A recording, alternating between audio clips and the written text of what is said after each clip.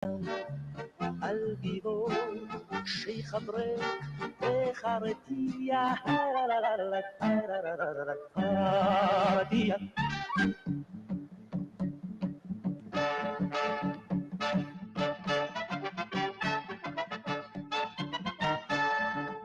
من تمرتها زيتي مزمرت زبيتي كان تمرتها زيتي مزمرت زبيتي ابن تلخاشي كرتي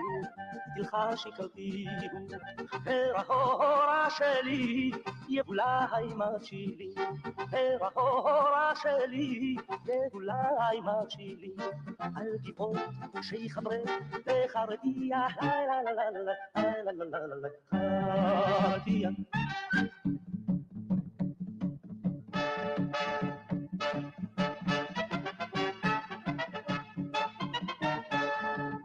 בשבועה לא אתה, את שבויה לי עתה. בשבועה לא אתה, את שבויה לי עתה. זה הלב את מדרו לא ירתיע, זה הלב לא ירתיע. כי ציווני חירות האדם הפשוט, כי ציווני חירות האדם הפשוט. על גבעות שיחברו וחרתיע, לה לה לה לה לה לה לה לה לה.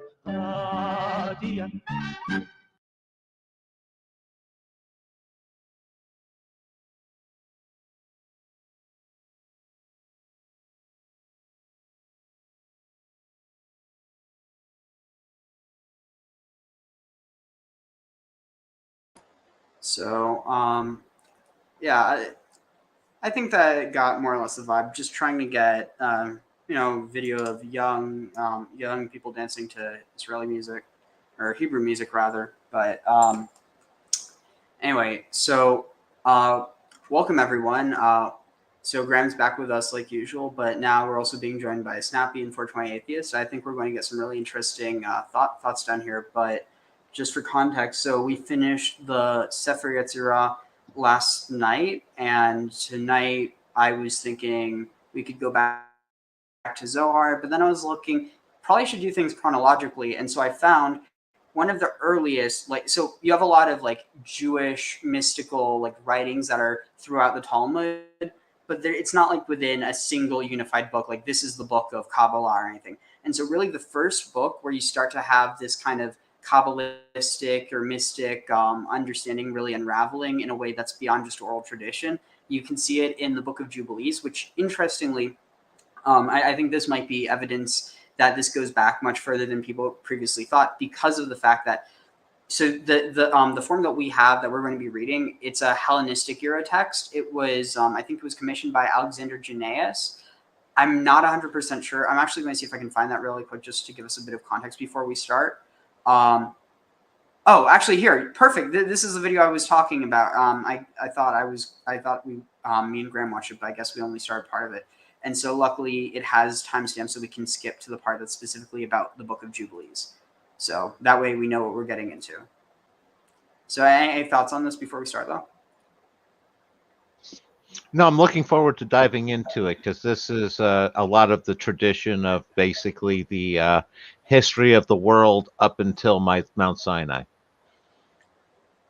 Yeah, it is a really interesting book, especially because of, I mean, it has such a powerful name, but it's I have to admit, it took me a damn long time until I realized that Jubilee had its origin. Literally, the word Jubilee has its origin in Semitic. Do you know what the Hebrew word for Jubilee is? Nope. So it's Yovel. So it there's also a name that's derived from it, which is Yuval. In fact, I think that's the Yuval Noah Harari. That's his name, Yuval. It's derived from Yovel. So, but basically, it means it's a 50th year. It's the celebration. It's interesting because you definitely have this. What? Wait, what the heck? Oh, oh wait, never mind. I wasn't even sharing that tab, so I didn't have anything to worry. I just, apparently one of my other YouTube tabs just started going, and it was just this guy whispering. It was really eerie. Anyway, let's start. Sorry. they had the community outside. So Philo says that these Essenes, or for the Zohar, the first place that we really see mention of staying up all night is from Philo. Oh, this is interesting. Here, In I'm going to chapter skip 3. back a bit. So he says what they were, that they were a Chasim and Shivit. So this is about Shavuot as a marriage. Basically, the Israelites at the foot of the mountain, and then basically it's a marriage between God and man, and also between I would argue, I mean, given this isn't like biblical. Actually, no, you do see it in a lot of Revelation at Sinai references about the Ashdod at his right hand. Some interpretations have it as fire pouring out from, or like fire emanating out from him or from his right hand, which even then it still refers to the Torah, and Torah is Asherah. So there's definitely connections there. But Isim and Sacharonim and Netifot and all kinds of things, bracelets, veils, sashes, all amulets, rings, shawls. There's a whole list that he gives, 24 different things, a corset and a headscarf. So he has a whole list of 24 things. So a Jewish bride was traditionally adorned with 24 pieces of garment and jewelry and so on. And so what do we do on Shavuot night? We also spiritually get adorned with 24 ornaments. And what are our 24 ornaments? What's 24? What do we have that's 24? 24 hours. Books of Tanakh. Oh. Right? We have 24 books in the Tanakh. So the Zohar says that our 24 ornaments are the 24 books of the Tanakh. And so by studying them all night on Shavuot, it's like we are adorning ourselves and preparing ourselves for this cosmic wedding. That's the idea. And that's why the Tikkun for Shavuot, for the Tikkun Leil Shavuot, the original study guide, the original study text for Shavuot is basically focused on the Tanakh. The way that the Arizal says to do it is, in general, it's like the first 3 and the last 3 verses of every parsha and every book of Tanakh. That's what you're expected to go through. Today, there's all kinds of other tikkunim, which are very long, and they're almost impossible to do in one night, to go through all the commandments, to go to do Mishnahs and Gemaras and all kinds of things. But the original tikkun that the Arizal put based on the Zohar says it's really you're focusing on the Tanakh. In another place, the Zohar also says to do also oral Torah. You're supposed to study the written Torah and the oral Torah. And the Arizal says you do these, you focus on the Tanakh, and then you learn other various Kabbalistic things, over the course of the night. So the book that I put together is basically is built on that idea that goes through all the 24 books of the Tanakh, and then with commentary on each one. So that way you do the entire Tikkun properly, like the Zohar and the Arizal say, because the commentaries are all from the oral tradition, from like Gemaras and the Zohar and the Arizal, and you actually do the part that you're supposed to do, which is the verses of Tanakh. That's the original way of doing staying up all night. So that's the idea. It comes from the Zohar. And Tikkun, actually, the word Tikkun itself has a few meanings, right? Tikkun is like literally is in a fixed text of the study, but Tikkun is also, in Aramaic, it's also that. In Aramaic, a Tikkun is also a garment, something that you dress. So literally like a Tikkun is something that you put on.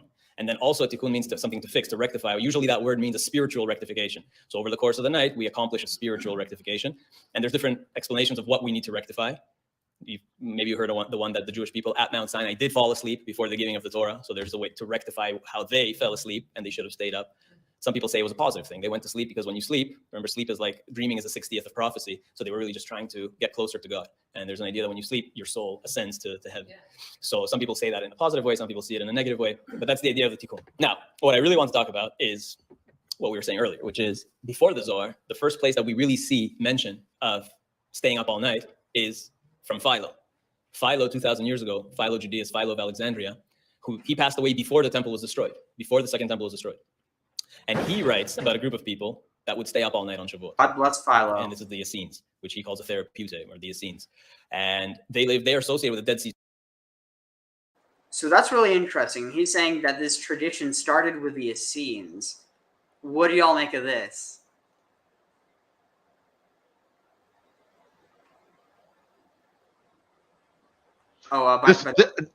This is fascinating in lots of different ways. Does anybody else have thoughts first? No, you go, Graham. I was going to say Snappy was talking. I saw he was muted. Go ahead, Snappy. Oh no, it's all good. You go ahead. This is a little out of my league at first.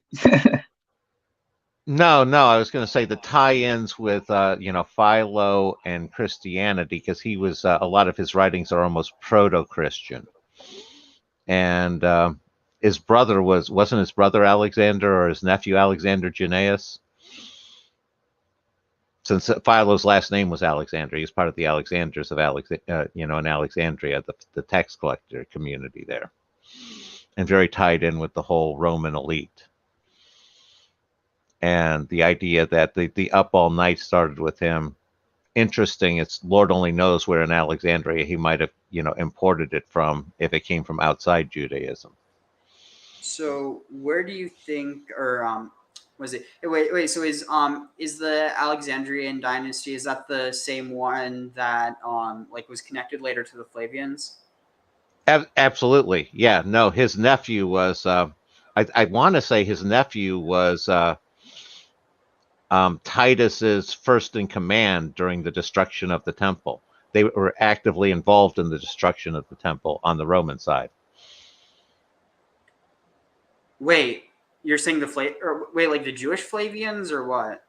No, the Jewish Alexanders. It's like Berenike was Titus's mistress. Was that like Berenice?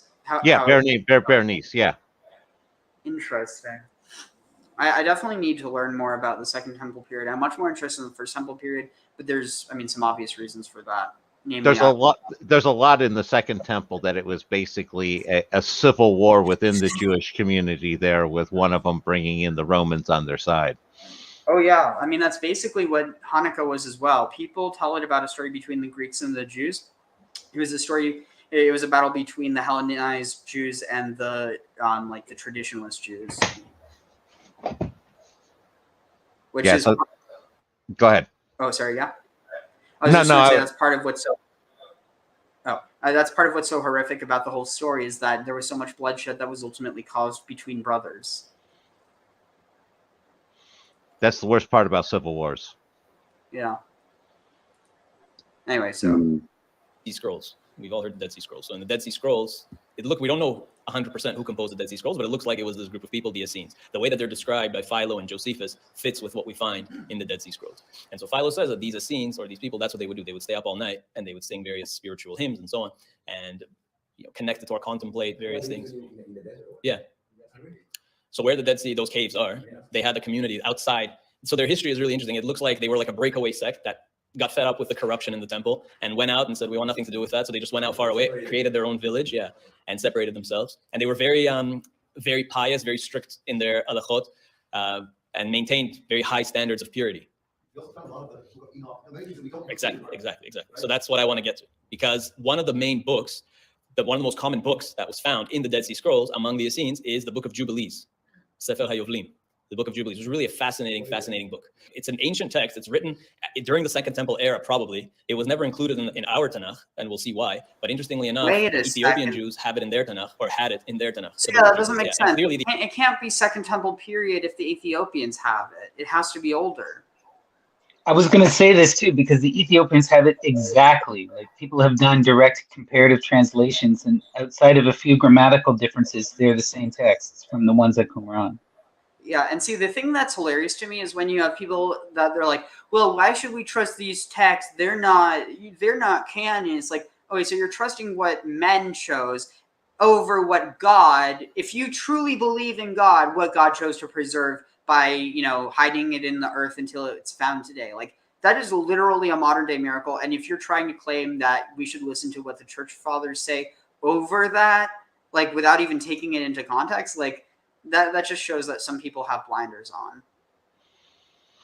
No, I do think it's important to try to keep track of when we have our first occurrence of the books and the styles of the writing and things like that, where I don't know if it's like with the New Testament. And again, with that miracle one, you have to look at the Nag Hammadi stuff being found at almost exactly the time period as a miracle squared.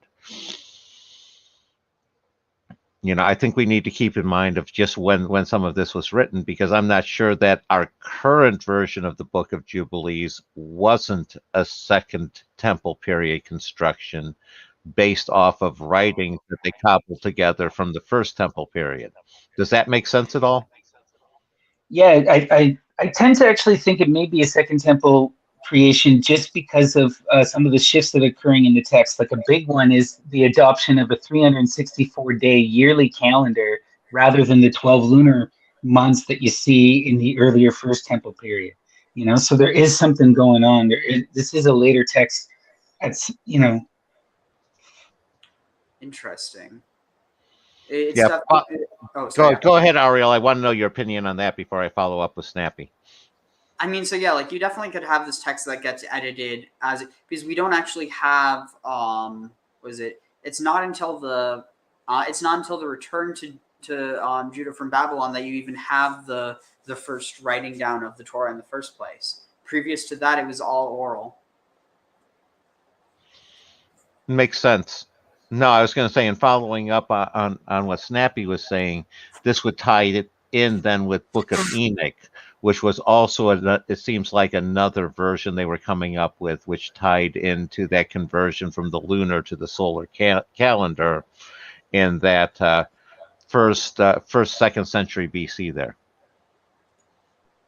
Yeah, and then there's also a lot of scholars make claims that Jubilee's take on Enoch actually comes from the Book of Watchers, right, which is a later text too. So if these, it's like if this kind of commentary is happening, if it is doing this, then yeah, I think you're on the right track there. But the real question is, did these Watchers have 6 hands? I mean, like, yeah, that's what's written. It's just so funny that like that. Because this one guy, you watched a bit of it, Snappy. So there was literally a part where he was trying to tell me that in Deuteronomy it talks about giants with 6 fingers. It's not. It's in 2 Samuel. But just out of principle, I refused to say that because I'm like, okay, tell us where it is. Tell us where it is. And he was just so full of crap. I just don't know how he made that incredible leap from like giant to genetically engineered super people. Yeah. He would have seen a YouTube video. And I've seen. Oh, sorry. Yeah. I was just going to say I've seen them myself that claim that the whole Noah scenario was because there was so much genetic modification happening on the earth that what God meant by everything was unclean was that the genetics have been so, I guess, tainted, for want of a better word, and so God needed to clean the genetic line. And I think that's the route he was going down. Yeah, that's some like really fascist shit, and like you see it out of Ancient Aliens. That's the type of stuff that gets propagated. But it is interesting because I really like the Talmudic understanding of why the flood was sent. It was literally that people couldn't stop tugging for long enough to basically that being viewed as actual murder. And it's like, so basically like the understanding that, also with science now we know even if you are to hold to that understanding that, any non-procreative sex, basically if the sperm dies, then you're committing, murder. Then what happens when even in, a procreative, intercourse, you still have millions of sperm that just die. Mm. Like, and what about the natural process of ejaculation during sleep? Well, that's explained as demons. But the other thing is, what about women naturally, like women oftentimes, right? A sperm or the egg won't fully attach to the uterine wall, and then in their next period will just get shed out in their period. Are they all murderers? No, there could be demons, Snappy. Demons. This is interesting. So William said, in my opinion, this God is not God, but a tyrant. And yeah, this depiction of God, 100%. But and so basically, like, I think that's one of the reasons why I really like the Jewish interpretation, because it's trying to make things less monstrous than they were previously. But one of the things that's interesting here is, so you're talking about, basically when someone. Well, I mean, in that case, it wouldn't even be technically a miscarriage. It would just be like a failed implantation. But in the case of miscarriages, that's actually referred to, and it's interesting because David is referred with this language as well, bar nephila, like fallen child, basically. That's literally what it means. Interesting. I was going to say it also heard the interpretation of the humans were just too noisy. Oh yeah. So basically, you change that into humans were murderers, and the thing is, it's not simply that they were like, because you have a bunch of like fascist right-wing Christians trying to make the claim that it was because people were it was actually funny. Ari Shafir, in his stand-up comedy Jews, he made a joke about this, how Noah was like Noah was the uncool guy because he was obsessed with vaginas and everyone else liked to take it up the butt. I don't know. It was just really funny how it was phrased, but basically, I mean, at the end of the day, it wasn't based off of sexual orientation. It was just this understanding that all of humanity was corrupt and were basically it's the context of like sex magic and stuff like what is it? So basically, for context, the whole Nephilim tradition is just a way of explaining why there's Greek myths about demigods that are basically superheroes. And so, well, that's because you have fallen angels who disobeyed their duty to God and they stopped listening to him. They went down to earth to have sex with women, and then now they're producing, like powerful offspring. That's literally the story of demigods. Oh, for sure it is, but it's just so wild how easily you can see these neo-Nazis twisting these ideas into where that's about race mixing. And the reason why the flood comes is because people mixed with the Nephilim, Yeah, it gets better. The claim is that they were mixing with animals. That these watchers that came down had the ability to mix different kinds of animals together. So that's referencing the whole concept of chimeras, and you see that in Greek myth as well. Yes. And also the gods do rape animals and take on animal forms to rape. Like, it's clear what Ariel's saying. It's like these texts are clearly reacting to the pagan world around them. It's just and you see this constantly throughout the Hebrew scriptures where they're trying to demythologize the local myths. Like it's just a process that happens. Some of that's that inversion process that we've been talking about as well, where what used to be acceptable now has become demonized. And so actually touching on this, so there's this one thing here. I'm going to see if I can pull it up real quick. So this is in the Talmud, and it talks about, let's see. Oh, right. It's pretty easy to find because there's not a whole lot of references to this. So, okay. So does the master of Apis mean anything to you guys? That's probably the Apis bull, is my guess. A reference to Egypt is what's jumping out at me. So, yeah, I immediately thought of Apep from Egypt. Wait, you said Apep? Makes me think of Apep, which is like a Saturnian kind of figure. Oh, like Apophis? Yeah, exactly. So, so interestingly, that is something that's referenced. So, and Graham, don't answer this because you're actually the one who found this in the first place. So Rava said the entire statement of Rav Sheshet is referring to a case where one finds vessels with these figures. And, wait, does it talk about? Okay. Also Serapis, right? Holy shit! Yeah, I remember this. Oh yeah. So, and the middle clause is in accordance with the opinion of Rabbi Yehuda, as it is taught in a Braita that Rabbi Yehuda adds to the list of forbidden figures even a figure of a nursing woman and Sar Apis. The figure of a nursing woman is worshipped as it symbolizes Eve, who nurses the entire world. The figure of Sar Apis is worshipped as it symbolizes Joseph, who ruled over Sar and appeased Memphis, the entire world, by distributing food during the 7 years of famine. But the figure of Sar Apis is forbidden only when it is holding a dry measure and measuring with it, and the figure of a nursing woman is forbidden only when she is holding a child and nursing it. And so the next thing after this is the sages taught what is a figure of a dragon in Hebrew, in Aramaic, darkon. Was it Ezehu Tzorat Darkon? What is like the depiction of a dragon? Rabbi Shimon ben Elazar explained, it is any figure that has scales between its joints.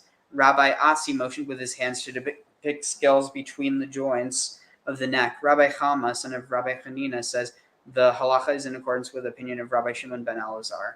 Let's see.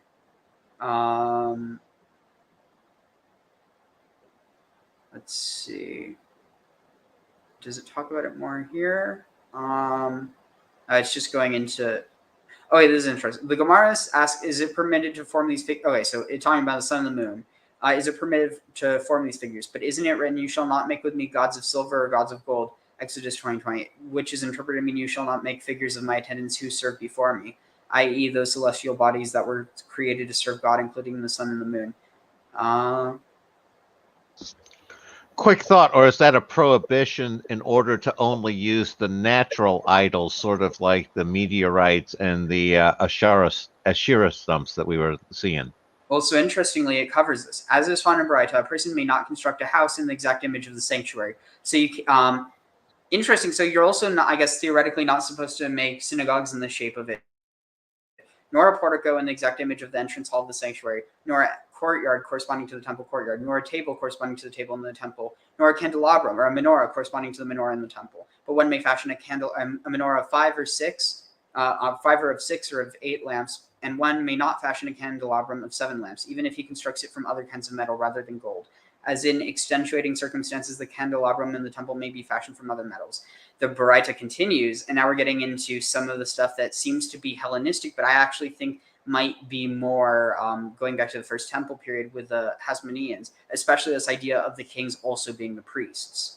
So Rabbi Yossi Bar Yehuda, one may not fashion a candelabrum of wood either, in the manner that the kings of the Hasmonean monarchy fashioned it. When they first purified the temple, they had to fashion the candelabrum out of wood, as no other material was available. Since a wooden candelabrum is fit for the temple, it is permitted to fashion one of this kind for oneself. So that's implying it's permitted. So the fact that it's permitted means that it's okay, and that it's okay means that it's suitable. And so, like, I don't know. I just think that's really interesting because you have the symbology of the Asherah pole within the menorah, and on top of that, you have the fact that the wood is a symbol of Asherah. Right, so we got let's see. That was what I was just thinking, was the wooden menorah being the Asherah idol. Definitely, yeah. Animism was the original interaction between a human and the environment. A priest caste developed and offerings were needed. A good life for the priests. Definitely. Oh, there's actually.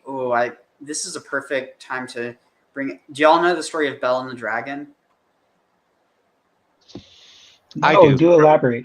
From Ugarit, but go ahead, Ariel. Yeah, so it's also connected, I think, with the story of Susanna or Shoshana. Let me just look. Let me double check. So let's see. Bel and the dragon. And so he actually uses basic logic in order to ascertain that the priesthood is a complete hoax.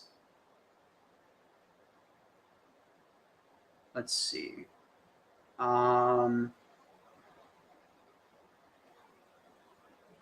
Here. Oh, God. No. The BHIs are making content for kids now.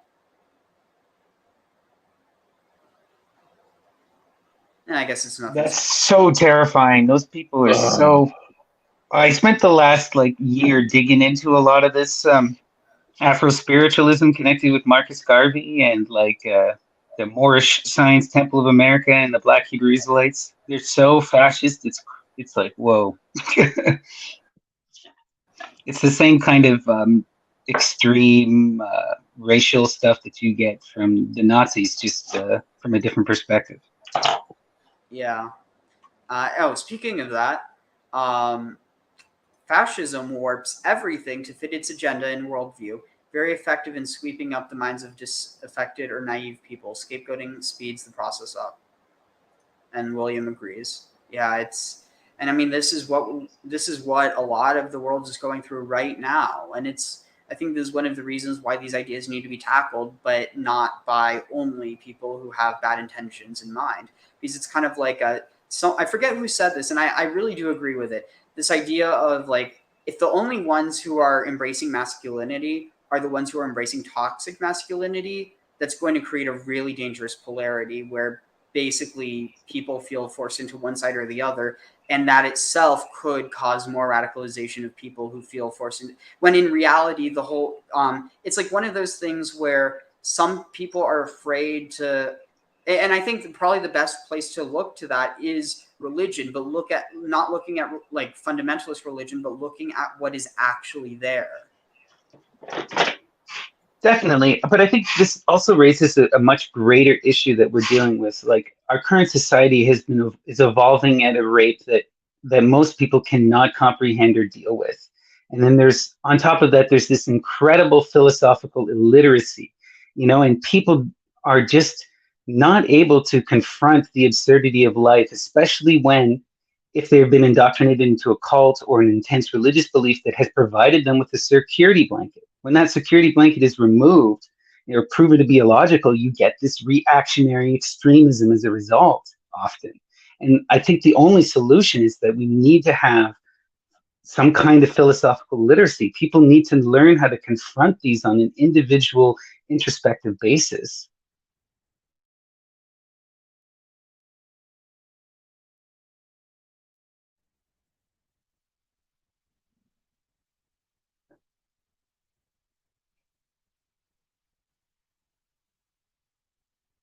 Sorry, I just went to go to the restroom. Just continue talking for now.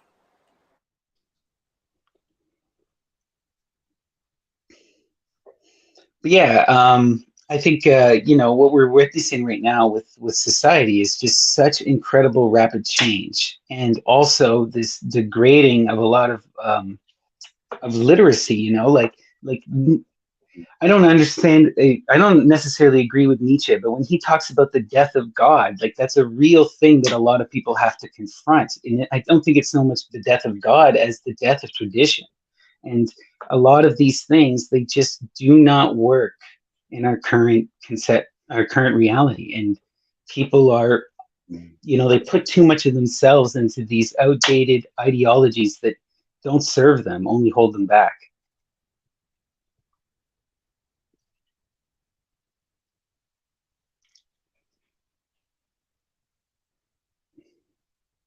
Yeah, I completely agree.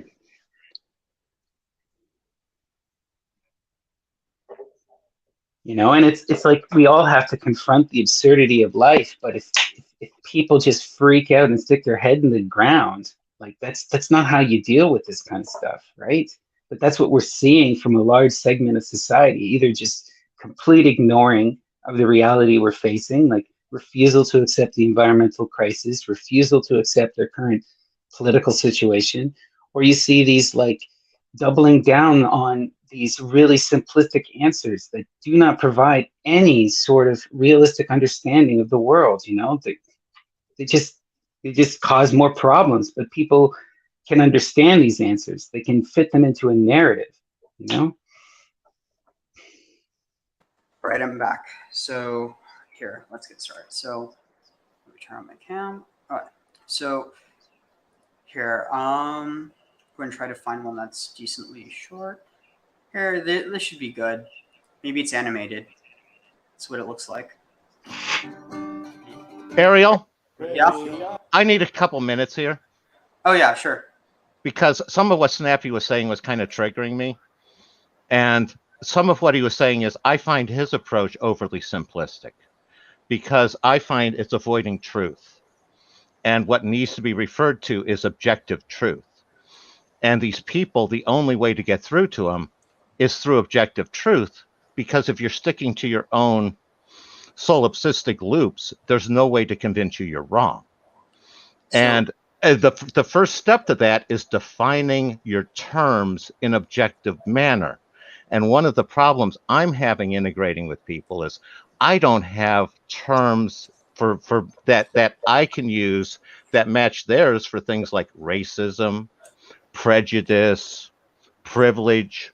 They're using these words and they're basically undefined terms for me that have been weaponized and used to emotionally damage people. And to me, that's every bit as much of a problem as outdated orthodoxy is that people are hanging on to, like Snappy. I'm 100% endorsing the problems he's indicating, but I think he's embodying a different side of the problem. Thank you for giving me that chance, Ariel. I will mute myself so I can just calm down now. All right. Just what I'd respond to that is I think that's kind of like what when we're talking with Cara about Daryl Davis, that you can't just let these things simmer. You have to talk about them. I think the problem is that all too often that discussion isn't happening necessarily between individuals. It's happening between communities, and it's happening online, where a lot of people can feel very pushed into one corner or the other. And it's one of those things where I don't think that not talking about it online is going to fix it. But I also think that it's one of those things where talking about it has to be done with obviously data is important, but I think that anecdotes have a lot more power when it comes to this. And that just as a general rule, our society tends to focus either fully on statistics or fully on anecdotes, but very bad integration of the two. Actually, I would sit there and say most people in society will focus on either anecdote or data, depending on which one supports their chosen subjective truth the most. And that being part of the problem is the only integration is it's all in my favor and against you. And that's why I hate debates, and I'm so much in favor of collaborations. And this, it's what I hate is when people tell me that I'm wrong, but they don't explain why I'm wrong in a manner that's understandable. And that's what you need to convince people, is you have to communicate to them in a manner that they find understandable, not necessarily in a manner that you think they should understand, because that's basically talking at them rather than with them. And it's like the Spanish sitting there and giving proclamations to the Indians in Spanish, and when the Indians didn't comply, they opened fire. It's every bit as humane. Definitely, it's an interesting type. All I was trying to address with my points was just that everyone needs to confront the absurdity of life, and that we need to have philosophical literacy. I'm sorry I offended. Well, I'm here's just gonna... here's an example, Snappy, and I'd like to go over this with you, is how I can agree. Please don't shout. Okay, I'm sorry. Thank you. It's an issue. This is something I'm trying to deal with, and I apologize. I was out of line there, Snappy. I was wrong. I will adjust. What I'm trying to say is that people can agree that a problem exists, but then have their own recipe for how to address it. And people have different recipes that they shove at each other, and they're contradictory. And it's like, how do you decide how to address a given problem? It's like, I'll pick out one that I think I have a fairly decent solution from in America. It's the whole abortion issue with the whole Roe v. Wade being overturned. Now, my litmus test for my personal judgment on laws concerning abortion was anencephalic babies, who are basically, when the baby reaches about 8 months old, you find out it doesn't have a brain. There's nothing to be done. It's a body without a brain, and it's going to be born and die within about a day. And I sat there and thought about laws, and laws that basically said abortion is 100% illegal. And basically sitting there and picturing myself telling that woman she must carry that to term, with all the effects that was going to have on her body and potential psychological effects. And I also pictured myself on the other side telling a woman she could not carry that baby to term, and that she had to abort it with whatever effects that would have on her. And I was just horrified with myself in either position, and said the only possible path is not having laws about abortion, It's entirely up to the woman and the doctor. And that's part of the problem is, and this is the whole redefining the whole feminine and masculine thing. We need to address the difference between the two genders and how to address that under the law properly. Because Roe v. Wade, it was horrific legal reasoning. It was a bad way to wedge that in. It was the right decision using the wrong logic. And I'd like that it's overturned with the idea of now we can get it right this time and build it the right way, as opposed to some Rube Goldberg mousetrap that collapses on us in the future and causes this sort of disaster like we're facing. So we probably should get back on track, but just to that, I'd respond. I think part of the problem is our society is not one that's capable of, demolishing and rebuilding. We tend to demolish everything and then rebuild from scratch.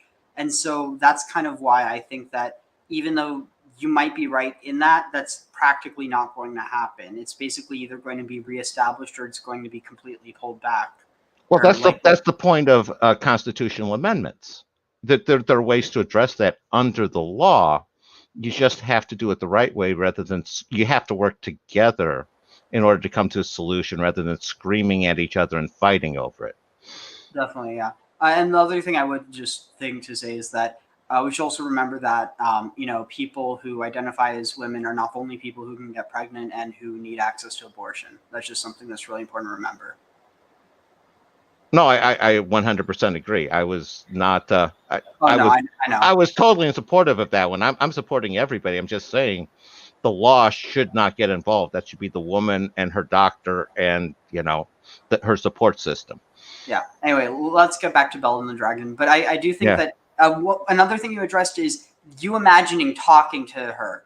That because I think that's something that a lot of people, they don't imagine actually talking to the other side. They imagine screaming at them, saying, you're going to hell because you got an abortion, or or you're a piece of shit because. And it's like, given, I don't think that part of the issue is also that it's almost like it is a finger trap when it comes to addressing these issues, because inherently addressing them is inherently triggering to both sides, and it's almost like the more you try and pull apart from conflict, the more the conflict flares up, if that makes any sense. No, absolutely. It's sort of like magnets, repulsing and attracting sort of thing. Yeah. Anyway, so here, let's. I'm sorry, Snappy. I'm sorry. Hopefully, sometime we can figure out how to get along better. It's all my fault. Blame me.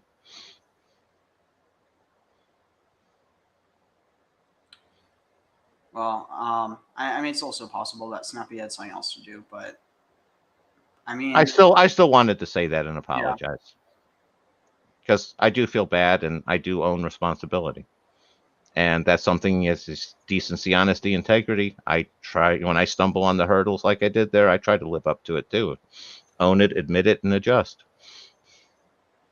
Anyway, so let's start with this. So. Oh God! Please tell me the whole thing isn't. Proof that he was a true God. All right. Here. Praise Yahweh, all ye nations, extol him, all ye peoples, for his loving kindness is great towards us. Praise Yahweh, all ye nations, extol him, all ye peoples, for his loving kindness is great toward us. Long ago, in the Persian Empire, in the land of Babylon, lived King Cyrus, who had succeeded King Astyages. King Cyrus was good friends with the prophet Daniel, a servant of God. One of the most popular gods that was worshipped in Babylon was Bel, also known as Marduk. Each day, a massive quantity of wine, meat, and flour was offered up to Bel, and each day, all the food and drink was consumed, apparently by Bel. King Cyrus took part in the worship of Bel, and he saw the fact that Bel used to eat all this food as proof that he was a true god. The prophet Daniel worshipped his own god, so King Cyrus said to him, "Daniel, why do you not worship Bel?" Daniel replied, I worship the true God who created heaven and earth. He is a living God, not a dead idol. Cyrus then said, Then why don't you worship Bel? You can see that he's a living God. Look at all the food he eats and drinks every day. But Daniel laughed. Bel isn't a true God. He's clay on the inside and bronze on the outside. This made the king angry, so he summoned the priests of Bel. Tell me who eats all this food or be put to death. Prove to me that Bel eats this food, and Daniel will be put to death. There are 70 of us priests, along with our wives and children who minister in this temple to Bel. So we are going to withdraw from this temple. Your Majesty can set out the food for Bel to eat, and if it is not eaten in the morning, let us all be put to death. But if it is eaten, let Daniel the slanderer be put to death instead. The king then ordered food to be brought before Bel. It was lavishly set out on the table for him to eat. Daniel had his servants fetch ash from the fireplace and poured it on the ground. The doors to the temple were then sealed shut with the king's seal imprinted on it. That night, through a secret underground tunnel, the priests and their wives and children sneaked into the temple. Oh yeah, that's the reason we brought this up, because where was it? Here. Animism was the original interaction between a human and between humans and the environment. A priest caste developed, and offerings were needed. A good life for the priests. This is the reason why we brought this up. So, any thoughts before we continue? No, definitely. This is this is a good story, and it's also this is the Book of Daniel adaptation of the old Ugaritic one, because it's an older story that got adapted later. I believe, right? What's that? Oh, this is one of the things I was talking to Neil about, that the whole idea of, so like you have two different names. The Ugaritic tradition is Danel, which is the judge god, or the, basically God is judge. But then in the story of Daniel, Daniel is my judge is El. So you see, it changes it. One is a divine figure, the other is a human. Exactly, which is a lot of what we've been talking about that euhemerization process. No, this is a good story. I like this one, and it ties into that whole Babylon conquest captivity period, which is so critical for the formation of the Torah and all. Because this is when it was first written down, right? Right, Ariel? In which period? The Babylon exile. That was when it was formalized and written down the first time. The other aspect here is this whole priest as being an unreliable intermediary. I want to say that probably dates back a little bit earlier, because I want to say either one of the Assyrian or the previous Babylonian empires had an issue where the king was concerned he wasn't getting the proper prophecies from the priest, that they were sending him bad information. So that whole priest is the middleman, undermining the rulers, and this one as well. Second one is something that I commented is part of the original setup, I believe, for the these sorts of cults. Was it wasn't that the priests that were eating everything, it was basically that was the support system for the poor, where the sacrifices at the temple could then be given out and use that to feed the poor of the community and support them that way. And it was sort of a taxing on the rich and then using that to support the poor in a sort of early support system sort of way. Yeah. Does that make sense to you? Is that reflected in the ancient text at all, Ariel? So I think so, but in this case, what you're dealing with is something slightly different, because it's not that the priests are sacrificing so they're sacrificing the food and they're leaving it for the god. No one sees the god coming, but So the difference is in other traditions they would bring the food into it, and the god would be in the inner sanctum and no one would see that. But with this, the whole thing is that people see the courtyard where the food is, and then they see it the next day and the food's gone. Right. This is, I think, is where I'm saying we've gone through that inversion from the once again, part of that inversion from the previous Ugaritic version, where the previous, in 1,000 years earlier or whatever, you had the priests who did that sneaking in, taking the food, and then giving it to the people like the god was giving it to the people. And now you've had it where the priests are now the evil middlemen with the fake god stealing the food as opposed to using it to help the people. Interesting. And Daniel's almost like he's also where you get this, like, the blueprint for the Messiah or whatever that a lot of people like to use. Well, one of them, you got Seth before that. Noah certainly qualifies as one sort of thing. That whole recurring Adam sort of concept we've been talking about. So just for context, I mean, he gives the prophecy, not necessarily that he is. Though you do. Oh yeah, right. Exactly. Yeah, he's a prophet that signaled the way, pointed the way solidly towards the Messiah. Yeah. Let me shut up. So with that, it definitely seems like that could be the thoroughfare, like the connection between the first temple period and then the second temple period, where you have this whole tradition of the corrupt priesthood, whereas previously the priesthood was just administrators of religion as opposed to the holders of the key, if that makes any sense. Makes a lot of sense. That was a nice pickup. Nice tag. Cool. So yeah, here, let's continue with this. Good. The king awoke early the next morning and went to check what had happened. "Is my seal still on the door?" he said to his servants. "Yes, it is, your majesty." "Excellent. Then open up the doors." The king walked in and saw the empty table. "Bel has eaten everything given to him. There is your proof, Daniel." But Daniel laughed and held back the king from walking into the temple and said, "Look at the floor, your majesty. Look at the footprints." And the king could see footprints made over the ash, leading to and from the table to the underground tunnel. The king was very angry and ordered the arrest of the 70 priests along with their wives and children. They were forced to reveal how they had gone in and out of the tunnel and deceived people into thinking that Bel was real and alive. The king had them put to death. Even the kids? And Daniel was allowed to destroy Bel and his temple. There was also another idol worshipped in Babylon, a dragon. Oh, interesting. So this is the one with the pitch. You can't tell me that this is not a living god. Why don't you worship the dragon? With your permission, your majesty, I can kill this dragon without using a sword or a club.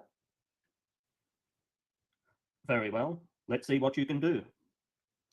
Daniel got a cauldron boiling in which he cooked pitch, fat, and hair, and then rolled them together into balls. He then hurled these balls into the mouth of the dragon. Hairballs. The dragon broke into pieces and was no more. There was now great rage and anger throughout Babylon at Daniel. The angry mob said, "The king has turned into a Jew. He has allowed Daniel to destroy Bel, kill the priests, and now has destroyed the dragon." Wait, what? Hand Daniel over to I'm us. sorry. What's with the swastika? Yeah, that's not tasteful at all. Like, I get the implication. Well, it is, I believe that is the Indian version, whereas they're doing more the Iranian Zoroastrian approach, just to be fair here. Yeah, but it seems like it's just trying to say, ooh, we don't like Daniel. He's a Jew. Kill him. Like, it just seems like that's the implication that's getting drawn here. I agree. It does have that implication. I'm just pointing out that it's technically historically accurate. It's not a choice of historical accuracy I would have made. Yeah, it's just it's unnecessary. It doesn't add anything. That was exactly my thought. Needless. Or we will kill the king and his family. The king was under so much pressure that he gave in to them and handed over Daniel to the mob. And once again, Daniel was thrown into a lion's pit with 7 lions, that were fed 2 humans and 2 sheep every day, but they were fed nothing in the 6 days that Daniel was in there, and yet God kept Daniel safe the whole time. Back in Judea, the prophet Habakkuk was out in the fields taking some bread and stew to the harvesters, and there in the fields he met the angel of the Lord. The angel of the Lord said, "Take the meal you've just prepared to Daniel, who is in Babylon in a lion's pit." But Habakkuk did not know how to get there. But the angel of the Lord seized him by the hair and transported him very rapidly to Babylon. Are you thinking what I'm thinking? "Daniel, Daniel," he yelled, "take this." First of all, Cauldron? we'll see. The angel was wearing a Ku Klux Klan hood. Okay, you're right. There's something really weird going on here. No, no. I picked up on that one. I was going to sit there and say the cauldron. So you have the cauldron, and then wait, where's the cauldron? For the harvesters, and there in the fields, The angel's Yeah. taking the angel cauldron of the to Lord. land the of angel of the Shinar. Lord said, Oh, sorry. I thought you meant that was referenced in here. Yeah, that's what I'm thinking. But the other thing is, help me, Obi-Wan Habuk Kenobi. You're my only hope. The other one that I'm picking up on here is a possible inversion of the Exodus, where if you look at the way the priests were handled, and you see Moses as sort of, Moses and Daniel as sort of cognates. You have Daniel against the priest of the Pharaoh, sort of thing. Only this time, those priests are executed for their wickedness, and just noticing potential parallels there. Interesting. "Take the meal you've just prepared to Daniel, who is in Babylon in a lion's pit." But Habakkuk did not know how to get there. Take your KKK robe. But the angel of the Lord seized him by the hair and transported him very rapidly to Babylon. "Daniel, Daniel," he yelled, "take this bag. It's got a meal for you to eat." The angel of the Lord transported Habakkuk back to Judea, and Daniel said, "The Lord has not forgotten those who love him," and he sumptuously enjoyed his meal. With The king was overjoyed a weasel? when he found that Daniel was still alive, and he said, Sorry, "O what? God of Daniel, there is no God but you." Then What was that? I think he was asking about the animal there. I think that was supposed to be a lion. Yeah, I was just about to say, was that meant to be a lion? Yeah, this looks like a kid's drawing, to be completely honest. I mean, if it is a kid's drawing, it's not bad. If it's an adult drawing... Well, it said artwork and produced and narrated by the same person. So, Well, at least they're trying. This gets the idea across.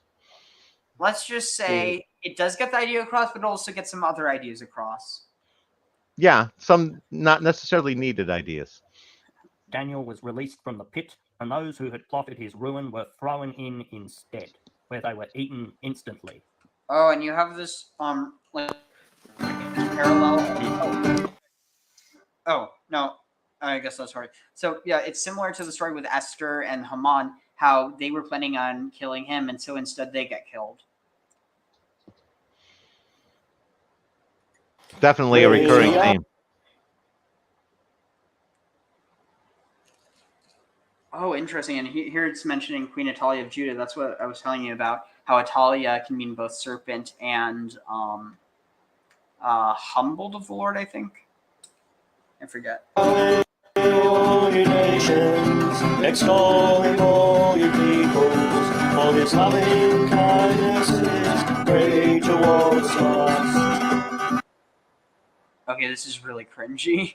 So back to the video about the Jubilee, because, yeah, back to that. Jubilees, Sefer HaYovlim, the book of Jubilees. It was really a fascinating book. It's an ancient text. It's written during the Second Temple era, probably. It was never included in our Tanakh, and we'll see why. But interestingly enough, like Ethiopian Jews have it in their Tanakh, or had it in their Tanakh, the book of Jubilees. Yeah, and clearly the Essenes had it in their Tanakh, because we find it all over the Dead Sea Scrolls. It's one of the most common books. So you said in there that it was said that Moshe Rabbeinu would have written it? Yeah, so the book of Jubilees begins by claiming that God took Moshe, when Moshe Rabbeinu went up for the first time for those 40 days, the day after Shavuot, he went up Mount Sinai. And God, what did God do? He first gave Moshe an entire history of the world. And that's what the book of Jubilees is. It's basically a history book that summarizes the whole, exactly. Yeah, it goes through the first almost 2,500 years of history, starting with creation, and it outlines it, and it does it in a very ingenious way. The reason that it's called the book of Jubilees is because it separates everything into Jubilees, into Ayovel, right? Years, 50 years.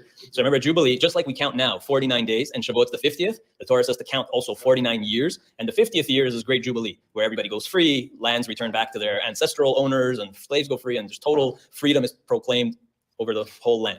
So it divides up this whole history up to Sinai, up to the divine revelation at Sinai, into Jubilees, into chunks of 50 years. Really chunks of 49 years, because the 50th year is then the first year of the next Jubilee. So year 50, it's not like you have 50 and then year 1. Year 50 is already year 1. Although there is later a rabbinic debate whether it's like that or not, which is an interesting debate, whether it was 50 plus 1 or 49 plus 1, and the 50th is 1.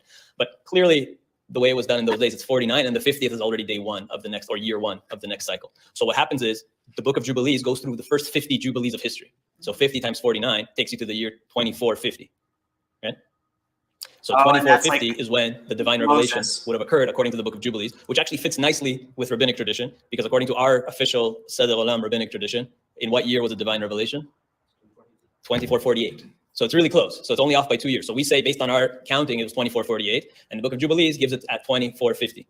That's really, for when it comes to historical things, to have such a close, let's say, correspondence. So this one is a lot more detailed, fills in, gives you lots more stories. Talks a lot of things that later Jewish midrashim would quote from it. So the rabbis never accepted the book of Jubilees, and we'll see why. But in many midrashim, it's clear that they are actually using it as a source. And this is a very ancient text. It's for sure over 2,000 years old. Even they don't include it in the Tanakh. Most Christians don't have it in their Tanakh, in their Old Testament, in their Bible, right? They don't include it. It's considered like Apocrypha, right? What's kind of like semi-holy books that were not canonized, but like kind of existed at that time, but were not included for various reasons. But some churches do include it. The Ethiopian Orthodox Church included it, which is potentially why the Ethiopian Jews included it. In any case, it's a very fundamental, foundational Jewish book. Even though it wasn't included in the rabbinic tradition 2,000 years ago, it would have been really pretty well known and common, and we see so many of them. I think like 15 copies among the Dead Sea Scrolls of the book of Jubilees.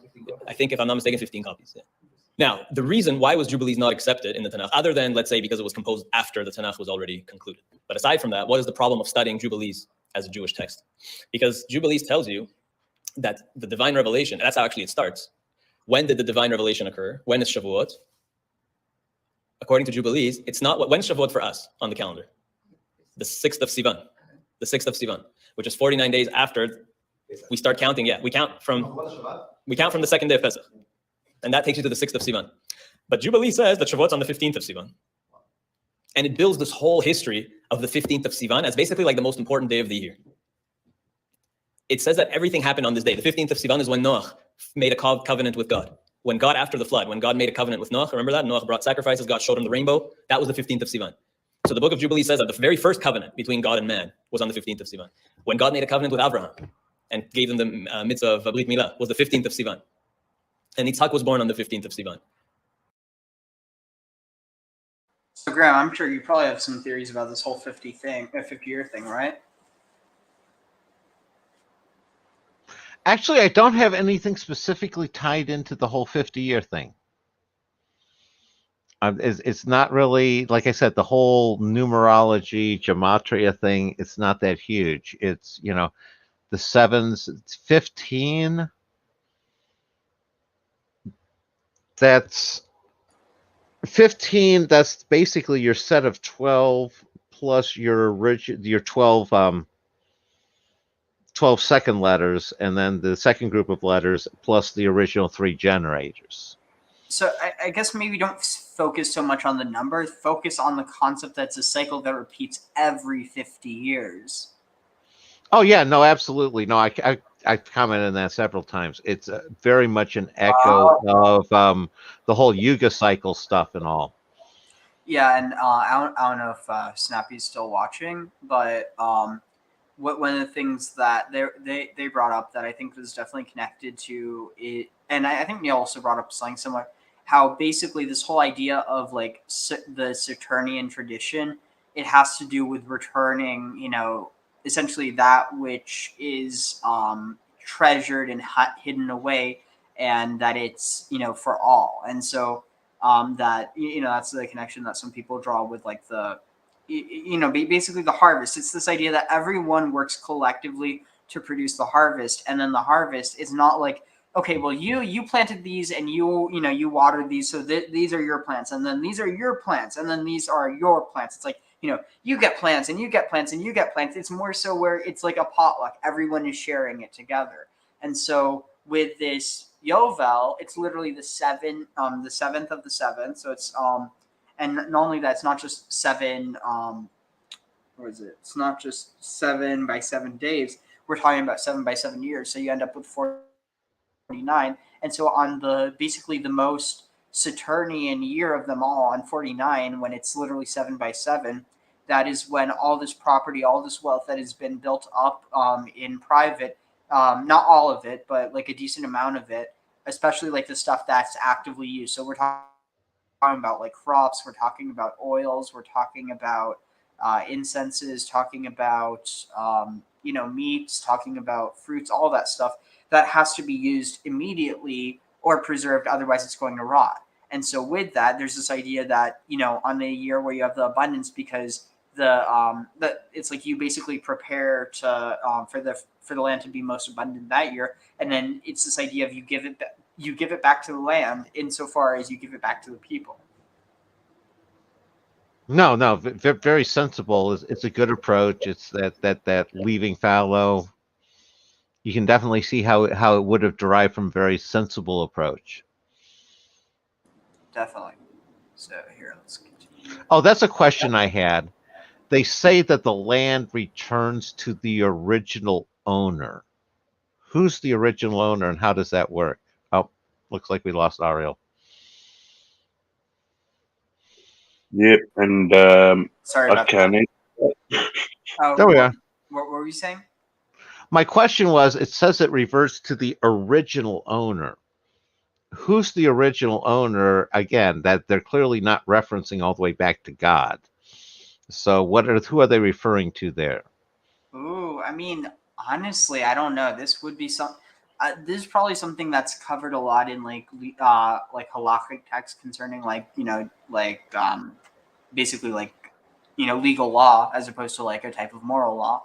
Who owns the land is a very big point in law. Yeah. Yeah. And then it's like this idea, like, how you can own a house, but do you own the land that the house is on? Yeah, no, that's why I was interested on that one, because Jefferson, that was his original idea of property, it was a lease from the government for like 20 years that you could renew if you had done good with the land, rather than a permanent use of the land for property. And that's why it seemed to echo some of what they're doing with here in the Jubilee ideas. So something that I think would be an interesting concept. So maybe I think it's probably referring to familial connections. So it's this idea that you can sell your land, but ultimately that the land will return to you. Because it's this idea then the same. I mean, it's also this ideology. Let's see. 1 second. It can be really dangerous because this is, for lack of a better term, it's blood and soil ideology. It's this idea that people are literally made up of the earth from whence they were born. And so that can be really, empowering and really enlightening. Like, just look at, tribal communities and their tribal lands. But then look at a group that tries and use that to, gain power at the expense of others, like the Nazis. So it's not any one thing. It's just, and that's kind of one of those things where you can't cede that ideology solely to the fascists, because if you do that, then you have all these communities that are left without a home. And on top of that, you're straight up ceding an idea that isn't inherently bad to people who are. No, it's exactly. It's a double-edged sword where it can be used as a strength in a building the community, unifying central thing, but then it can both be a something that can be used to harm others as a weaponization in an us versus them. And it can also, as Snappy had been talking about, that identity can be used to hold the community back when the situations underneath them change, and it's time for a different paradigm, but they're linked into the old one. And, it makes it that much harder for them to snap out of it. Any of that make sense there? Definitely, yeah. Here, just give me one moment. Let's see.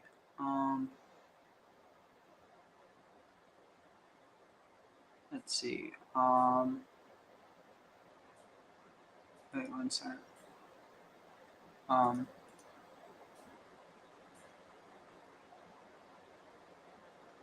Let's see. Sorry. One moment. Where is it? Here. Wait, am I sharing it? Shoot, what happened? Have I been sharing it this past however long? Oh, it's because I left. Sorry. Well, I was freaking out for a second. Yeah, I was like, you were all good till you dropped out. yeah. Okay, let's see. Chrome tab here. Shavuot and the Book of Jubilees. And that was also when Avram got his name changed. That Avram became Avraham. It was the 15th of Sivan. So the Book of Jubilees. So this is something you might find interesting. How much do you know about Egyptian mythology? Not you, Graham. Very little. I mean, probably basic layman stuff. Okay, so have you ever heard of? Well, actually, here, I'll just tell you it this way. So, do you know what Abraham's original name was? Abram? Correct. Do you know what Abram means? Oh, yeah, you're making me dust off the old cobwebs now. Something to do with God.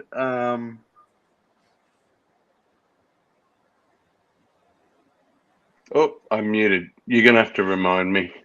Yeah, no worries. So, Avram. So, Av, father, and Ram is high or exalted. So, exalted father or high father.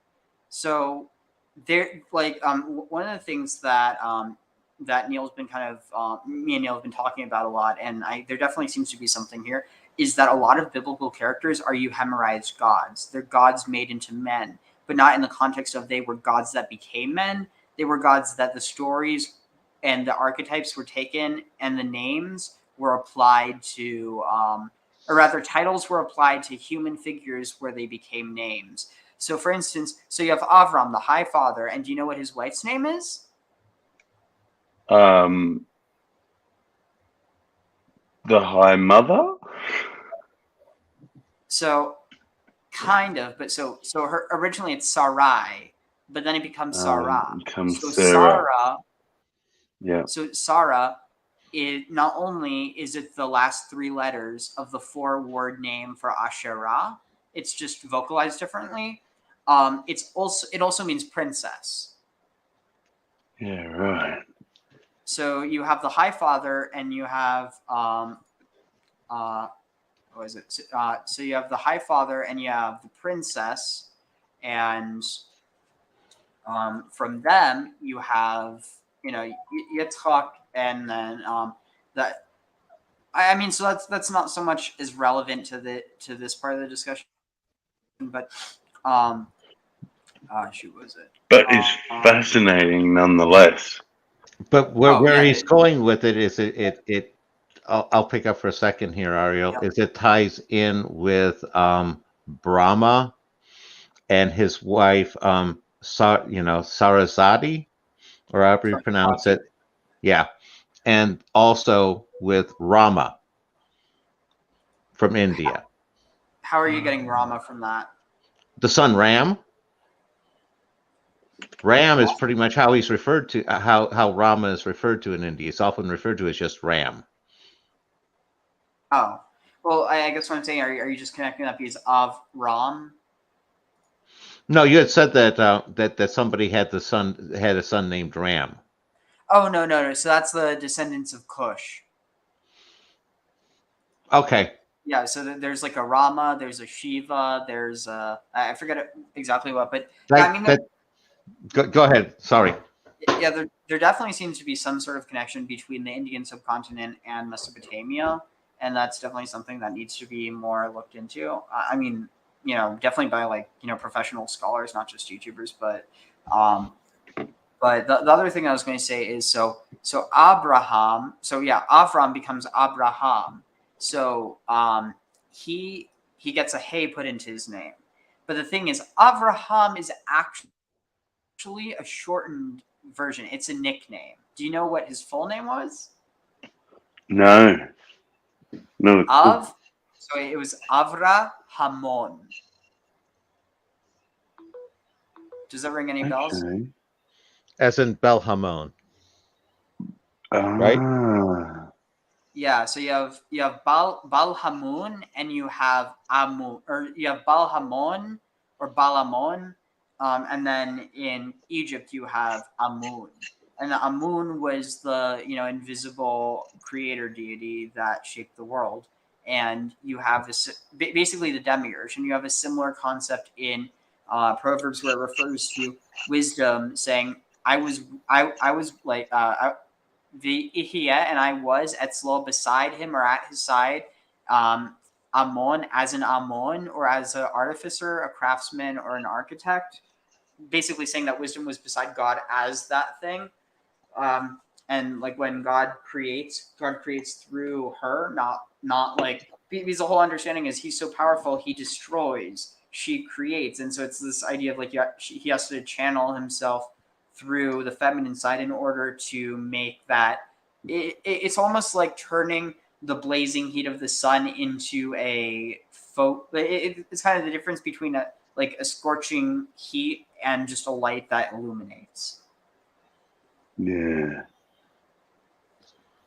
But anyway, so yeah, so you have Avrahamon, like it's shortened to Avraham, and I suspect it has something to do with the fact that Avrahamon could have been too pagan sounding, especially in a society that paganism was very common. And it's just fascinating to think how far modern Christianity, you look at it, Stephen Anderson. Sorry. It is just absolutely surreal that they think they, are so they have the truth. It's just, oh, wow. I mean, at the end of the day, it's like, and it's not just like you see this throughout all society. It's not just one group. This idea of you interpret, but you interpret so much you actually refuse to read what's right in front of you. Yeah, absolutely. And I am seeing that so much, especially now with the advent of YouTube. It's like the interpretation and interpolation is so thick and so layered, and they don't see it, and you can't point it out to them. No, you're so right there. So right. So there's an interesting parallel or mirroring effect. So let me see if I can pull it up. So let's see. I mean, there's a very common one. Let's see. Okay, here. Let's see.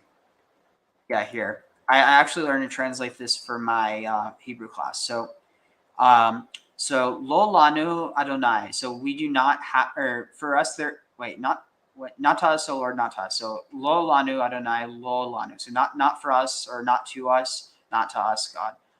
Ki lishmecha. That to your glory 10 will give kavod, honor, or no, that your name will bring glory. Chastecha,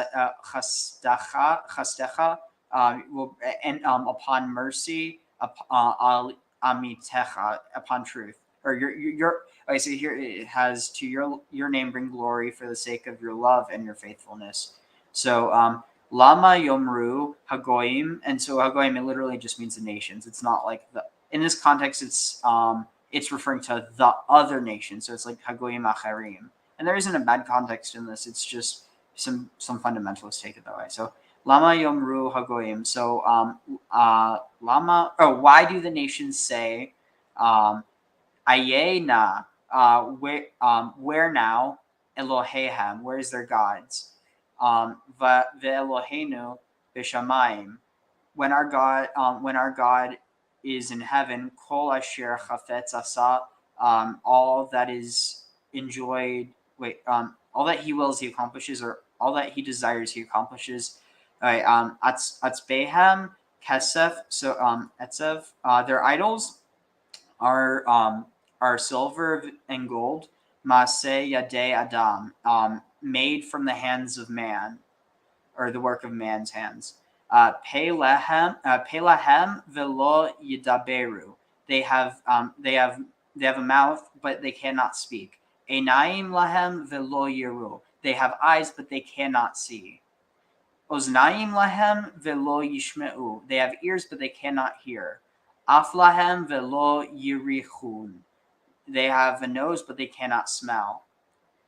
Yadehem velo yemishun raglehem velo yehalechu. So they have hands, but they cannot touch. Yeah, feet, but they cannot walk.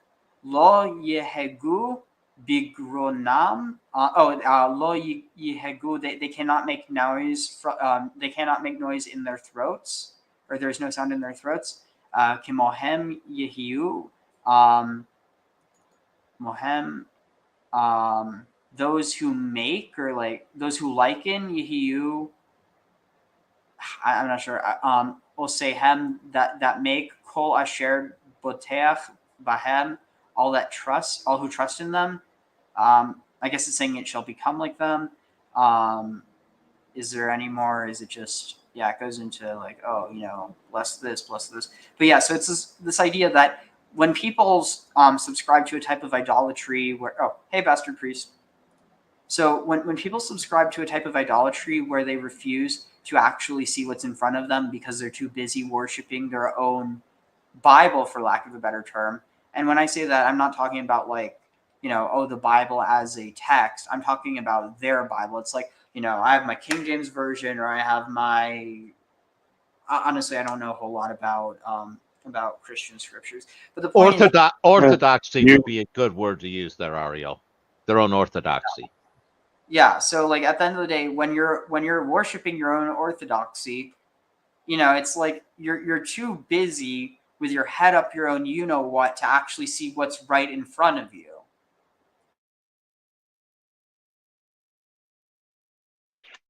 Absolutely. Jehovah's Witness, perfect example, have their own Bible, the New World Translation of the Holy Scriptures. And what's hilarious is they've made an interlinear of the Greek, right? And it completely contradicts and points out all the alterations they've made. But they just ignore those things for some reason.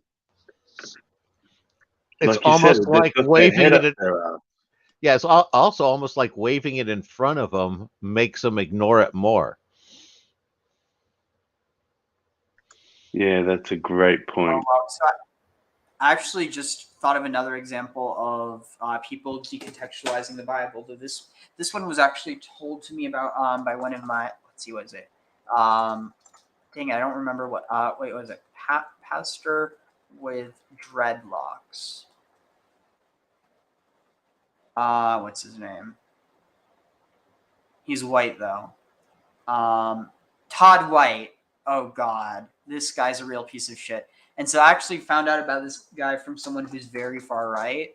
One of my friends, we're actually talking about this person with Kara, and she was saying that something that's really true, that it's really important to not surround yourself, but to have people in your life in one capacity or another who disagree with you, in cases where you like fundamentally disagree with them, and still be able to have a relationship with them, because at the end of the day, that's part of the human experience. What's dangerous is when people are broken down so much that those conversations stop happening, and people start feeling comfortable bad mouthing people that if they were friends with, they wouldn't feel comfortable saying those same things. So it's like, at the end of the day, I really think that humanity is the one thing that can connect people, even though humanity is also intrinsically horrible. Well, it's also the one thing that divides people the most too. So True. Let's see. So Todd White, he's okay. Here, listen to this. This guy is insane. Actually, wait. Now that I think about it, maybe he's not. I'm doing this interview. He's also decontextualizing this, so he's still kind of insane. But the point is, he might be onto something more than I realized at first. Hey everybody, Sean here, and I hope you're doing well. And thanks to Ralph for sharing this clip with us. Today we're going to review a video by Todd White on a topic that's debated even in solid Christian circles.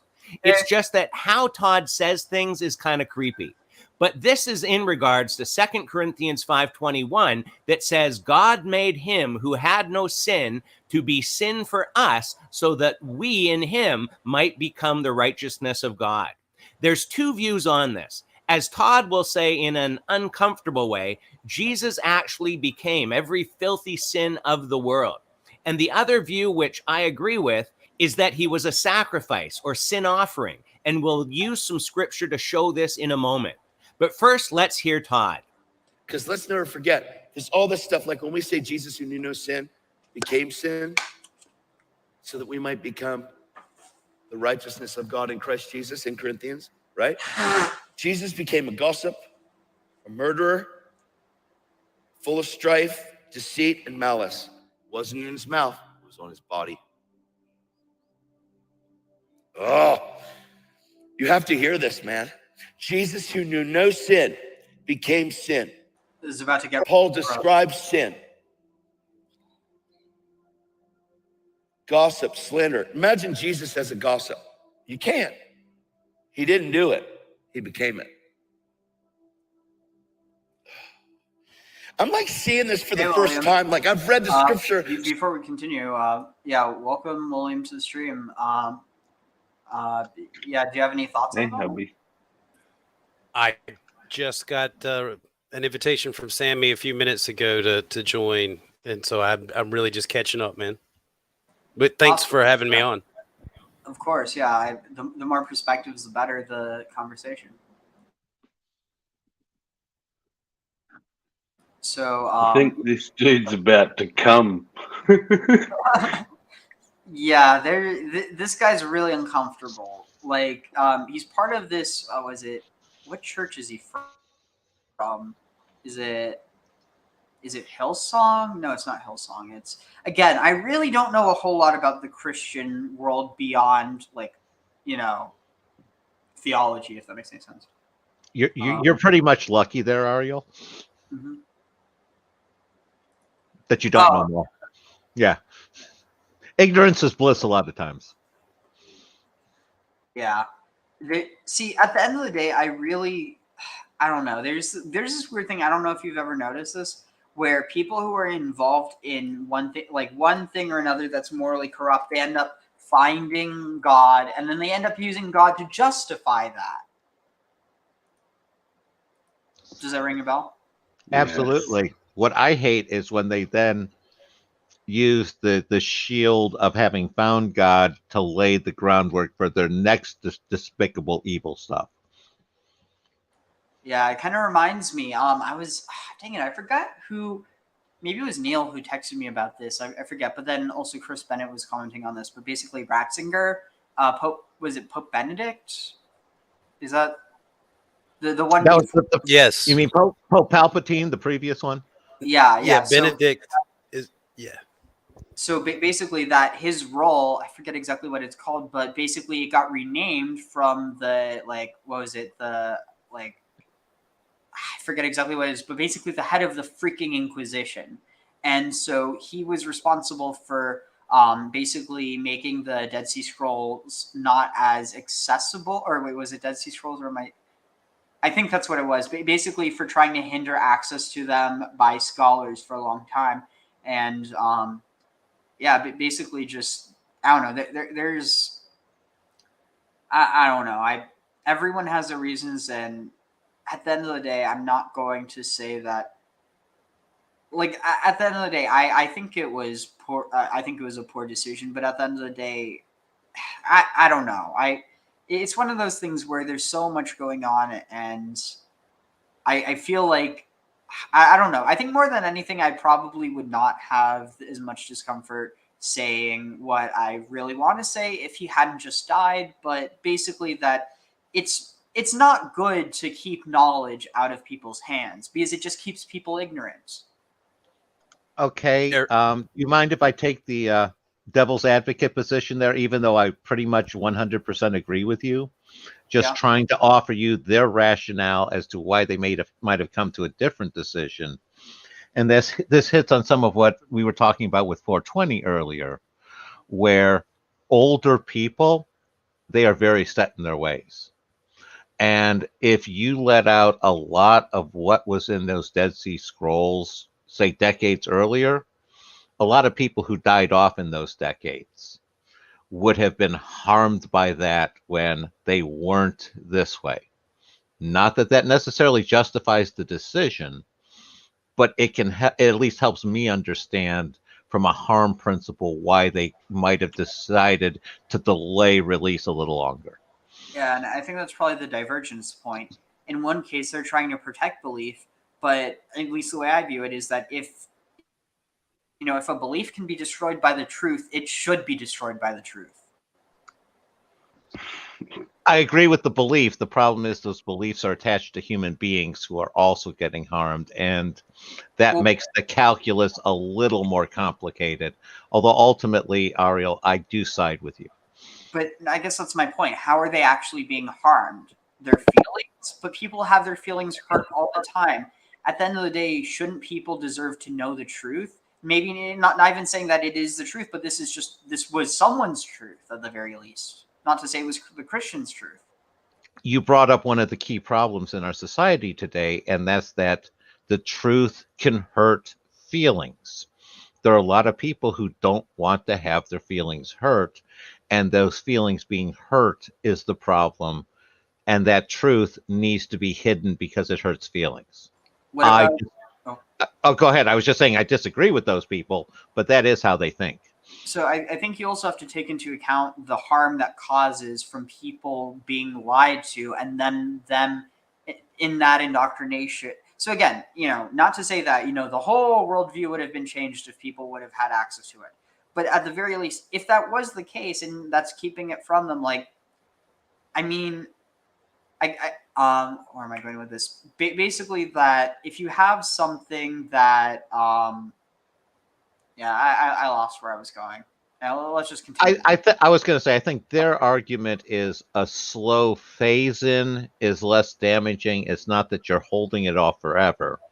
That becomes toxic because delaying the phase-in, they hold on to power and money longer. So they have an evil vested interest in that as well, even though there might be some legitimacy to some of their underlying motive. Can I make a confession? Yeah. I've been listening since I came in here, and I still have no idea what we're talking about. Is there a way that you could give me the cliff notes? Yeah. So what we're talking about right now is basically so what's his face? The last pope before Pope Francis, he basically put a hold on access to the Dead Sea Scrolls, access for scholars, and as a result, the scholarship into them was hindered by decades. And thereby, we're also arguing sort of the belief versus knowledge trade-off, where some people. Go ahead. So go ahead. Just thought they were found in like the 50s or 60s or something like that. When were they dug out of that cave? 48. 48. Okay. So we know what they say. I mean, we know which now, books were in that group. Yeah, now we do. What Ariel's indicating is up until the 90s, they kept a very, very limited number of biblical scholars who could even look at the scrolls. And the one guy who smuggled out photographs of the scroll of some of the scrolls got into huge trouble and was like cut out of the project. I think that's what you're referring to. All right, Ariel? Yeah. Then what is it do you think that they're hiding? Oh, it's not like they were hiding, there's hiding something in the Vatican. It was literally, they were just limiting access to it. They were basically, so do you know about John Allegro and the whole, like, what was it, Mushroom Holy Cross? I think that was his theory or whatever. Oh, no. So no, I don't. basically, he was one of the people they chose. And his theories, honestly, are kind of dog shit. Like, I'm not going to lie. There definitely was usage of psilocybin in ancient Israel. But, like, his arguments are founded in the very same thing that mushrooms grow out of. And the problem is he was given legitimacy because he was one of the Vatican scholars. And so as a result, you basically have, on one hand, and I'm not saying it was deliberate by any means, but you have, people going off on one end, basically, making people think that any scholarship into the Dead Sea Scrolls that isn't orthodox is not legitimate. And I think the funny thing is he actually was a Catholic scholar originally, I think. I might be wrong on that. No. When they selected him, he was qualified to be selected. He just kind of went off the deep end, sort of like Timothy Leary was a legitimate psychologist when he got hired by Harvard, and then wasn't when he got fired. Now, am I correct in what I heard that the Book of Enoch was found amongst the Dead Sea Scrolls as well? Correct. And that's one of the issues that the church has. Oh, I guess so. But that wouldn't lend any credence to it being true, but it would indicate that the people at that time, it was popular. It was in circulation. It was treasure. I think it brings up, what does it mean for these texts to be true? And if they are true, how are they true? And I don't mean to sound like Jordan Peterson. I'm actually, I think this is a really important question, because there's people who take it completely literally. And that means that if something is true, or if it's part of canon, that means it's true. And if it's not true. I think that's a really dangerous way to look at it. I love the Book of Enoch. Like I couldn't understand the Old Testament without it. So I'd be interested to find out if someone disagrees, like legitimately disagrees with its credibility. And would you agree that your overarching point, Ariel, is that by keeping this under wraps for decades, it's halted their ability to evolve the doctrine? Definitely. Like, I think one of the best examples you can look to, and I mean, it's not a direct connection, but just look at how the evangelical movement basically. So I would not make this claim about Catholics. I would not make this claim about Mormons. I would not make this claim about Eastern Orthodox. I will make this claim about American evangelism, actually international evangelism. It's really dangerous if it's like if you don't have people who, okay, basically, what does evangelical mean? It means spreading the good news. It's a missionary cult. And the thing is, it's one thing if you're legitimately trying to help people find Jesus if they're looking for something. It's another thing when it's kind of like, imagine you are an adoption agency and you're trying to pair, orphans with loving families. Now imagine you're an adoption agency and you're going out and you're trying to force these kids onto families, saying like, hey, it's the right thing to do. You should adopt these kids. That's a really bad business model. And that's how you get very abusive people in very powerful positions. Oh, you mean like Jehovah's Witnesses? Yeah. And then also, like, did y'all hear about the whole stuff with, what was his face, Jerry Falwell Jr.? No, I can only imagine the disaster given the name.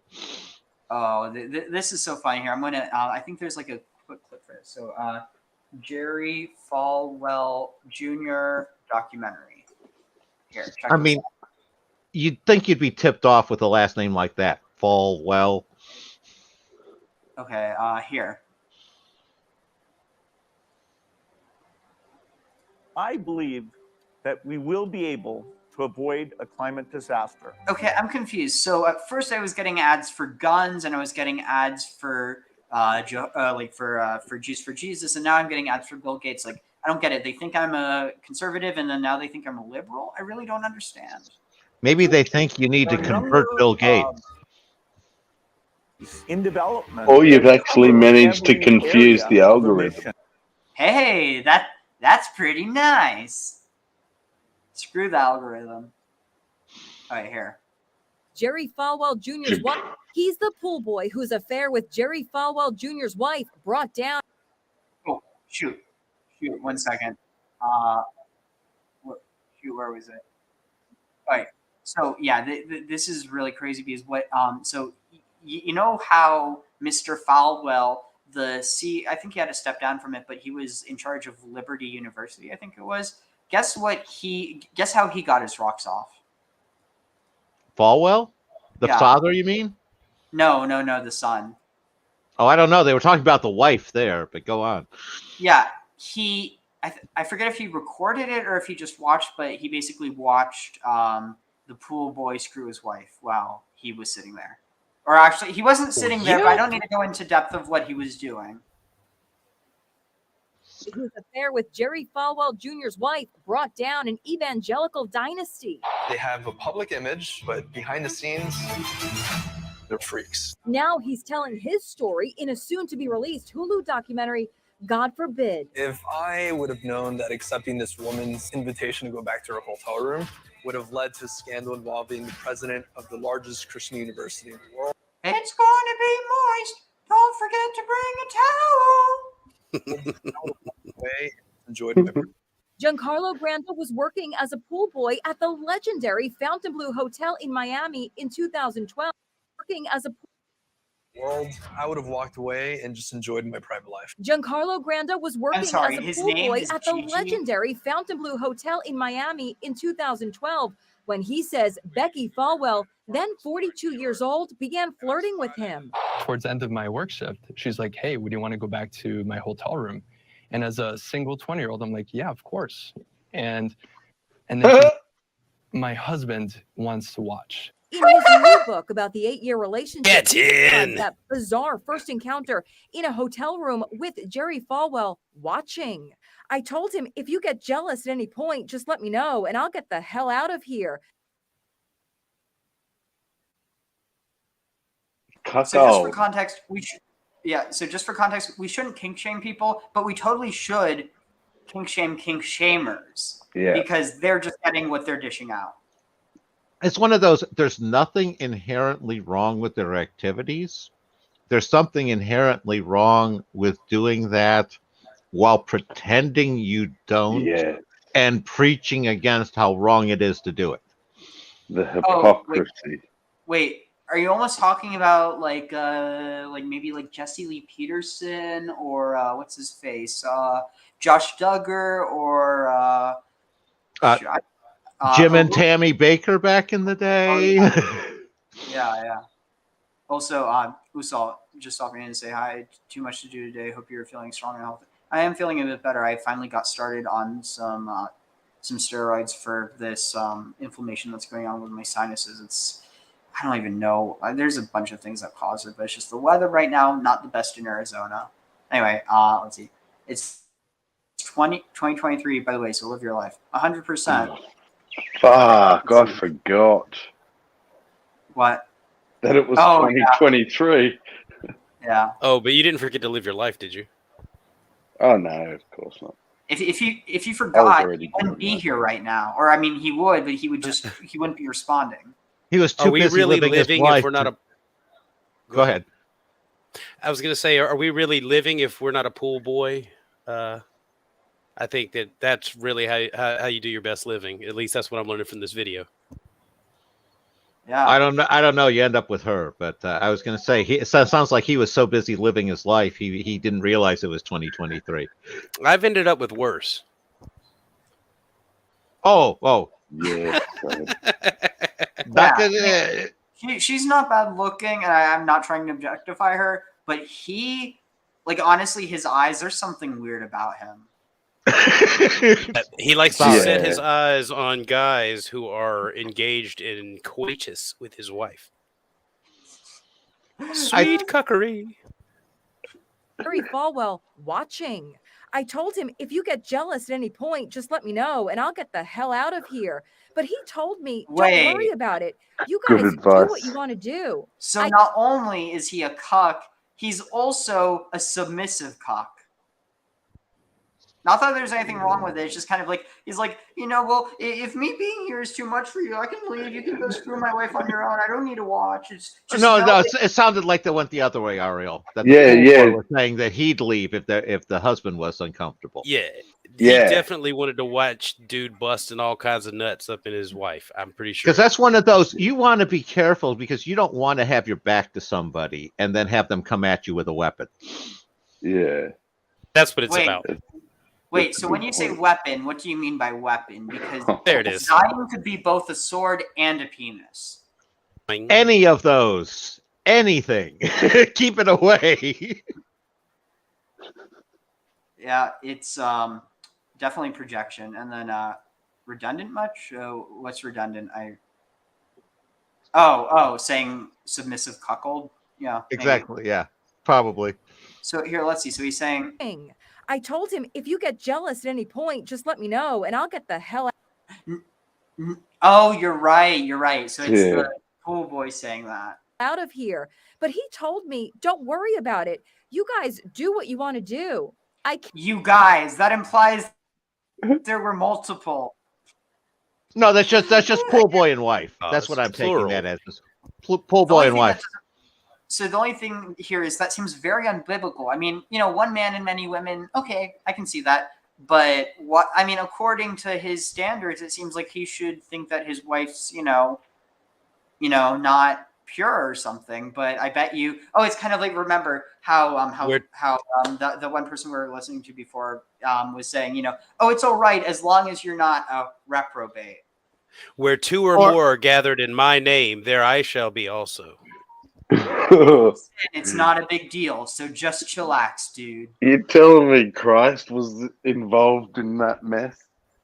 Well, he might have been justifying it as sort of an Abraham-Sarah sort of situation. Oh, interesting. I mean, there's something for everything in the Bible. There's something for everyone in the Bible.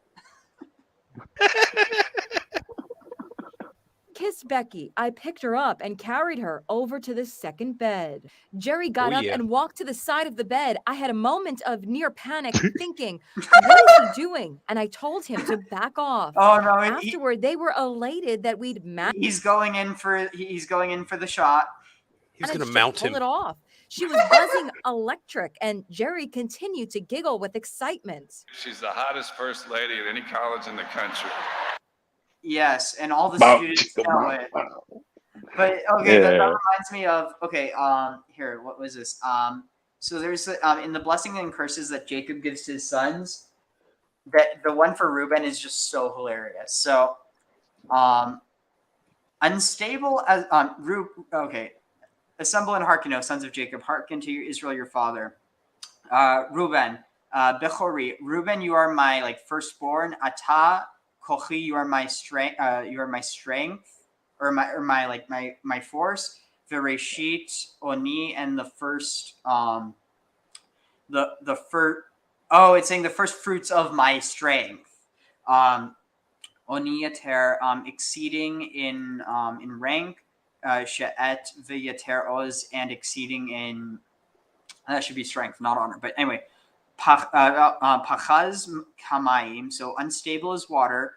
El torar, you shall no longer you shall no longer exceed or ascend or be elite, essentially. Mishkavei, for you mounted avicha oz. Wait, what? That's interesting. So mishkavei avicha.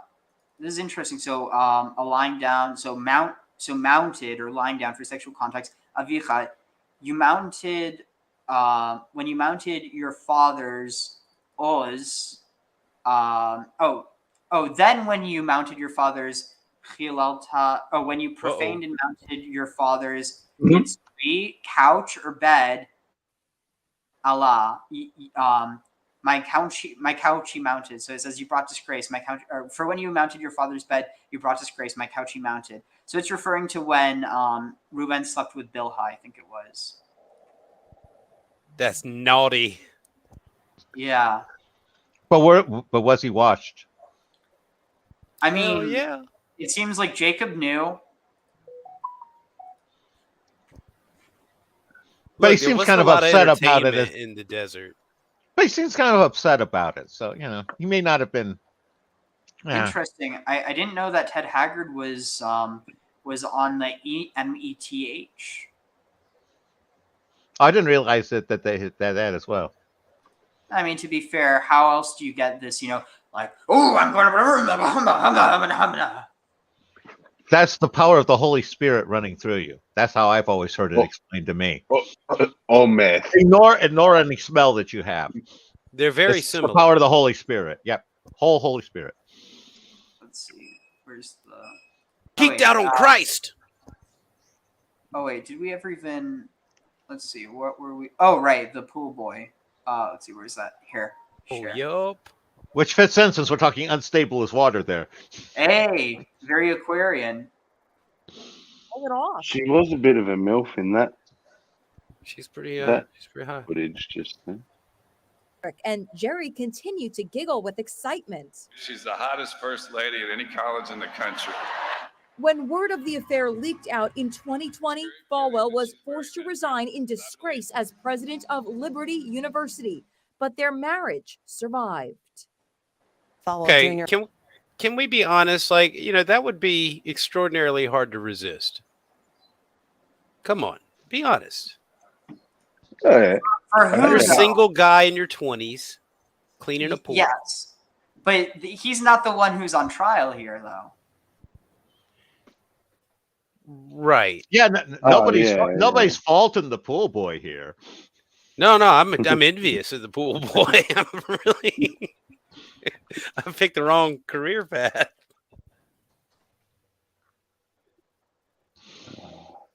You've missed lots of interesting chat already, William. How do you feel about this idea that the Holy Spirit is actually feminine? Ariel and I both agree with that. That's he's asking Jabron Lance. Oh, okay. Oh yeah, I'm sorry I put that up there. It's still Will. You can call me Will. I just changed my avatar name a lot. Sorry, I have a bad memory. So the Holy Spirit being feminine, I've heard that before too. Also, Sophia being feminine and meaning wisdom. So, yeah.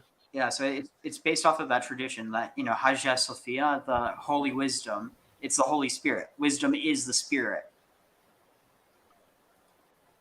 And I always felt it always made sense from a polarity standpoint. It just didn't make sense with a male. You needed at least one female for balance. And that was, Holy Spirit was obviously the one. And it's more of a connective, receptive thing for me. Okay, so let's get back to we didn't even get to the juice.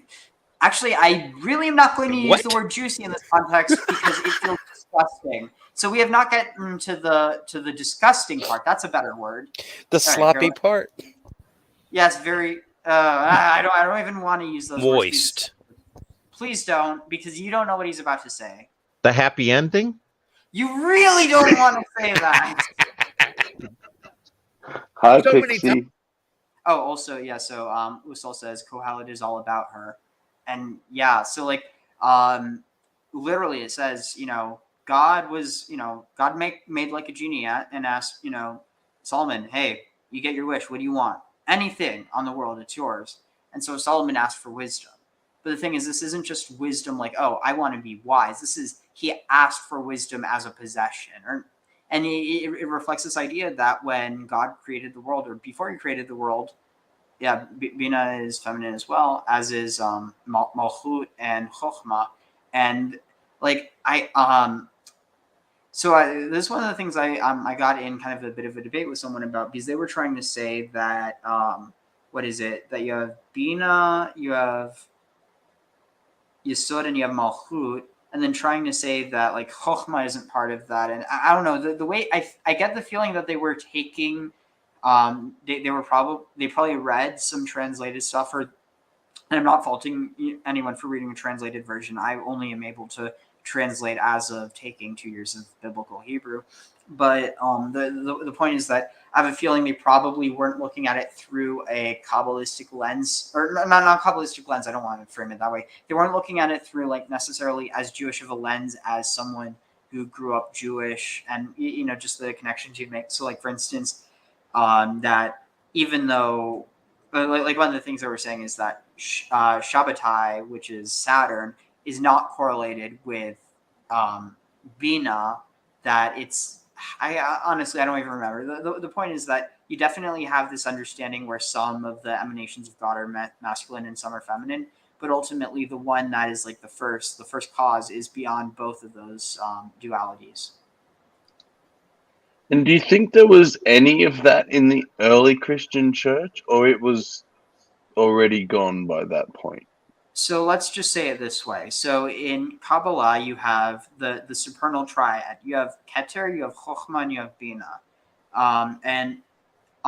Basically with it, so Keter is like it's the crown. It's like God transcendent. It's almost like God outside of the world, but kind of like the light of God shining into the world.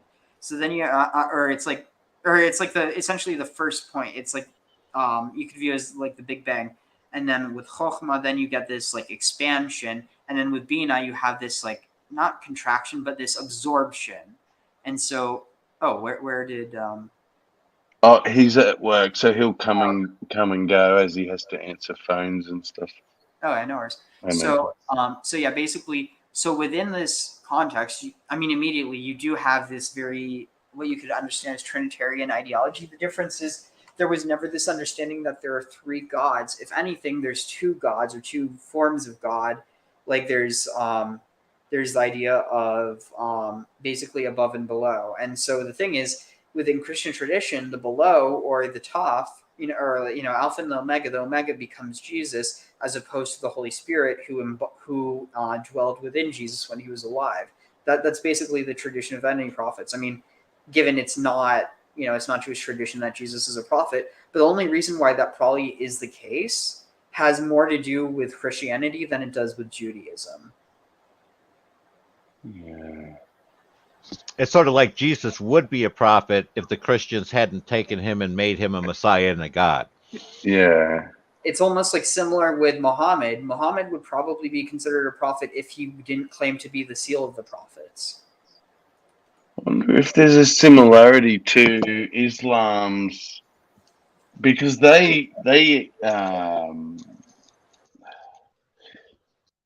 Christ somewhere exists within their canon, but I don't know how he fits into their story.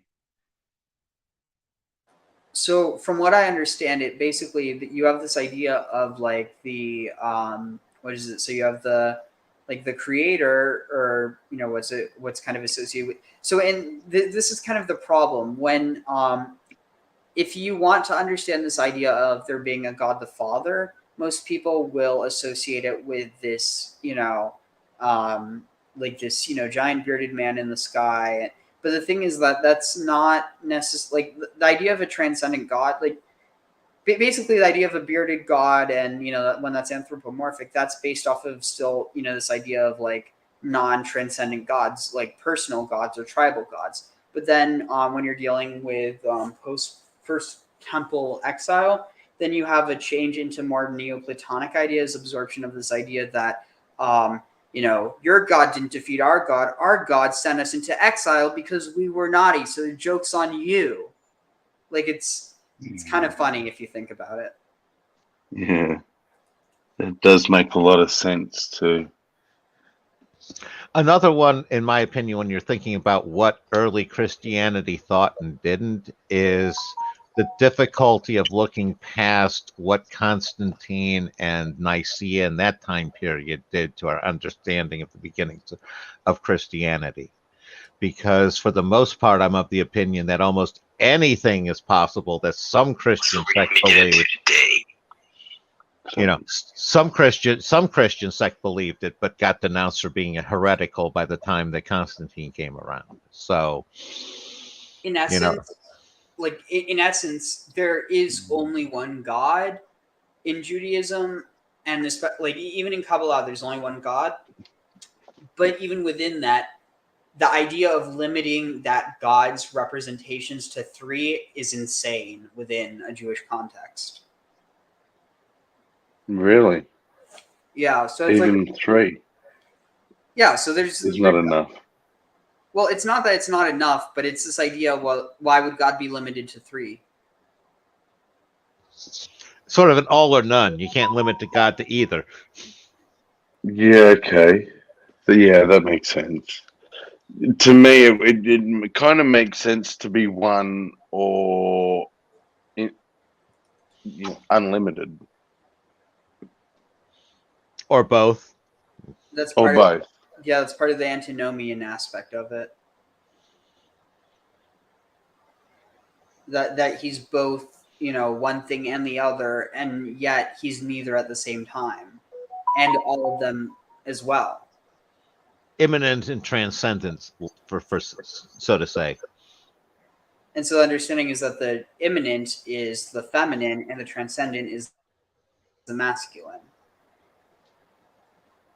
Yeah, I see. With the energy passing between the two, causing creation, in a sense. It's also interesting because the way that people can view this, it's like, okay, well, you have 2 layers. You have, the top is the masculine and the bottom is the feminine. But no, it's not that simple, because first of all, the masculine in this context is not really able to be reached without the power of the feminine. And that even fits with Ugaritic mythology, when Baal and Anat are petitioning their father El to build a temple on Mount Safon. He refuses, and so Anat threatens to bash his head in with I think it's a hammer. It's a direct parallel of the birthing of Athena from the head of Zeus. In this case, it's actually Anat, who is correlated with Athena, threatening to bash in, not bash out, the head of Zeus. Yeah. And so it doesn't work, but then they go to Asherah and they petition her, and she petitions El, and then he decides, okay, well, I love my wife. She's the one who makes me happy, so I'm going to listen to her. My kids, they're good for nothing, but, if my wife says that I need to do it, I'm going to do it. No, I'd like what we're picking up on, that sort of hierarchy thing, where if you're just focusing on the man and the woman, you're missing off on basically the ladder going up, where you got the man underneath God, where he's subservient to God, and then you have the children and the household subservient underneath the woman. And you got a whole hierarchy, and to think that you're just on the bottom rather than just you're part of, you're the middle of a sandwich. Yeah, here, let's see, is this, all right, 1 second. Okay, here, this is really interesting. So, so this is one of my favorite Jewish songs. 1 second. Here it is. I'm going to turn off volume here. I'm going to put on, let's see, what's this? Oh, 1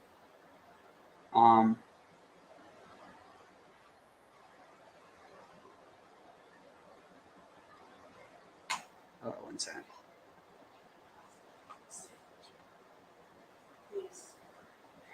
Okay, let's see.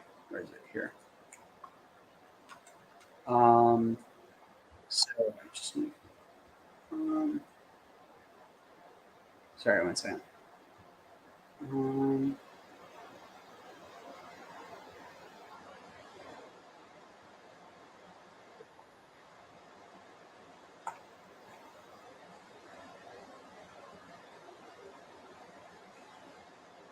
Okay, sorry. So let's see. Here.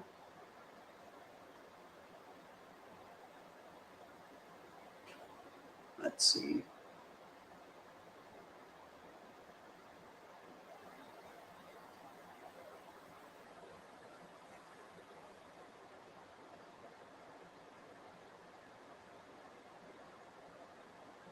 All right, here.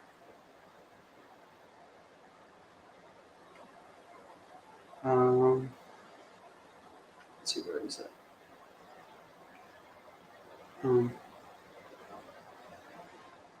Oh yeah, here. So let's see, file here.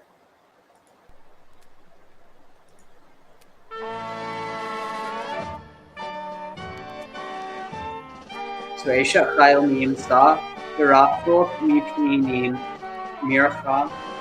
So accomplished woman who can find her values partner.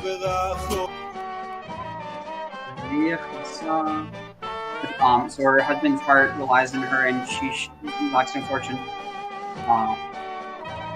Good and not evil all the days of her life. She seeks out wool and and works with her hands willingly. She's like ships of merchants. From afar she brings her sustenance. She arrives while it is still night and gives food to her household and a ration to her maidens.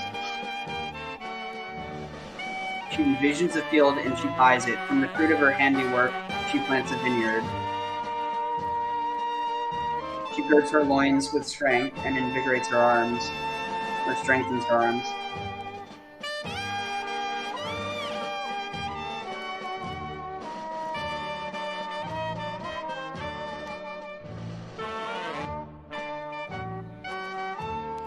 Oh, sure. All right.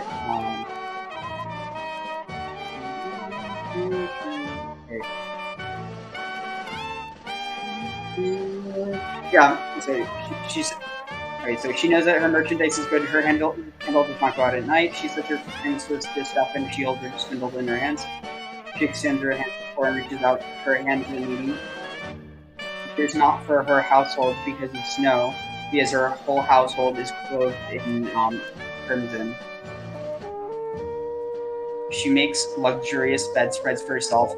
Her clothing is fine linen, well, technically probably hemp and purple. Her husband is well known in the gates when he sits with the elders of the land.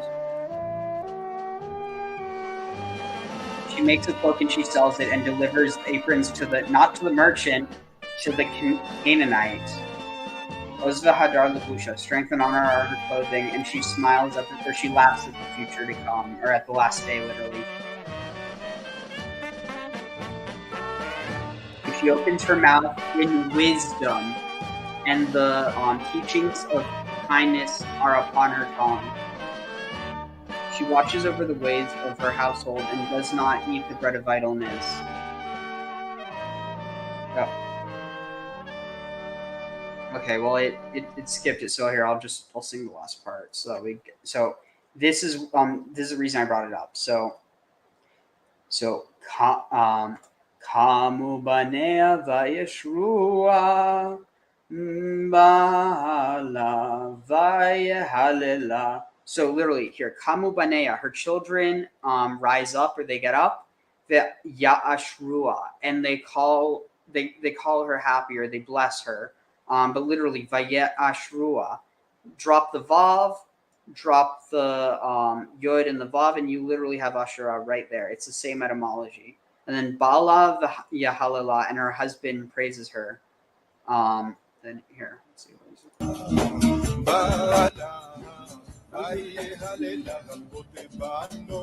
Rabot Banot Asuchail Ve'al Alit Al Kulana.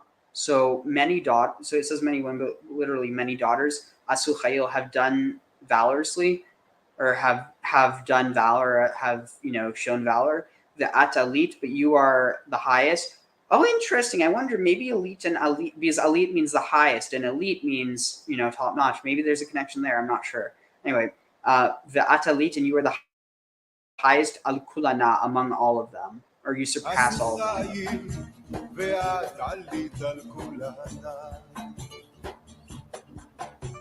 So this is one of my favorite parts. Sheker hachen. So chen is grace. Grace or beauty is a sheker, is a lie, or is deceptive. The hevel hayofi, and hevel, or the hayofi, the beauty, is hevel, is futile, or it's not lasting. It's here today and it's gone tomorrow. It's the same word as able. Isha yirat Adonai, but a woman who fears the Lord, he tithalal, she is to be praised. And then it gets into this concept that I think ties in perfectly and beautifully to, let's see. So glad we got to Anat. I've been thinking of her since we started in this thread. Definitely, yeah. And then Ashra as well. So let's see, where are we going with this?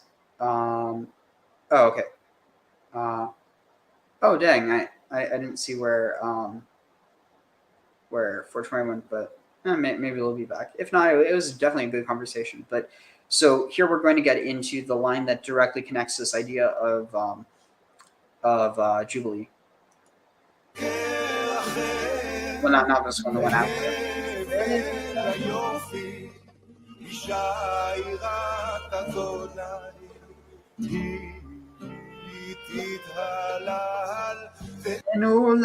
Tenula mi priyadea vayaluluha.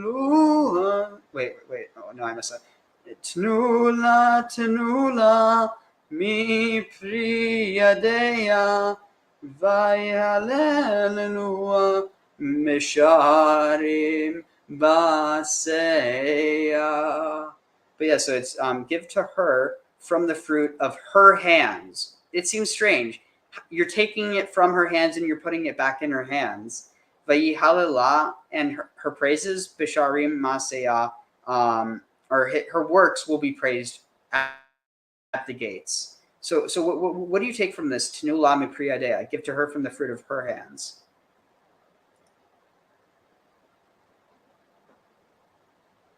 Graham?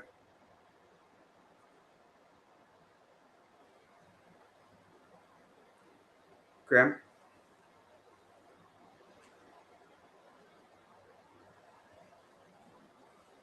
Well, back.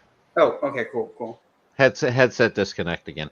No, one of the things I'm picking up is one of the things that we were talking about with the Asherah poles, and that's that energy with the female away from the temple, bringing the stuff back to the temple, and that sort of cycling. And also, when with the fruit of her hands, it's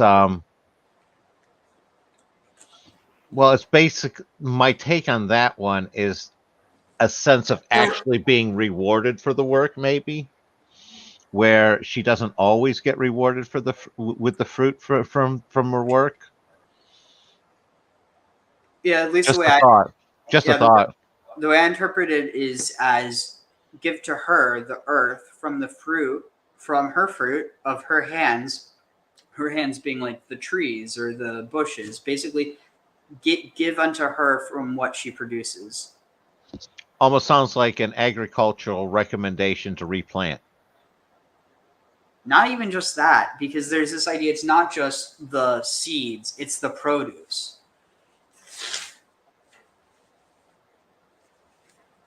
I can definitely see that. All right, so yeah, let's get back to dang. Honestly, I might save Todd White for what's his face to come back, because that is just too fucking hilarious. All right, so here we're going to go back to Jubilees. Puts the 15th of Sivan as like basically the most important day of the Jewish. It even says that Yehuda, the son of Yaakov, was born on the 15th of Sivan, arguing that basically like as if all the Yehudim really were born on the 15th of Sivan. Very poetically, that this is the day when we got the Torah, and even when the Yehudim were born. And so it makes it the most important. Oh, dang it. I love that song. I don't know just how he said it, but yeah. So Usal said her daughters are the fruits as well. Definitely. So there's this one song. Let me see if I can find it. One of the things that I honestly, this is one of my biggest pet peeves with the Orthodox world.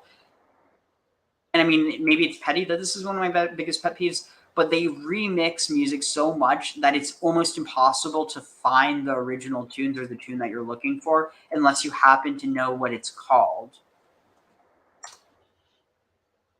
No, I can understand that. It's not as well chronicled as or indexed as you would like. Okay, let's see. This should be it.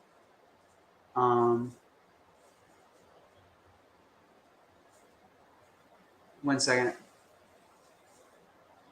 I think that. Let me just check something. I just want to make sure that something's a coffee maker and not something else. No problem. So yeah, can you just go that it's time?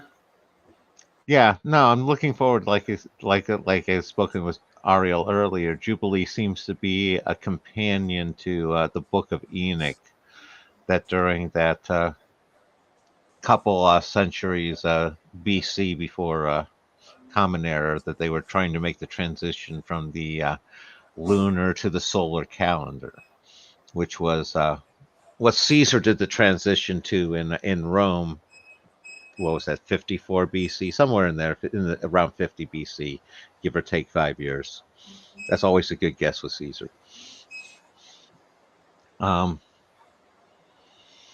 Yeah, and that was the whole controversy between, sticking with the old lunar calendar, going to the new solar one. And seems like the Essenes and the Qumran sect were very much on the solar calendar side, since Jubilees and Enoch were very, very well represented there. Some of the other stuff that was interesting that we found from there was like Book of Giants and all. I was just sort of babbling about the history of Jubilees and Enoch and all of that stuff. Cool. All right, so here, let's see, is this... Let's see, here I'm just going to have to find the...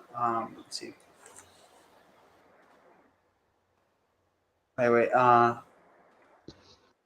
let's see.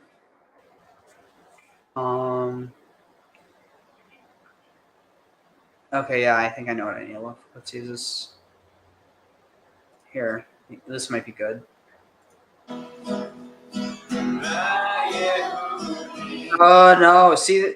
Okay, so maybe the issue isn't just Orthodox, I'll admit that. Let's see. Here, this one might be good. If I understand that without X, nothing exists, then X must exist. I'm not a physicist. I don't think in the algebraic terms, but that's how I think. The greatest argument for God is what happens without God. Well, it seems to be, in some sense, the most irrefutable argument. Well, that's kind of the issue. What happens when God is also nothing? God is the nothing and the everything. I would say I came to my belief the same way. It's like, well... What I would say is we get the world we have right now. God is dead, and what's going to happen? His prognostication was, nihilism and psychological catastrophe, and then mass murder on a scale unparalleled, but other than which that, was exactly right, Take care of yourself. Have a good one, Usal.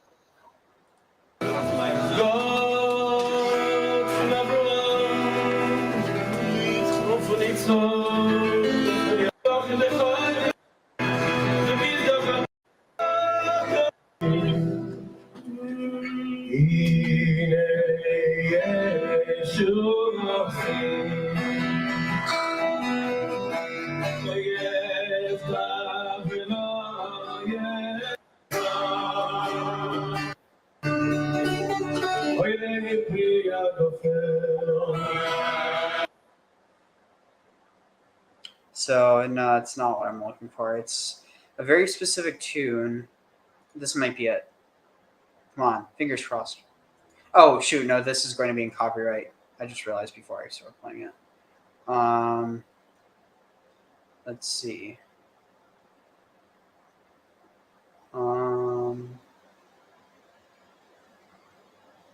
Worst case scenario, I do have one that we can use. Oh, wait, maybe this? Come on.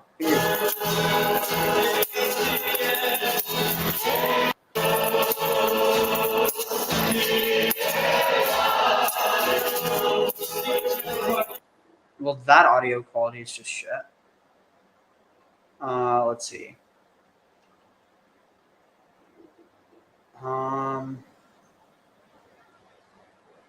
Okay, I'm just going to... Here, let's learn about Havdalah. So, It's part of the clip, so I'll just play the whole one.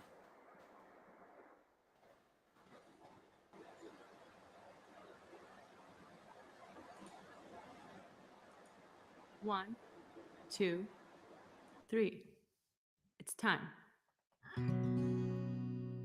ליהודים הייתה אורה ושמחה וששון ויקר, כן תהיה לנו.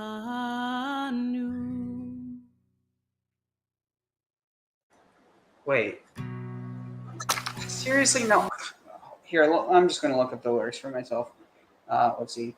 LaYehudim Haita Ora. To the Jews, to the Yehudim Haita Ora. They had the Ora, the light. Let's see. Haita Ora. I just really love the tune to that. So it's right. La Yehudim Haita Ora V'simcha V'sason Ve'ikar Kenailat. I messed. Oh no, it's Yehudim Haita Ora V'simcha V'sason Ve'ikar Ken. Yeah, I see. This is the reason why sometimes it's nice to have a song in the background. But anyway, so let's see. Is there anyone back? No. Let's just go back to this. This whole book is born very poetically that this is the day when we really were born on the 15th of Sivan. Very poetically that this is the day when we got the Torah and even when the Yehudim were born. And so it makes it the most important, the centerpiece of this whole book is the 15th of Sivan. So that, of course, totally contradicts the rabbinic tradition that Shavuot's the 6th of Sivan. And that's the main reason why it was never included. Now the question is why? So why? So here I found the lyrics. So La Yehudim Haita. So the Jews had Ora, light, V'simcha, and joy, V'sason, and gladness, V'yikar, and honor, Ken Tihiyeh Lanu. So it will be for us, or so it will be with us. I'm just trying to see if let's see, is this the right version? Let me see. Come on. Fingers crossed. Seriously, it's like it's infection of tunes that I do not like. And I get that some people like it, but it's affecting my ability to find the tunes I like. Okay, no, this is the same one. Anyway, yeah, let's move on. So, why did they say that that Shavuot's on the 15th of Sivan and not the 6th? Because there's actually, 2,000 years ago, there was actually 3 different ways to count Sfirat HaOmer. 3 different ways. Because when the Torah says to count Sfirat HaOmer, it says, Mimacharat HaShabbat. Start counting 49 from Shabbat, Mimacharat HaShabbat, from the day after Shabbat.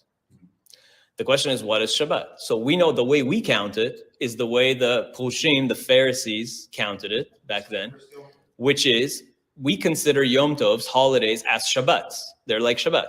So Pesach, the first day of Pesach, is a Shabbat. So Mimacharat Shabbat means the next day, the second day of Pesach. So we count from the second day of Pesach, and that takes us to the 6th of Sivan. The Tzdukim, the Sadducees at the time, did a little bit differently. Mimacharat Shabbat, they took it, again, they take everything literally, right? The Tzdukim take the Torah literally. No oral tradition, just written Torah literally. Mimacharat Shabbat means Shabbat. So they say, from the first Shabbat of Pesach, whenever Pesach falls, doesn't matter when, but within the week of Pesach, there will be a Shabbat. So from the next day, meaning from the first Sunday, whenever in Pesach, from the Sunday of Pesach, they count 49 days. But that would be different every year then. Different. Yes. In many years, the way the Sadducees counted it, the Tzdukim and the Prushim, it would coincide, just like this year. Because what happened this year on Pesach? This year, Pesach fell on Shabbat. So if there would have been Tzdukim around, they would have started counting like we count, from the first Sunday of Pesach. We count from Sunday. If you notice, oftentimes Sfirat HaOmer starts on a Sunday. That happens very frequently on the Jewish calendar. So in many years, the Sadducees and Pharisees would have actually had Shavuot on the same day, or if not, it would have been maybe 1 or 2 days. So for context, the Sfirat HaOmer is the counting of the Omer. And basically, there's this one Kabbalistic tradition that you start with Chesed and you go down to Malchut. So you have the first week is you start with Chesed of Chesed, then you get to Chesed of Gevura, Chesed of Tiferet, Chesed of Netzach, Chesed of Hod, Chesed of Yesod, and Chesed of Malchut. And basically, it's this idea of like wisdom in, kindness and kindness, kindness and severity. So it's this idea of like, and you're supposed to embody these on these days. This is actually how I got interested in Kabbalah in the first place, because it's like this idea of embodying Torah. It's not just, studying it. So basically the first day you're supposed to embody like, kindness and kindness. So it's just, be kind to everyone. And then the next day, kindness and severity. So it's like, you're supposed to be kind to even the people, or maybe it's like the first day, be kind to those who are kind to you, or, just be kind in general. But then on the next day, you have be kind to those who you normally wouldn't be kind to. It's kind of like, this fusion between kindness and severity or restrictions. So the restrictions on who you would maybe be nice to, lift those restrictions. Then you have Chesed and Tiferet, so the kindness and beauty. So it's like, it gets very esoteric, very like archetypal. It's almost to the point where it's not really explainable in words. You have to use ideas. But then you have stuff like, for instance, it's been so long since I actually not since I counted the Omer, but since I try to really embody it, because this past year was just really hectic. But it is a really interesting practice, and I think it's definitely the one that awoke in spirituality in me. No, very cool. Thank you for sharing that, Ariel. Yeah, and so you have 7 weeks, and each week has 7 days. So it goes, Chesed of all those 7, and then you go on to Gevura of all those 7. And then you go to Tiferet of all those 7, and so on and so forth until you have all the permutations with each other, two with each other.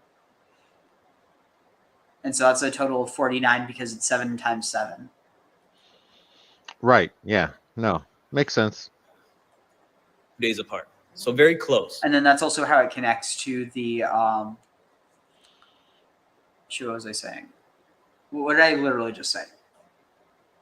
The 7 times 7 being 49. Oh, yeah, so that's how it connects to the Shemitah, because every 7 is a Shemitah, and to the Yovel, to the Jubilee, because every 49 years is a Yovel, Jubilee. But the Essenes, the Isiim, the Dead Sea community, they did it differently. They thought Mimacharat Shabbat means not Pesach. The week of Pesach has to end.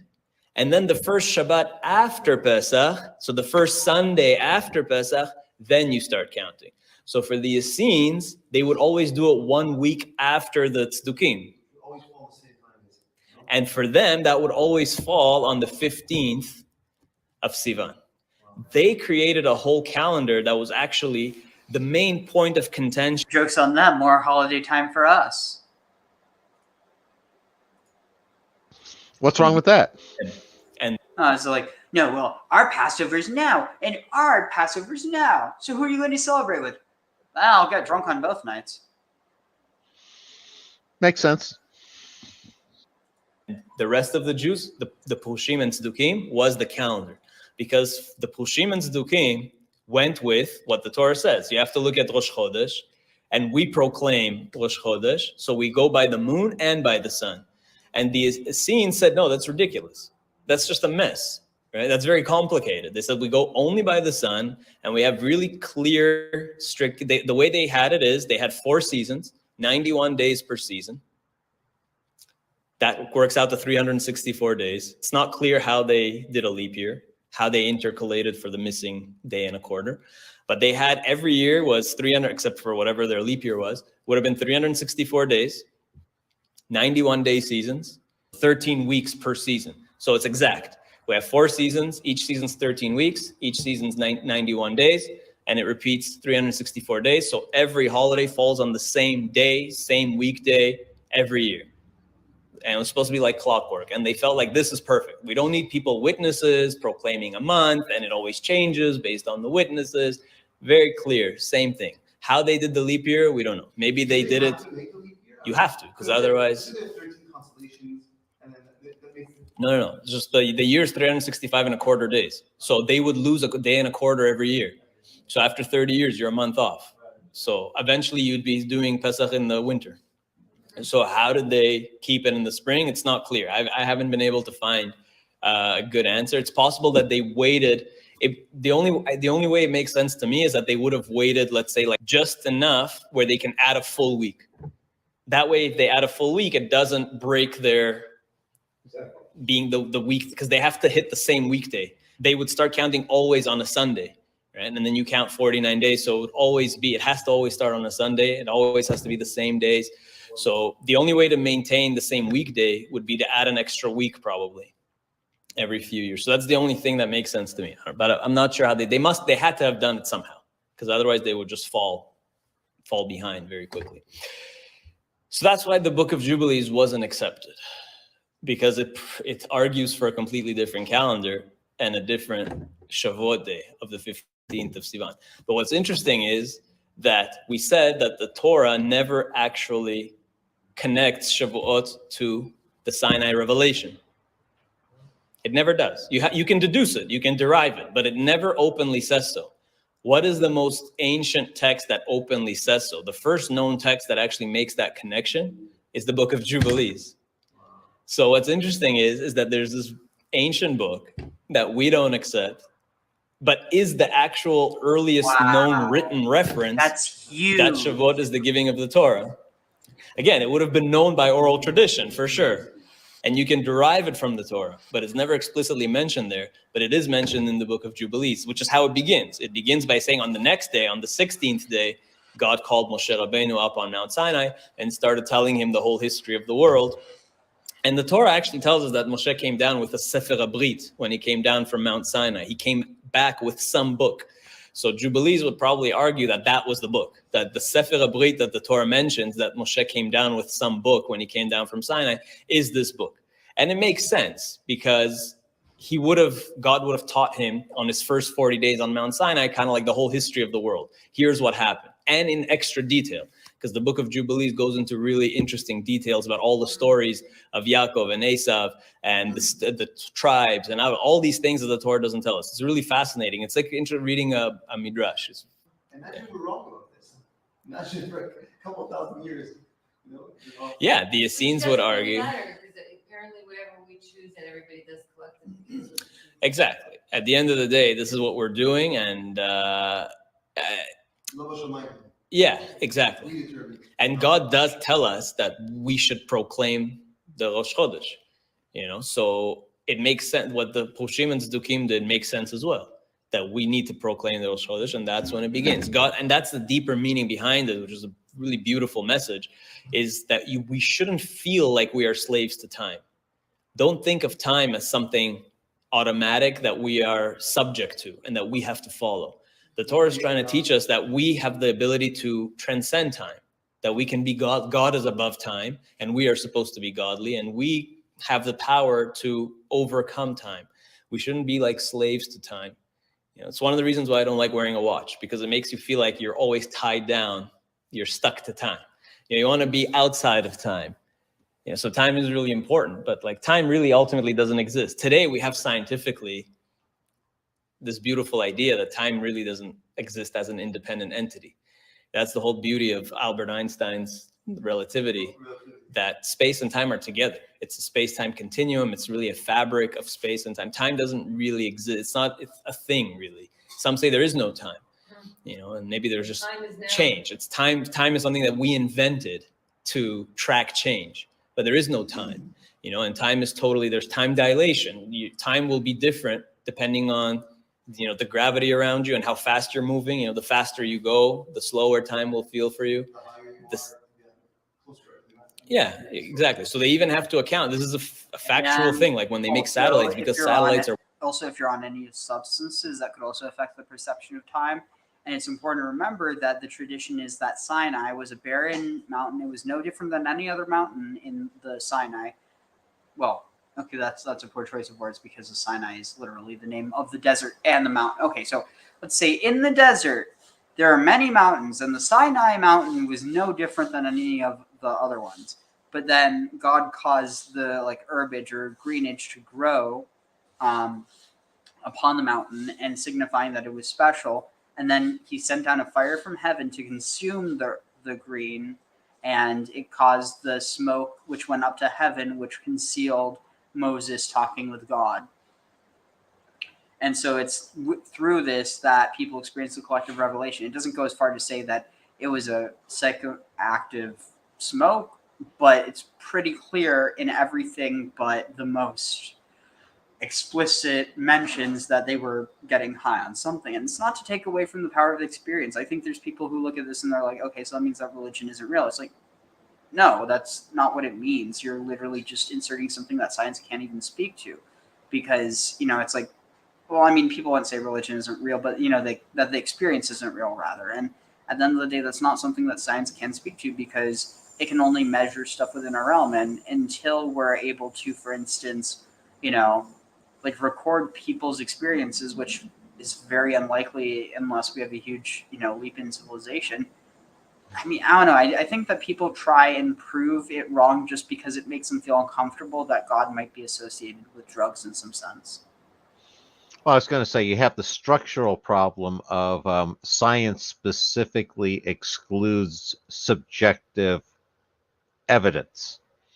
So you can't really get into what a psychedelic experience is like.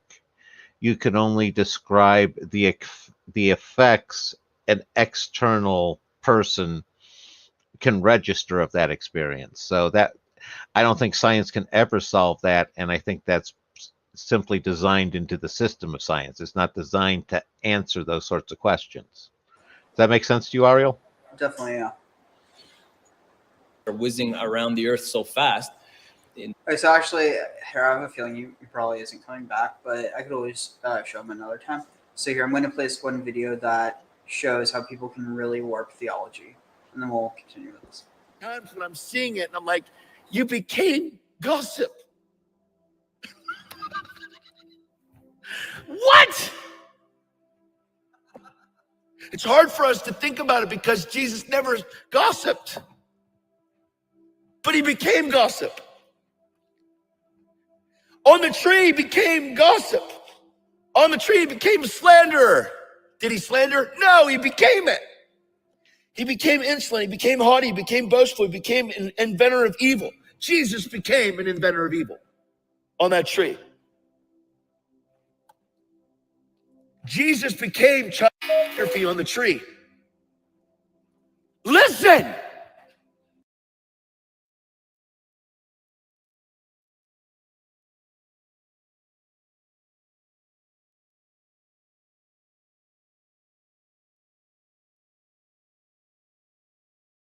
Oh, shoot, I wasn't speaking.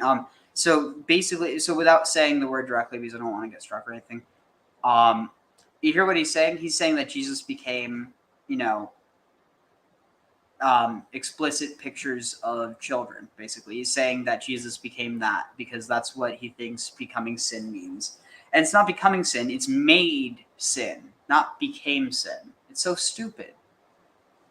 I mean, I'm not even a Christian. I'm backing up this theology because you could make the same thing.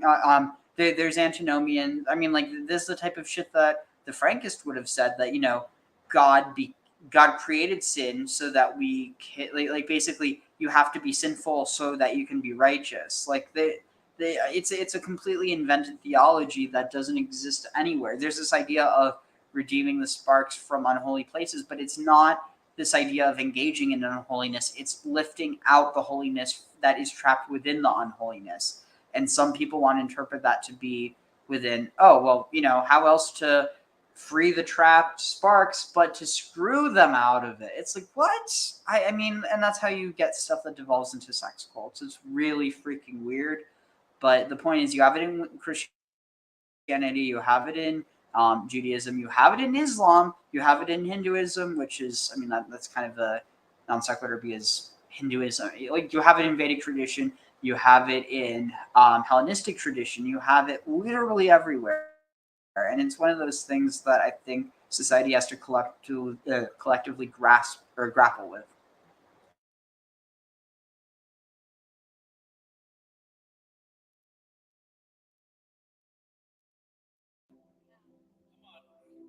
Jesus became full of pornography on the tree. Jesus became a thief on the tree. Jesus became addiction on the tree.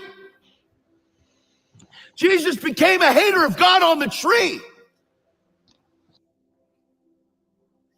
What does it mean for him to become sin? Jesus became lost on the tree. You need to learn Greek, my dude. You're a dumbass. Jesus became Satan worship on a tree. Ariel, do you still really think just learning Greek is going to cure the dumbass? No, I think he might have to drop himself on his head a few times before he gets to that. Okay, I was going to say, one of the points that they're getting to here is I do understand this point of theology he's getting at in this very odd way, and that you so rightly point out is misappropriated and misinterpreted. And the concept here is what we're talking about that antinomism and the idea of Jesus, the idea of there was a law in place where people were punished for what they did. And Jesus was not punished for what he did because he didn't do anything wrong. And thereby, because of that antinomic aspect there, it like poked a hole in the law and allowed to thrive. I was talking about this with somebody on your stream, a few days ago about this concept. And it's that sense where by not sinning on one level, he became all of sin on the higher level antinomic one and poked a hole in. At least that's the general concept that I had it explained to me, or at least the understanding I took away from me at the explanation. Does any of that work with you at all, Ariel? You're muted.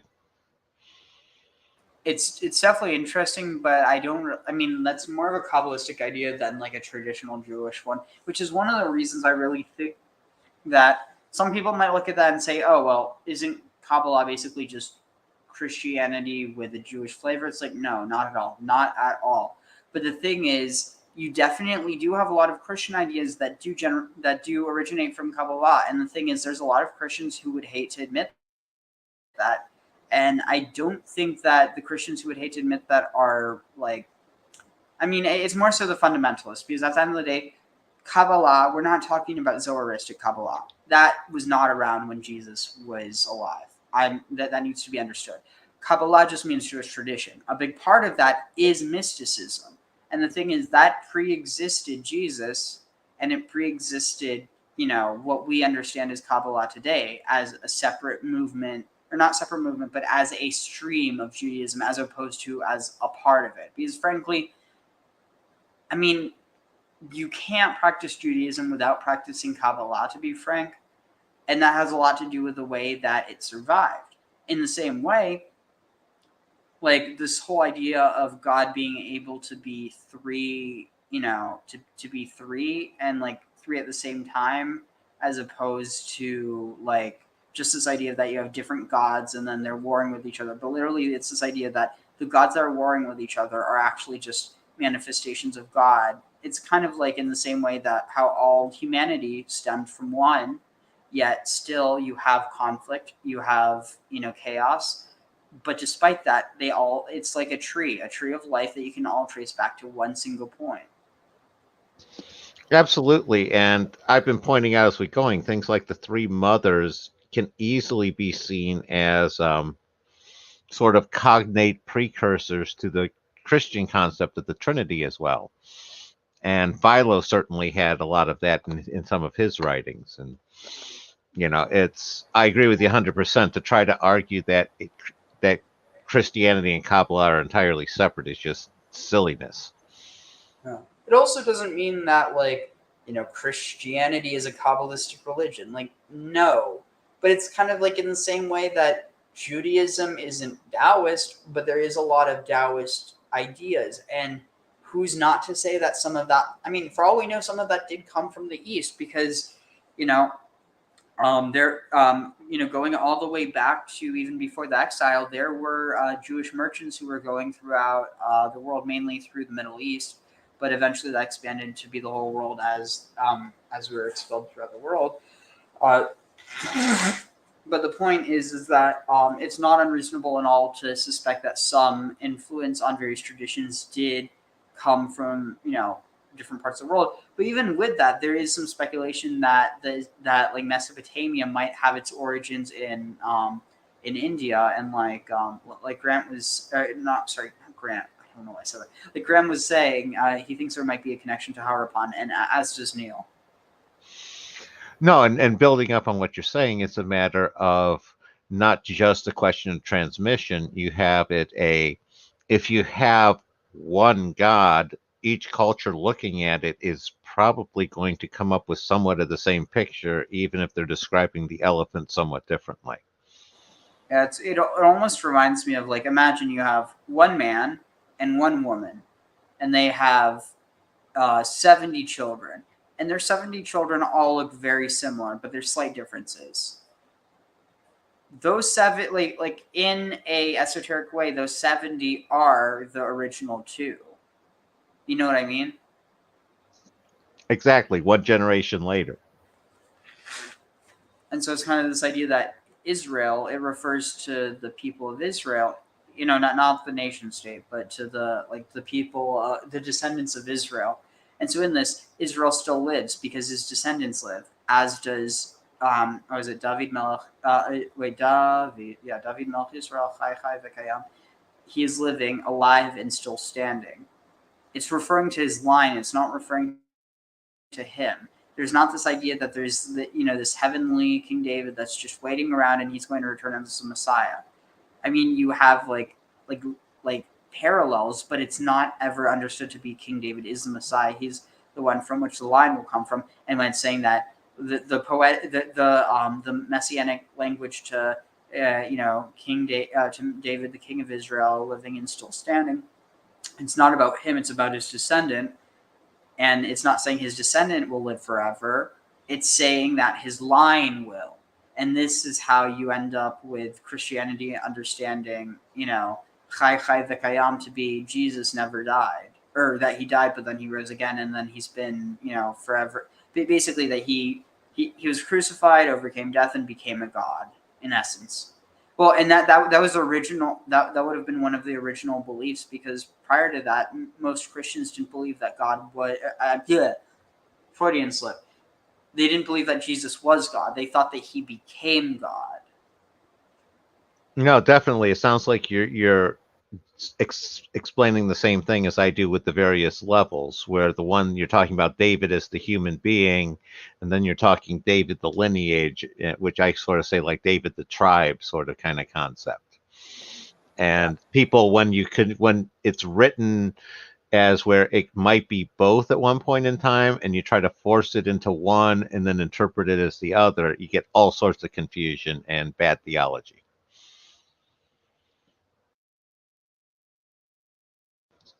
Mute.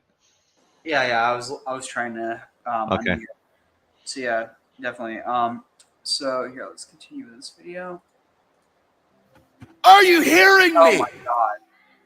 This is really hard to even say, yet it's and true. harder to hear. What does it mean that he who knew no sin became sin? Jesus became beast on a tree. What? Oh my God. I need to get something to eat. I can't. So he's saying that Jesus became bestiality. That's disgusting. Oh, I hope he's done, but I fear he's not. You haven't been exposed to a lot of these revival sorts of preachers. This is that shock you in the face sort of approach, and then they're going to reel you back in later to Jesus. It's sort of like fishing. Fishers of men, maybe. That's how they view it. Shoot, did you ever hear about what was the cult that used flirty fishing? Oh, I don't know. I'm sure there have been quite a few of them. I think it was the Children of God, run by David Berg. Oh my God, he was insane. He was he was a shoot. He had an inappropriate attraction to younger people, and he institutionalized it in the cult. Wow. Like, It's yeah. I was gonna say that sounds like de rigueur for those cult leaders, you know. If I have a problem, it's gonna be part of the cult's problem. My problem, now it's yours. It's like, my problem, our problem. Exactly. We share things. We share things, including our what's the word? Our reprobacies, like stuff that makes someone reprobate, and like a true reprobate, not someone who's trying to just say, oh, because you're attracted to the wrong person, that means that you're not right. That's not what I'm just saying when I say reprobate. I'm talking about people who have unhealthy attractions to underage people and to animals. That is fucked up. Pardon the pun. I didn't even mean it. Jesus became sexting on a tree. Sexting? What's so bad about that? I mean, to be fair, more than anything, you're just putting yourself at risk. Well, it's interesting that he equates the two. Oh my gosh! Jesus became every lustful thought on a tree. It's no joke, it's real. Jesus became child on a tree. Okay, it seems like he's really focusing on one of these things more than the others. You know what I mean? You notice that about some of these cult leaders. They pick one out and go with it. Makes you wonder why. Or not wonder why. Jesus became Christian murderer on a tree. Jesus became the Taliban? The Taliban didn't exist then, you dumbass. Well, that doesn't matter. Jesus took care of those sins ahead of time. This is how great Jesus is, Ariel. Jesus became sacrificing on a tree. Jesus! Our Jesus became that on the tree. That's what it means. He who knew no sin became sin. So Todd, as well as others in the NAR and Word of Faith movement, and some in respectable denominations, also believe this. So let's look at what the Bible says. We know that verses like 1 John 3:5 say that in Christ there is no sin. He came to take away our sin. And that's how you get people who think that they can't do sin because they think they're saved. All different recipes to a monster. Yep. 1 Peter 2:22 says Jesus committed no sin and there was no deceit in his mouth. 1 Peter 2:24 says he bore our and there was no deceit in his mouth. 1 Peter 2:24 says he bore our sins in his body. And some will say that Jesus became the greatest of all sinners because he bore every sin known to mankind. But Jesus in no way became a sinner or literally became sin. Hebrews 13:8 tells us that Jesus is the same yesterday, today, and forever. And in John 1:1, he is... I'm sorry, that's just not true. He was crucified at one point, he was a baby at another, he was a full-grown man at another, and at another point he was a dead man. That's change. Funny. Can't expect logical consistency. Honestly, I mean, that's the only thing I expect. Is it that much to ask? Well, you've looked around yourself. Apparently it is. One second. Want me send an invite to Rat King? Where are we? Here. Copy. Invite guest. Copy. Discord here. Oh, that. Oh shoot. Let's see. Is it general? Right here.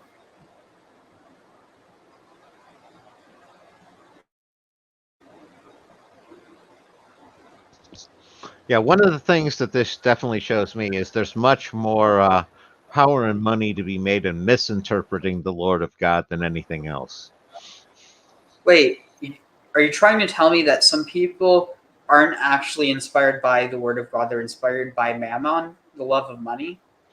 Well, or love of other things, apparently, according to some of these people.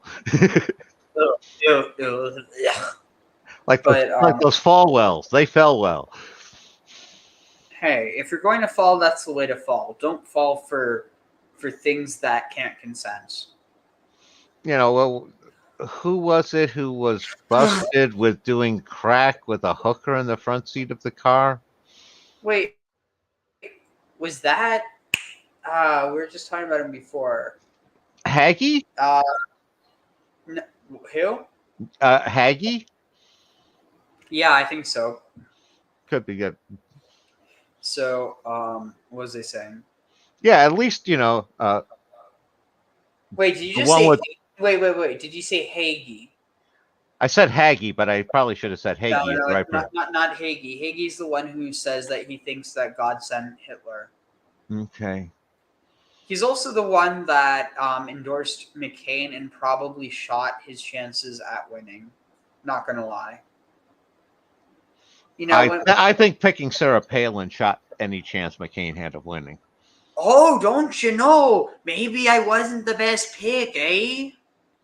Well, she did write her speech notes on her hand. All I need is the love of God, and I can lead this country to a place that nobody wants to go. That's for sure. It was Jimmy Swaggart. Who? Jimmy Swaggart was the preacher. Oh. Also, if y'all love evangelical shenanigans, watch The Righteous Gemstones on HBO. It's really good. I was going to say, one of my guilty pleasures is Moral Oral, if you've ever seen it. Is that about Oral Roberts?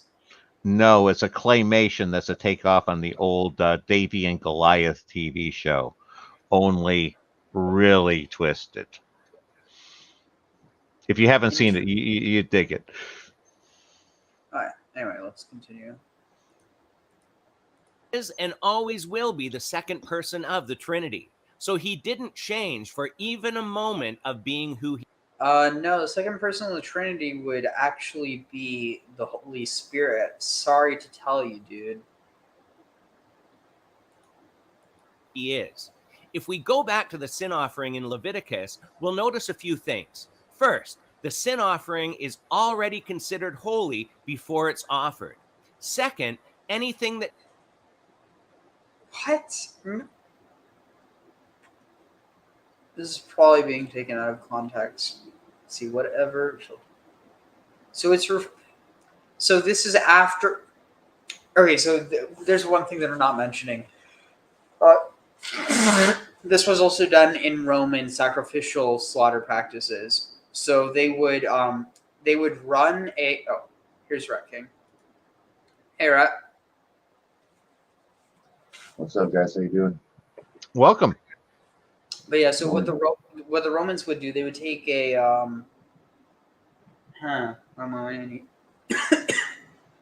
let's see, what am I here? So so imagine my arm is the animal. So you would take the knife, the ritual knife, and you would run it along the You would run it along the back of the animal, and basically while chanting incantations, while reciting incantations, you would transfer the animal over from the mundane into the divine, and then you would sacrifice it.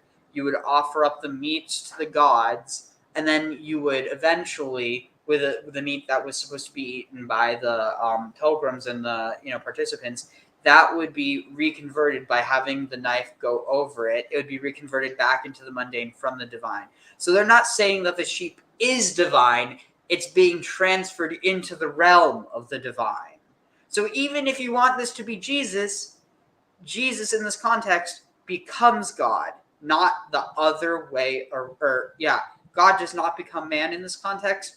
man becomes God, if you want to interpret it that way. But then he also becomes man again when that is transferred back into the realm of the mundane. I'm guessing the argument there would be is that you don't need to transfer it back into the mundane, because the whole point is that the sacrament is sacred. And so it's like, yeah. I was going to say, yeah, and the other one is once you become God, you can't give it up, sort of concept. Well, the one that I picked up on that you were saying, just as a tangent, is that knife over top was akin to that passing the fingers over the top, the sprinkling sort of thing with the waters that we were talking about before. Interesting. But yeah, the one contention I would have with that is that wait, what was it you said right before that? I'm not sure. Oh, shoot. You remember what I was saying, Rat? Yeah, but it's the same as like when the knife's passing over the top. Oh yeah, no, with the waters, with before it was the fingers passing over with the okay, sprinkling. got it. And this time they were using the knife instead as sort of an object. No, not that. That's the part I remembered. So before I lose again, so it's basically this idea: you do have people who can become God and then they become man again. It's the idea of prophets. They're literally taking on the spirit of God, and it's not just like they're like, oh, I'm so wise because I am a prophet, and therefore I am going to say these things that just happen to be right. They're literally possessed by God when they prophesy. So sort of like an indwelling God kind of concept.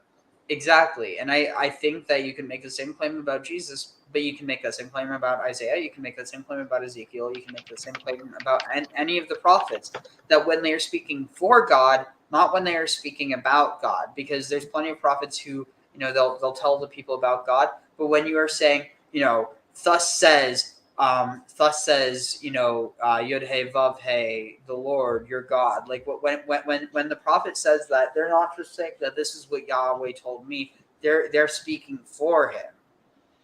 So sort of like every time they talk to the people of Israel and says, if you keep doing this wrong, you're going to regret it and pay. They're speaking as Yahweh. Yeah, and that's the idea of the Logos. The Logos is a spirit that it's almost like you have, and I might be misrepresenting this, but it's almost like you have Sophia, which imbues people with the Logos, or makes people into Logos temporarily. Well, and that would make the sense of what I've been talking about the divine, the spirit being more of that water concept, the absorbing one, and being omnipresent and being able to spread and indwell sort of concept. Definitely, yeah. That touches the flesh will also be considered holy. And after it's killed, the priests are allowed to eat it, and it's still considered to be holy. So yeah, so if God made Jesus to be a sin offering, obviously he didn't make Jesus detestable or so horrible that God had to look away for even a moment. Just as the sin offering in Leviticus is most holy at all times and never loses its holiness, when Jesus became our sin offering, he was holy before the cross, while on the cross, and after he died. So this sin offering is the language in 2 Corinthians. Because even if you say he wasn't born of copulation, he still was corrupted. And I'm not saying that there's anything like evil about this. This is just a ritual corruption. He was corrupted by Mary unless you somehow believe that it was a bloodless birth. But basically, there's this idea that the child is impure after they're born, and so I think So it's actually also kind of screwed up because female children are considered impure longer than male children. But yeah, no, it's Lord only knows on that one. The one I was wondering on from a technical standpoint, if the things that touch the lamb become holy, so that would mean when the priests eat. I'm thinking of this like the Midas touch sort of concept. Yeah, I was just thinking of that. How far along does it all of a sudden become not holy? If the priests eat it, the priests become holy. So if they get eaten by an alligator, that alligator's now holy. Just where does the chain stop? Careful, you can't use your brain too much with this because I keep forgetting about that with religion. I'm sorry, Ariel. Well, no, it's not with religion. It's specifically with flawed theology that isn't based in text. Oh. Like at the end Why of the do I day, start thinking about that is the question. I mean, like at the end of the day, what you believe is what you choose. But at the end of the day, you can't argue like what's his face, like Scary Terry, that you can't just say that something's in the text that isn't, and that something that's in the text isn't, and because you say it, that means that it's true. Like that's just complete idiocy. But by that same note, I don't think that like as long as you're using an internal critique, even if you don't believe something to be true, you can still have something make sense within its own internal logic. No, I get it. It's sort of like Terry was citing what I call as the almighty trinity, me, myself, and I. Oh, you haven't heard me use that one before, Ariel? No, I have, but it's just so perfect when used for him because he literally thinks he is God. Well, as long as all three of those agree, it's true. Okay, well, not literally. He doesn't literally think he's God. He just figuratively thinks he is. But yeah, no. You're welcome to reuse that one. Go ahead. In 5:21, when God. So this is interesting. This reminds me, and this might just be what regular grain looks like. I'm going to be honest. I did not grow up out near the country. I grew up in suburbs, so I don't know what grain looks like when it's properly sprouted. But this almost looks like it's the third sprouted grain that we were talking about with the shatis. I don't know. It looks a lot like a sorghum. It's definitely not a wheat or an oat or anything. My guess is more of a sorghum or maybe a millet from over there. My guess is one of the Middle Eastern, not Amathrath. That's more Middle America. Okay, well, it's a grain. Yeah. Or we could even say corn, because corn and grain are the same word. Interesting. So candy corn is literally just candy grains. They're grains of candy. Makes sense. God made him who had no sin to be sin for us. It's referring to Christ as a sin offering. Jesus became that most holy offering on the cross. He didn't become a sinner or sin itself. So this almost he was reminds treated me as of? a sinner. So he became sin, but he was still holy. You know what this almost reminds me of? And I'm sorry if I'm offending any Christians out there. Like, legitimately, I'm not trying to offend you with this. This is just a connection that I am seeing. I mean, keep in mind, I'm not saying that this isn't heretical. I mean, like, what Aleister Crowley did was freaking nasty. I mean, like, if that's what you want to do on your own time, okay, but making a religious tradition out of it, it's a bit far. But basically, the whole tradition of the cakes of light, this idea that they're holy, but they're also putrid. They're literally made from the body fluids of the participants in the ritual. Yeah, no, Crowley had some decent ideas, but in the end, he just leaves a bad taste in my mouth. He's basically someone that, like, you take good ideas and then you mix that into an X-rated sex party. And I'll admit he wasn't only about sex, but it kind of diminished the rest of his work. So only the people who are already in that milieu appreciate what he did, whereas people who are maybe, would never even think, whether just because they're not interested in, in like ritual magic or in, I think technically he basically seeded the way for modern Satanism as well, I think, right? Yeah. No, and unfortunately, Ariel, what I kept flashing on with everything you were saying there was Stanley Kubrick and Eyes Wide Shut, about how it diminished his career. Only those people who understand it can get it, and all that sort of stuff. And, that's cute. You think they wore masks? No, they know who each other were. There was nothing anonymous about it. That's true. It was only anonymous for people who weren't in the group. Yeah, honestly, like, dang it, I forget. Like, I know at one point that Neil interviewed Dot Darling, but she's really fringe, and she's tied to some very unsavory people. But I think Mark Visconti, he's one of the he's been doing a lot of scholarship on Thelema lately. I think that would be interesting to have him on sometime. I mean, probably not here because I don't really have much of an audience, but maybe eventually, but definitely on Neil's channel, I think. Yeah, now my thoughts on the Golden Dawn is I was always much more of a fan of Steiner, and I wasn't a huge theosophy fan. I was much more Steiner went the Goethe and was a Goethe scholar, kind of reformed theosophy via Goethe and created it into anthroposophy. Yeah, and let's see what else was. And I always felt it's like it sat there and looked at Eckhart Dietrich versus Rudolf Steiner, and Germany picked Dietrich over Steiner, and that was such the wrong call. Wait, is it Eckhart Dietrich or Dietrich Eckhart? No, you're right, Dietrich Eckhart. I got it flipped. No worries. So here, let's continue with this. Just as the sin offering took the sins of the people on itself, yet the sin offering didn't become a sinner or sin. It became the substitute for sinners. I've seen some articles argue that Christ's sacrifice couldn't possibly represent a sin offering, but we see in Romans 3:25 that Christ became a sacrifice of atonement. So here, I'm going to ask you to believe something that I'm going to tell you, and then I'm going to tell you something else, and then this other thing I'm telling you is the proof of the first thing. Now I want you to believe me and don't question me. How's that sound? Where do I sign up? And how much do I get paid for doing that? No. See, it's a reverse. You pay. Huh. Yeah, it doesn't sound so nice anymore. I mean, honestly. No. Yeah. I mean, like. You can do a better offer than that, Ariel, I'm sure. Yeah, at the end of the day, and see, I think there is a balance to this. Not all money that's given to religious organizations is for naught. You just have to make sure that the religious organizations you're giving money to are actually doing good with that money, and they're not just using it to line their fat pockets. And I mean, like, literally, if you're an evangelical, I'm not saying anything about your faith right now, but if you're an evangelical, I mean, this is especially if you're like belonging to a mega church, but I think it even happens with some of the not mega churches that are relatively big.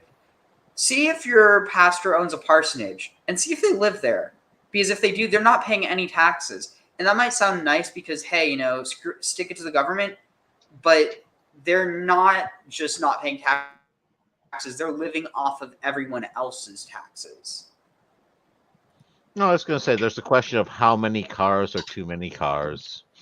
Yeah, and, I mean, maybe once you get to the third or fourth limousine and then you get to the second private jet, maybe that's getting a bit excessive, but I think you might be fine right up till that point. Exactly. As long as you vertically integrate limousine to helicopter to private jet and one of each, you're still within the reasonable bounds for a parish, right? Yeah, and just make sure it all has to be registered under your religious organization. It can't be under your own name. Otherwise, you're going to get so many taxes that you will not be able to sit right for a year. Right. The point isn't to own it. The point is to control it and use it. Yeah, just like people. You can't own people anymore, but you sure as hell can control them if you figure out how. And that's the scary thing. People think that we live in a world of freedom. And it reminds me that one video we were watching from, I think it was Abraham Lowenthal, that we live in this world of like double darkness where it's so dark we can't even see how dark it is. Definitely. Not in the sake of like, oh, the world is so evil, but it's more so like God is so imminent in the world, but it's so dark that we're not able to see that light, even though we think we can. I don't know. It's like it's a paradox. Yeah, I would phrase it in it's evil, but we can't even know how evil it is. It's like, is it, 8 level evil, a 6 level evil, a 40 level evil? Who knows? That's sort of how I was taking it. Interesting. Yeah. So let's see. Here. Or a sacrifice for sin, or a propitiation by his blood. And when we look at the Greek, it's clear, a sin offering.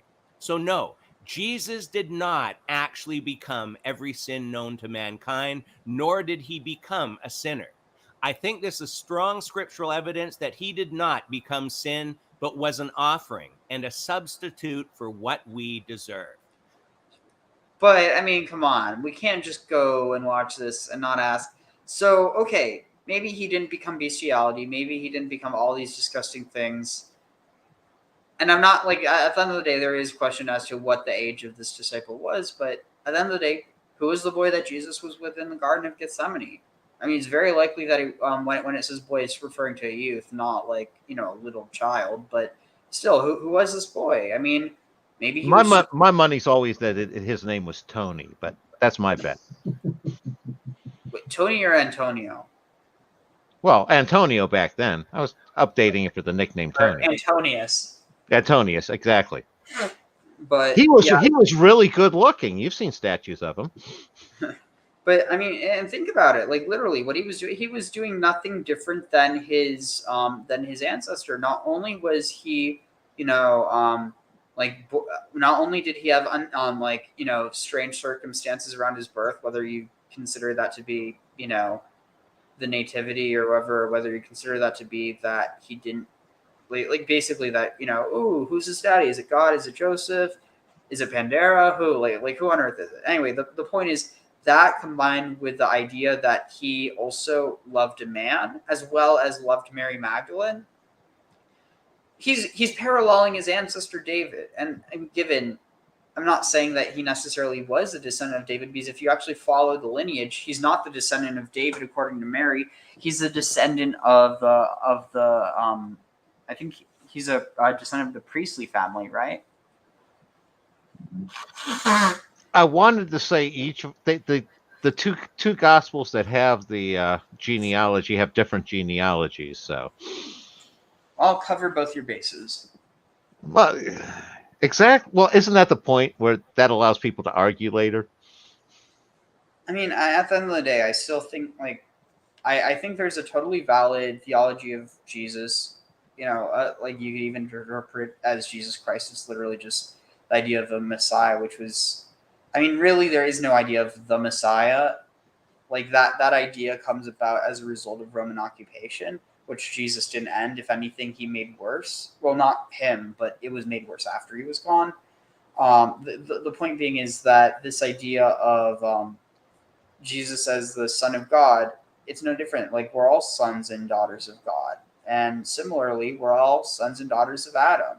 We're simultaneously both at the same time.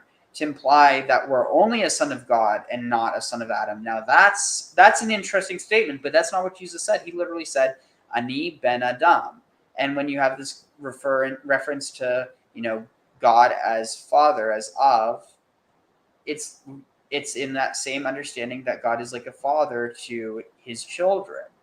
So here within this, you have this duality of spirit and soul. So the spirit of you know, B'nai Elohim, the children of God, that's the spirit, and then you have B'nai Adam, the children of humanity or the children of Adam. And so with that, you have this spirit, or you have the soul, and you have the body. And with that, Jesus was both the Son of God and the Son of Adam. So it's clear that he was not God. Now, if we're having people who are sons of God, but they are not sons of Adam, you know what that means, right?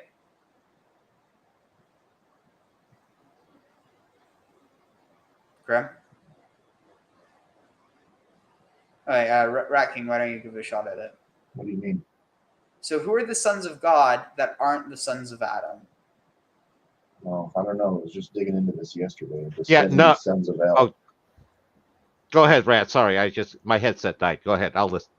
No, it was supposed to be 70 other people besides him, 70 other sons.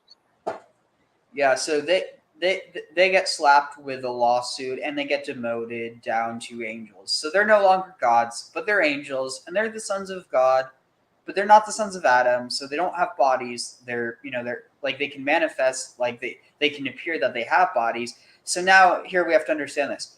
Was there an understanding of a Jesus that didn't have a body and that was celestial? That's what the mythicists claim, and there's not really much evidence for it at all. You can claim that Jesus was like the incarnation of an angel, but that's not like that's like you definitely you do have this idea of like angelic incarnation in the Second Temple period, but it's nothing specific to Jesus. Like all this stuff it doesn't prove the divinity of Jesus. It proves that Jesus was just like us, but it's not to say that he wasn't in a higher spiritual state. Not at all. It's not to say that God didn't send him. Not at all. It's just like he wasn't God. And like, you know, the idea that a man can be God is completely, it's like in the same way that the idea of a sinless man being put to death for sin, and somehow that breaks like the coding of, you know, of heaven and hell. It's similar with this, that God cannot be man and man cannot be God. God purposefully separates, or like basically you have this, you know, you have the nothing and then you have the infinity, and from the infinity you get that separated into different parts, and part of that infinity that emanates from God but is not God, but it emanates from him, that is what like that is what we are. And so there's this idea that we come from God but we are not God. It's the me and the ma. No, that makes sense. I was going to say, following up on your previous one, it sounds like you're saying the angels should be happy that they weren't totally euhemerized down to humanity.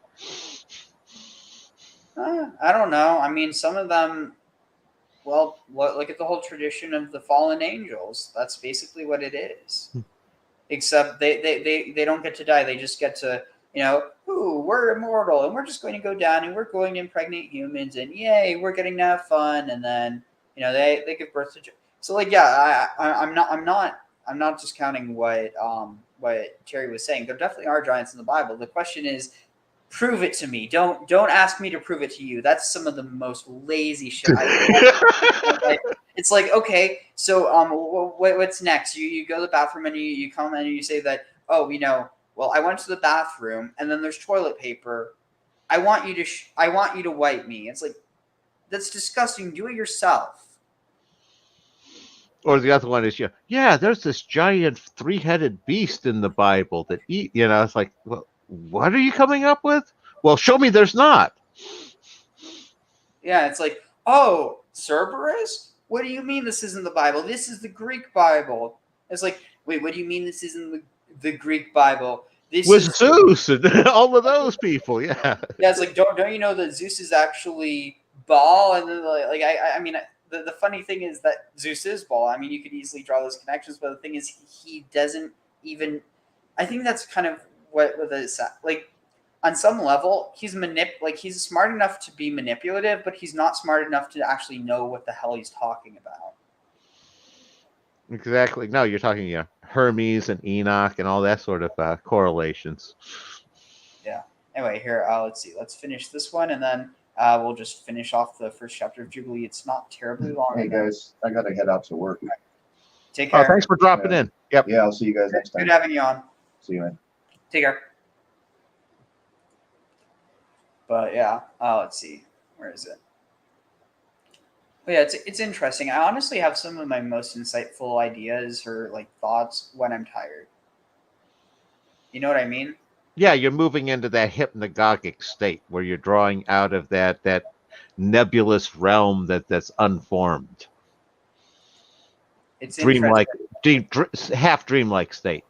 It reminds me of that one thing that we were listening to with I think it was Sana. That was it. Sleep is 1/60th of death. Dream is 1/60th of prophecy. So on and so forth. You know what I mean? Yeah. No. I was thinking the same thing before you said that. Interesting. Yeah. And I think this is one of the reasons why it's really like I wouldn't have had any of these thoughts if we hadn't read the Sefer Yetzirah, honestly. It's like it compounds the understanding, and I think that's the beauty of Kabbalah. It's not like, oh, you're going to learn how to do these special rituals. I mean, like, yeah, you can have rituals, but it's not like you're going to actually cause anything to happen that wouldn't have otherwise happened. It's like, it's all about, like, it's almost all mental, and that's really what it is. So that's one of the reasons why even if you don't believe in God, it still can be useful, because the thing is, even if you don't believe in God, God believes in you because you exist. Here's one of the ways to remember it is this is back before we had science and all of this worked out. That was basically the form of education. You didn't go to school you learned the Torah and the Kabbalah. Oh, you know what that actually reminds me of? No, what? So here, let me see if I can find it. So, let's see. So this is something you see a lot in the East. The further west you go, you start to see it disappearing. Let's see. Let's see. Here. I'm trying to find the right one. Is this the right one? Maybe, I'm not sure. So interestingly, so dror yikra means like kara. So yikra is something you cry out or call out, and then dror is freedom. So it's like a freedom cry. So first of all, so this isn't what I was talking about, but listen to the way that they speak in like their traditions. It's one of the most beautiful ones, and how simple their candles are. תביא מגבת, תביא מגבת, תביא מגבת. יעקב, תביא איזה מגבת.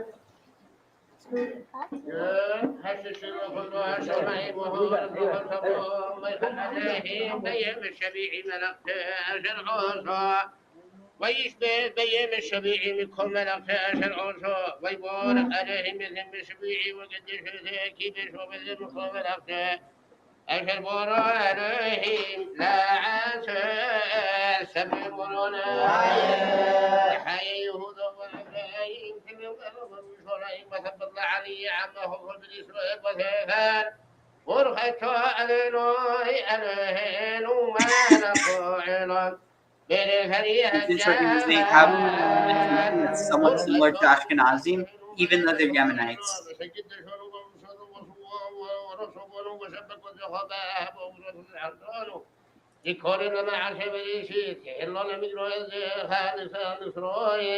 وشبكوا سخاء فأهبوا أبروسا حلفونه ورخته أذنوه لقديش الشبون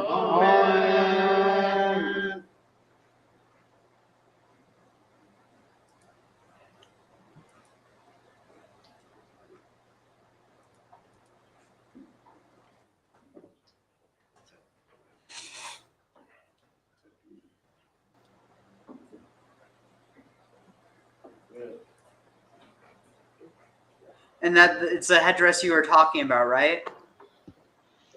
With the wedding one? Yeah. They're similar. Similar.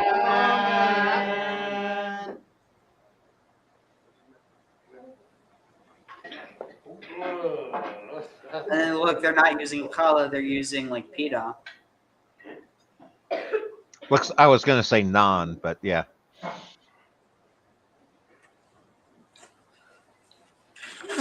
Probably somewhere in between naan and injera. Naan, injera, and pita. Because you have to keep in mind that it's right on the was it the Horn of Africa? Like on the other side? Yeah, right the other side of the water.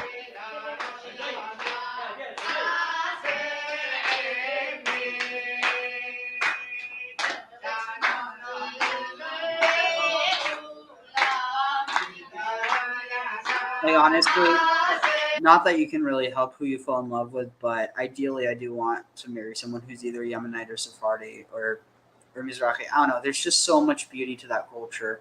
And like, I don't know. It's interesting because sometimes women will end up like converting to, or not converting, but they'll end up kind of switching to the custom or the, it's the, like the Adar, like the tradition, what's the word? It's the, not Musar, it's, dang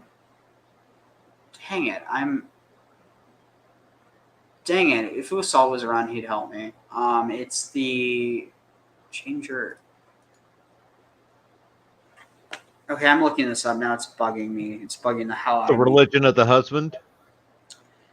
So not religion, but the, let's see, tradition, or, name for tradition type in Judaism based. Because I'll share one of my observations while you're looking that up, Ariel. Is one of the things that jumped out at me is how much the chanting has been lost in modern religious services, at least that I've seen in America, with the advent of microphones and more of the modern music and things like that in churches.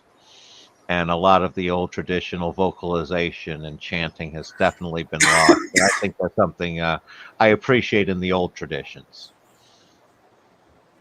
All right, let's see. So, minchag, that's the word I was looking for. So, some women will convert, or not convert, but they'll switch the minchag of their husband. But I mean, ideally, I'd do the other way around, because the only other way would just be to stay what I am, which is not really even what I practice. Like, because I like the type I like is very much more like Sephardic, if anything. But anyway.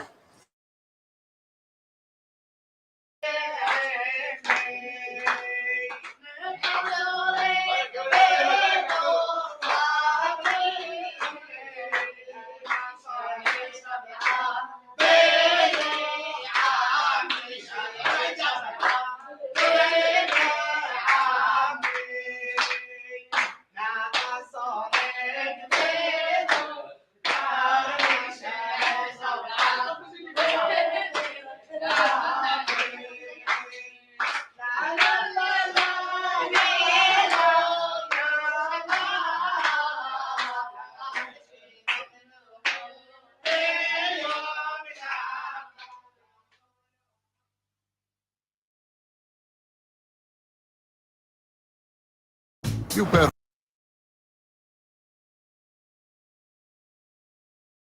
Let's see. So where's the actual? Oh, right. So we're going to. Oh no, that's what I was looking for. Right. Okay. So let's see. Right, so let's see. Oh shit. One second.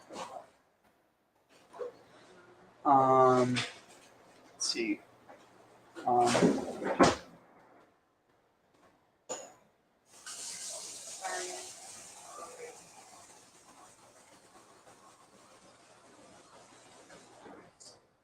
right, look at this.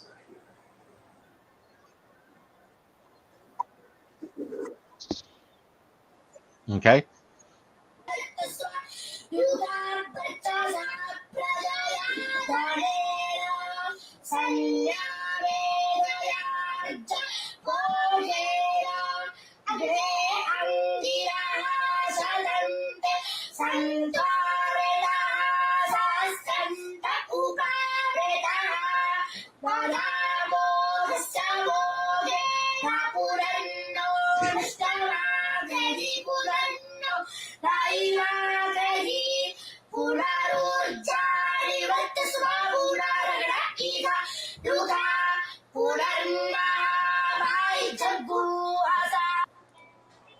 So what are your thoughts on that?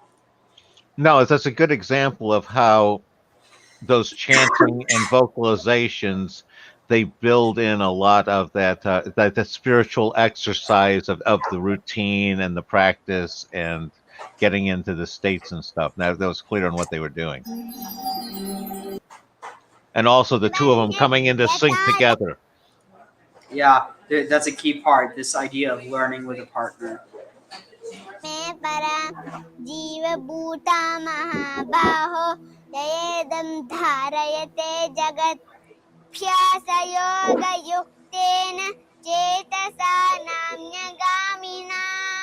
Paramam Purusham Davyam Yadi Parthanuchintayan Kavim Puranam Manushasitaram Anoraniyam Samanusmareja Sarvasya Dhataramachinkarupam Aditya Varanam Tamasaparasta Prayana Kale Manasa Chalena Bhaktya Yukto Yoga Bhalena Chaiva Dhruvorbadya Pranamavesha Samyak Satam Param Purusham Upaiti Davyam Yadaksharam Veda Vido Vadanti विशन्ति यतयो वीतरागाः यदिच्छन्तो ब्रह्मचर्यं चरन्ति तत्ते पदं सङ्ग्रहेण प्रवक्ष्ये पाम्यहमहं वर्षं निगृह्णामि सृजामि च अमृतं चैव मृत्युश्च सदसच्चाहमर्जुन त्रैविद्या मां सोमपापूतपाप यज्ञैरिष्ट्वा. Anyway, the point is that before you have writing down, people remembered a lot more. No, that was exactly what I was going to point out. There is, you have with the Indian tradition, with their preservation of the scriptures, was exactly this sort of chanting, which was practiced, and led and practiced in the continuity, and you had to hit the right tones, the right pronunciations. And it's very similar to what the Torah was preserved with more of a letter version, where you had to do the gematria count and the lines and the double checking of all the letters. And it has a similar sort of written on the Torah side, oral here, and also the issue of trying to get any sort of reasonable dates for how old things like the Bhagavad Gita is difficult, because they used bamboo leaves for their substance to write on, and just recopied from bamboo leaf to bamboo leaf for centuries. And those preserve worse than anything in the Western world.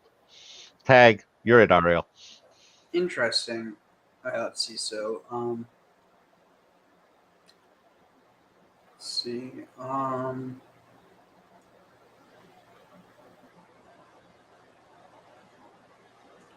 Oh, here. This is a really good one. I think this might have been sent to me by Jesus. Yeah, Jesus was who we were talking about some of those theological points with.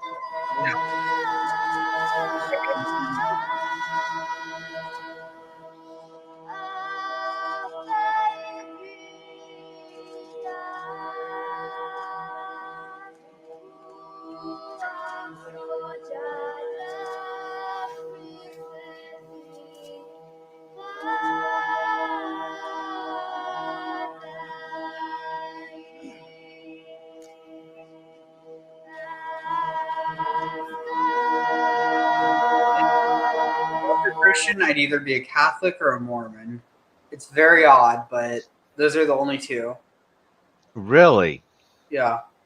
It has to do with the recognition of the divine feminine. Okay. Yeah, I mean, Mormonism's a bit more overt about it, but it's there in Catholicism. And I mean, I like also just the ritual. I really love the ritual. I was going to say, I could see you for the tradition for both of those. Yeah, it's like in sensibility, it's hard for me to sit there and not picture you as like fitting in with the Quakers well. Yeah, I could see that. But yeah, I mean, I have to admit, some ideologies, yeah, I definitely don't like, but the ritual itself, I dig it. You dig some pomp and circumstance. Yeah. And incense. Don't forget the incense. Oh, absolutely. Like, I mean, I suspect it still would have been around even if it wasn't for the church, but the Catholic Church has been like one of the greatest importers of incense in the entire world. And they were able to bypass prohibition too with the wine. Interesting. Oh, wow. So maybe that's part of the reasons why you had the evangelicals and the Baptists so concerned. Well, never mind, Baptists are evangelicals. Anyway, why you had the evangelicals so concerned about rising Catholic influence in the country, because they probably saw all the bootleggers as Jews and Catholics. Well, and it's also the idea of you can't be true to the Pope and to the Constitution at the same time, and the Catholics have already declared their allegiance. Okay, wait. So you're telling me you can't be true to the Pope and to the President, but you can somehow be true to the President and true to your cult leader, and that's completely all right. Well, yeah. You get it. You understand this perfectly, Ariel. doesn't add up to me. I don't know. Something's a bit fishy here. Well, you're not looking at it from the cult leader perspective. What's yours is mine, and what's mine is mine. So what's ours is mine, and nothing belongs to you. Yeah, and it's like most politicians are basically mini cult leaders these days. Yeah, I can get behind that. I mean, at the end of the day, they're just building up cults of personality. I mean, you have some people who actually care about policy, but at the end of the day, where does that go? You don't get policy done without the sufficient action. And by the time you get enough attention, you're too corrupt to even get what you started getting popular for in the first place to get done. Like, it's a never-ending cycle. Exactly. So why not just go straight for it, go corrupt, build your cult of personality, and cash out? That's the whole point of it, right? I mean, to be fair, usually cashing out doesn't actually equal making money. I mean, sometimes it can, but I mean, look what happened with, the People's Temple. Look what happened with the Hale-Bop people. At the end of the day, cashing out to some people does not mean reaping in the rewards. It means taking it to the next level, and usually that next level is not a level you want to take it to. Well, I agree with all of that, but I was talking politicians, not the religious cult leaders here, where they managed to make it where it's not illegal for them to do insider trading. So they also have taken all of that to a next level. Interesting. It's almost like Jesus would be rolling over in his in the Holy Sepulchre if he knew what was happening. Well, I mean, I guess depends on how you view it. Do you, once you're dead, do you know what's, given? Okay, so without getting into the theological debate, whether Jesus is alive or dead or in heaven or, in the grave or whatever, without getting into that heated theological debate, he is rolling over if he's in the grave and rolling around like squirming or cringing at the response of seeing how basically what he did in overturning the tables of the money changers, like he basically just got rid of one group and replaced them with another. So it's like in the old times you had the money changers, now you have lobbyists. Personally, I would prefer the money changers. I actually thought you could interpret that as he was overturning the money changers in order to say the money shouldn't be going to the government, and he was actually endorsing the wealth gospel instead, where the money should be staying with the priests and the preachers instead. Or did I miss the point of that whole incident there, Ariel? You're just taking it to another level. I mean, at its basis, he was saying that money should not be exchanged in the temple. But on top of that, it's this idea that if any, it's also this level of social, and not in the what's the word?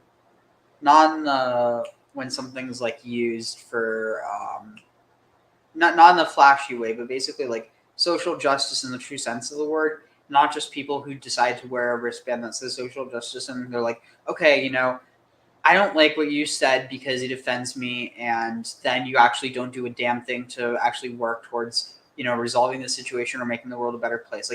Obviously, there's such a thing as calling out people when they're doing hateful things, but it's another thing when you actually just end up polarizing people. And I just want to be clear, because this has nothing to do with, what happened before with it, not even disagreement, but just kind of this is completely separate from that. But what I'm thinking of specifically is when you have these let's go black out our screens for put different filters on for different causes. It's no different than the whole cause of putting a wristband on.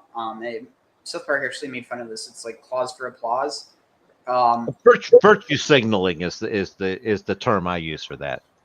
That's easier. But yeah, at the end of the day, that's nice. There's nothing wrong with that. But the thing is, that can't be where you start and where you end. Exactly. It's a public display that may not actually impact the problem. Yeah, because otherwise, and obviously it's not always going to be this extreme, but I mean, imagine you're in a toilet or you're in a bathroom and it's overflowing and there's shit all over the floors. And so you can complain and just say, hey, there's crap here. But wait, shoot, what was the connection I was drawing? What was I just saying?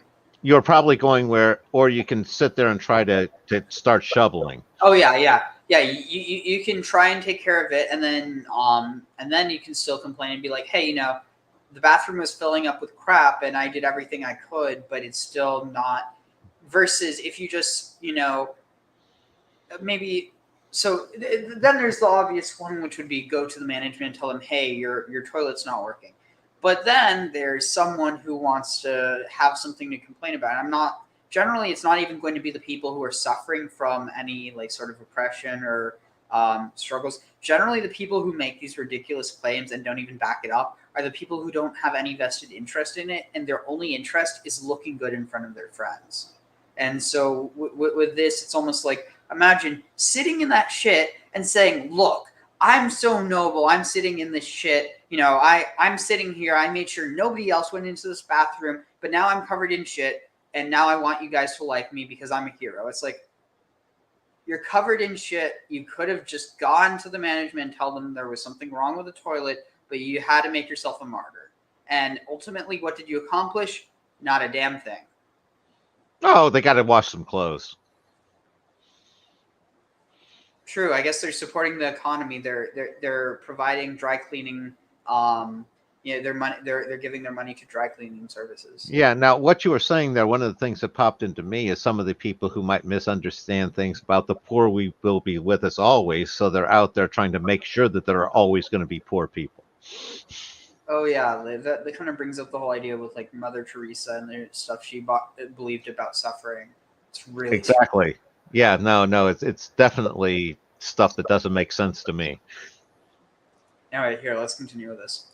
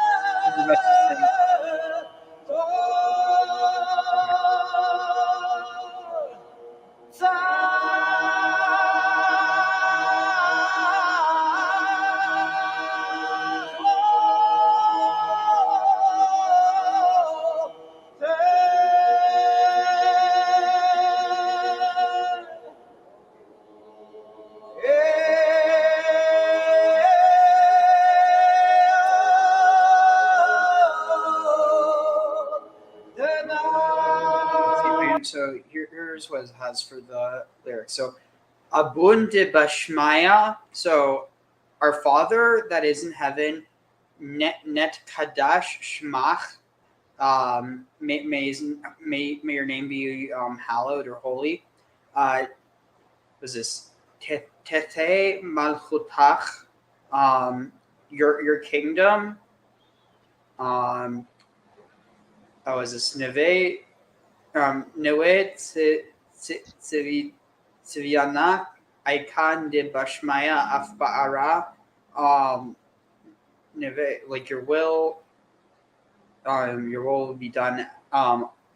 Icon. Wait, was this icon? Icon must be on earth. Oh no. So icon de Bashmaya in the heavens, Afbaara, as it is on earth.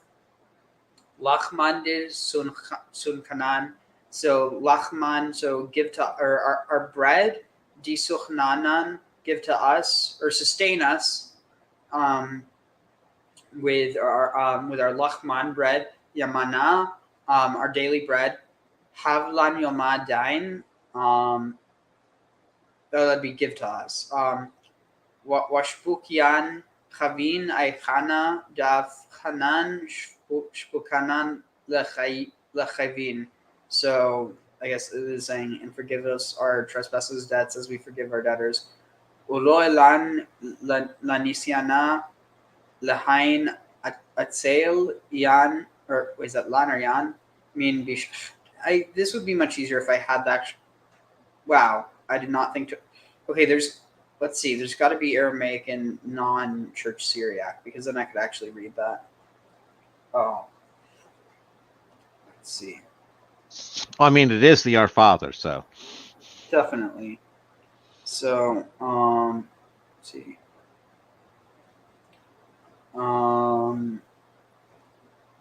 Here, maybe this one. Oh, wait, here, I think I found this. So let's see. Abundishmaya, debashmaya, nitkadesh tivhe machutach, newe, sabionach, aikano debashmaya, of baro, havlan lachmo de supananon, yamono, waspuchian haiban. Let's see. So, and forgive us our debts and our debts.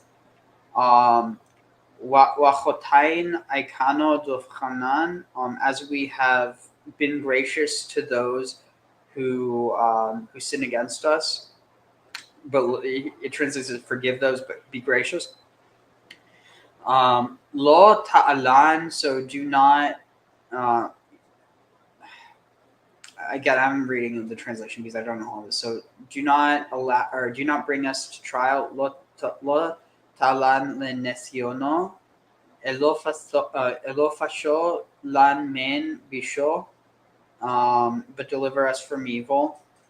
Metul de dilochi, for yours, for it is yours. Malchuto, your kingdom. The chaylo, and chayil. Oh, it's from chayil, and your vigor, your strength. The Viteshbuchto, and your glory, I guess. Leolam Olmin Amin. So Leolam Olmin. So to eternity and until eternity. Amen. Interesting.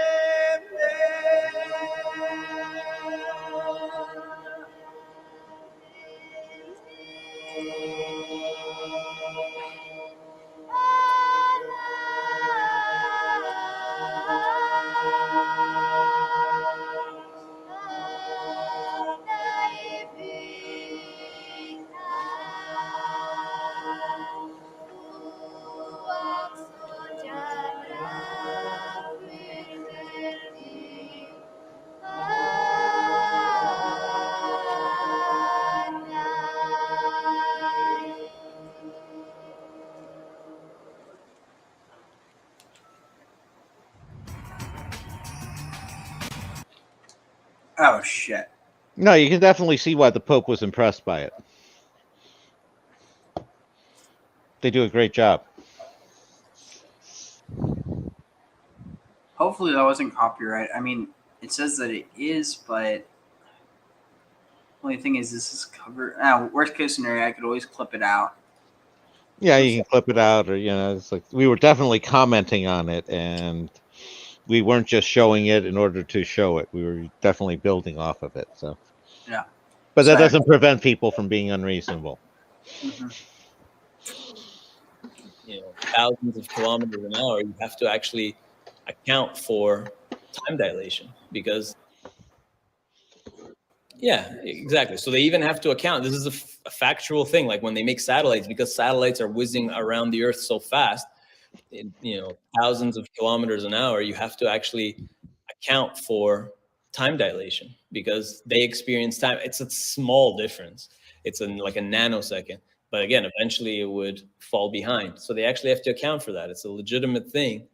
And you can do this experiment with like very precise atomic clocks. They will run differently in different places at different speeds. Different gravities will affect how time runs. So time is totally relative. And that was a core message a long time ago, that we have the ability to overcome time, that we shouldn't feel like we are subject to time. We all do it. We have all experienced these moments where, sometimes like you do all the stuff, you've accomplished like a million things, and you look at the clock and it's only been like 20 minutes or something, or like an hour. You felt like it must have been like 5 hours, but it only like an hour passed and you're like, oh my gosh, how's that possible? Like a little miracle. Or vice versa, which happens more often, where you feel like it's been like 10 hours, but it's only been 1 hour, and you're like, oh, what's like, you know what I mean? This is so slow, like you're sitting in shul and it's not ending on Yom Kippur, and so that's how time is, and that's what the Torah message was all along. That don't feel like you're subject to time. You have the power to proclaim the months. The time should follow you. When we say it's the new month, that's when it's the new month. Right? That's the idea. That's the beauty of time, and that's why Jewish time is so complicated. We have a shazmanit, like time is always changing. The length of an hour is changing throughout the year. We don't have these like set time values, and it's always fluid. Time is very fluid. And I think that's the beauty of the message here, that we have the ability to transcend time, and in that way be godly. Yeah, that's the idea. Yeah, so we'll end it there. We all have that one bathroom in the house. Actual text now, and then we'll finish off there. Sounds good. So here, let's see. Jubilees. Interesting. So this is broken down into 50 parts. I mean, that makes a lot of sense. So let's see. Chapter 1 has how many parts? It's not terribly long though, which is a nice thing. Wait, is this all one? Shoot, what the heck is there? Are they each 50? What? This is insane. Okay, we probably won't finish the first one, but let's see how far we get. So, let's see. These are the sayings, or the portions, the division of the days, or the division. Yeah, the sayings of the divisions of the days upon the face of, or no, upon the mouth. Al-P. Oh, according to the Torah and Ha'edot and the councils Lit Toldot. What was this? I'm just going to read this. So this is a story of the division of the days of law and testimony of the events of the years of his years, weeks. Let's see, where is this? Yamei Hashanim Al Haaretz Kasher. Wait, where is this? Yeah, I'm just going to read the English. So, of his years, weeks, of his Jubilee throughout all the years of the world, and the Lord, as the Lord told Moses in Mount Sinai when he went up to receive the tablets of the law and commandments, according to the voice of God, and he said, "Climb to the top of the mountain." And it came to come that in the first year of the Exodus, Anno Mundi. Wait, what? The year of our Lord. Oh, it's saying the Anno Mundi. Wait, what? Anno Mundi is the beginning of time. It's the first year. He's talking about this as the beginning of creation. Oh, okay. So basically, so that just got reapplied to be Oh, interesting. Okay, so, oh no, never mind. Sorry, it's just tired. Okay, so climb to the top of the mountain, and when it came to that, in the first year of the Exodus, Anumundi, of the children of Israel of Egypt, in the first month, on the 16th day of the month, God spoke to Moses, saying, "Call Allah Eli, so come up to me, po hahara, here upon the mountain, ve'atna, and I will give to you, I will give lecha to you, et shtei luchot ha'evan v'torah hamitzvot asher katavti lehorotam." So come up to me here on this mountain, and I will give to you the two stone tablets of the Torah and the mitzvot, and mitzvah that I have written lehoratam for you to teach. And so Moses went up to the mountain of God, and the glory of the Lord. Okay, this is interesting. V'ya'al Moshe, and Moses went up, El Har HaElohim, went up to the mountain of God, V'yishchun. This is the same root as Shekhinah. So here it's saying the glory of the Lord rested upon Mount Sinai. The Shekhinah rested upon Mount Sinai. Interesting. No, this definitely is evoking a sort of that energy climbing the spine. Like they also, that's a Kundalini they also had in the videos we've seen, with the energy climbing back up again, with Moses climbing the mountain and the Shekinah being what he's climbing. At least that's sort of what I'm sort of seeing here. What are you tracking with that, Ariel? A bit. I mean, I think you might be a bit like on your own, but not to say it's wrong. It's just it's you're very focused on that interpretation of it, which it's not invalid. It's just all right. So I'm just running to see, and again, I can easily cut off a limb behind myself, in which case I just climb back up the tree again. So Vayishkun Kavod Adonai, and the glory of God dwelled al Har Sinai, upon the Mount Sinai, V'yisahu. Wait, no, Yiksa. Wait, Kasa, Mukhsa, forbade. Wait, no, covered. He said, duh. I don't know why I didn't. So, and he covered. Okay. So he. So the glory of God dwelled upon, or it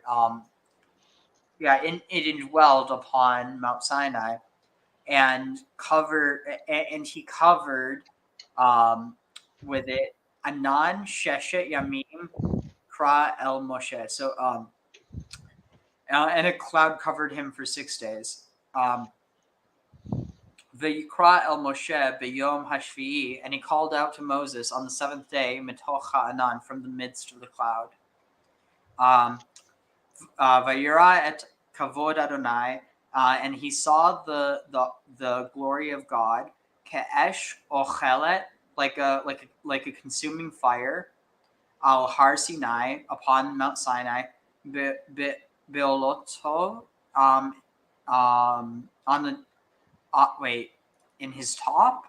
On the top of Sinai, lakachat et luchot. So he took the tablets, ha'evan ve'hatorah. He took the two tablets in the Torah and the mitzvah, according to God, asher amar, according to what God said to him, alav Allah, to him upon El Rosh Hahar, upon the head of the mountain, or the top of the mountain. Any thoughts so far? Yeah, I'm definitely picking up a parallel with the 6 days on top of the mountain, 6 days of creation. I'm picking up that being sealed over top with some of what we were exploring with the sealing with the both the three mothers, and then the sealing, various different sealings that we went through when we were examining the drawing through the energy and creation of the various different parts and man and woman and stuff. those are all resonating with me. Any of that clicking with you, Ariel? Wait, sorry, just the last part again. Oh, just also that whole sealing process where they were talking about bringing the energy in and then crowning and sealing and all of that one. Where And are you getting? I'm picking up some of that with the 6 days. Oh, okay. Because you were sealing it with the 6, which was basically the flower of life. The flower of life. Not flower and then tree. I didn't personally see it, but I mean, it's definitely. It's not like I think that you just need like a graph to kind of connect the two. But anyway, so let's see, where are we? So Vayihi Moshe, and so Moses Behar Arbaim, so he was on the mountain 40 yom, so 40 days, Varbaim Lila, and 40 nights. V'yirhu, and he V'yirhu Adonai et asher haya ve'et asher yihya. So, and God taught et asher, all that asher haya, all that was, ve'et asher yihya, and all that would be. So that's interesting. So this is almost like this idea of predestination. What are your thoughts? Yeah, I'm sitting there and definitely is conveying that God has the predestination in his hands, and that's what he was teaching to Moses. And I'm also the 40 days, that's a regular sort of thing with the 40 days in the desert sort of concept. And it's an echo of the 40 years that they spent in the desert as well. Do you know what the 40 represents, though? Oh, refresh me on that one, Ariel. 40 years is a generation. That's right. So, so the 40 days and 40 nights of the rain, that was in order to destroy the corrupt generation. Again, that's very what that actually means. Then you have 40 years in the desert to purge the Israelites of their Egyptian corruption. And then you have 40 days on the mountain in order to receive the Torah. No, makes sense. I'm tracking with you. All right, so let's see. So, Vayilamda et Chlukat, and let's see. And he learned the division of the days, according to the Torah, Ha'edut Laomer, and the witness of the testimony, the witness of the testimony. So, let's see. Haskat, Schat. What's this? Sukkot. So, Hasukat. So the booth at Kol Hadvar, the booth of all the thing that I dover speak, alich upon you, vikatvehu, and write al sefer lama'an, and write on the book according to Yadu, like the knowledge, Dorotehem, I'm not sure, maybe generations. Ki azavti, because you abandoned otam, us. No, you, wait, ki azavti, because I abandoned you, plural. Al kol, upon all, hara'a, all the evil, asher asu, all the evil that you did. Ki saru, because you turned, would it be? Yeah, because you turned, mean habrit, turned from the covenant, asher anochi, koret, you turned away from the covenant that I cut with you, cut hayom, that I cut today, beinei, between ubeinech, with my children and between them, Behar Sinai liderotehem, between me and their generations upon Mount Sinai. So this is interesting. So here it's saying, and write them in so I shall speak to thee on the mountain and write them in a book, in order that their generations may see how I have not forsaken them for all the evil which they have wrought in transgressing the covenant which I established between me and thee for their generations this day on Mount Sinai. What do you think about that? I think it's definitely echoing that whole predestination concept, because they're talking about how basically God already knows all the transgressing that's going to happen against the covenant, even though it hasn't been established yet. And since he's such a great God, he's going to give them this book ahead of time anyway, even though they're not worthy of it. So the Hayaki, and so there was that Tim Sa'an. See, and it'll come to pass, or it'll come to be found, Otam, that they wrote, I'm not sure, that their friendship, that their great friendship and distress and poorness, or wait, what's on and the questions of their words, maybe, or no, it would be the answers of their words. There's also, let's see, on I know it can be a bunch of things. Afflicted, I think it can also mean poor. I'm not sure. The afflicted, the word, this word lifnehem, before them, la'ad, to until the yadu, until they know ki tzadakti, that I am righteous, mahem, from them, bekol mishpatem, from among all their judges, v'chol ma'asehem, and all their builders, maybe, v'yadu, and their knowledge, ki haiti, that I mehem, that I am with them. Let's see, and thus it will come to pass, when all these things truly come, when these things come upon them, that they will recognize that I am more righteous than they in all their judgments and in all their actions, and they will recognize that I have truly been with them. Yeah, definitely more of a follow-up from the previous one, where it's this is what's about to come at you because I know it, and you're not worthy, but here it is anyway. Let's see. So v'ata katuv, and you write lecha. Wait, and what is this? And do thou write for yourself. So v'ata katuv lecha. So it's a question. And you write for yourself at kol hadvarim asher anoch. And you write for yourself all the things that I have told you this day. Ve'aznach, zanach, azan. I'm not sure. What was it? Oh, in your ears, that yadati, that you know, at Miriam. Let's see. What's this? Miraim? I'm not sure.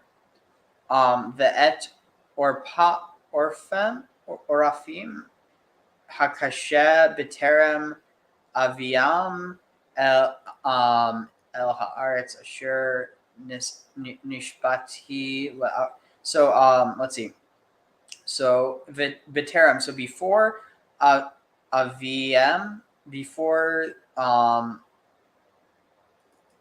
not sure. Oh, before I before I bring you to the land that I have sworn to Abraham and to Jacob, or to Isaac and to Jacob, to tell their seed, you or saying, oh wait, unto the seed, or unto their seed, that you etaretz zavat chalav udvash, that your inheritance is the land flowing with milk and honey. Let's see. So zavat is flowing. Yeah. So the achlu, and they will eat the shavu, and they will be satisfied.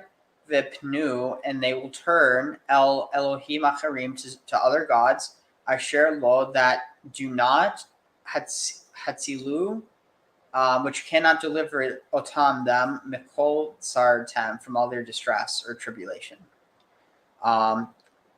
So here I'm going to take a quick break. I think we can do these short bursts of 10. That should work.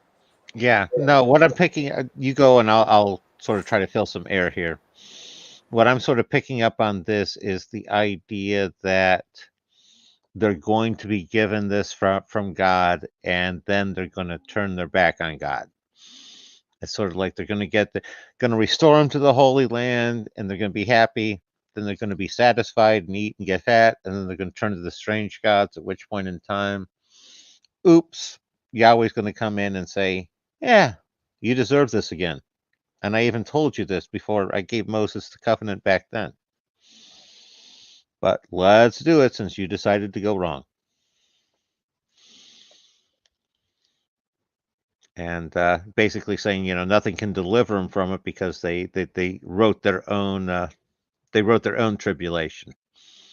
Sort of like Ghostbusters, choose the form of the destroyer. And this is what they picked. So let me. But definitely, it's definitely a build up here with a. This is how things are going to be, and you're going to do all this stuff, and this is it. In the English on the next part, and Ariel will pick up on the Hebrew is, and this witness shall be heard for a witness against them, for they will forget all my commandments and even all that I command them, and they will walk after the Gentiles.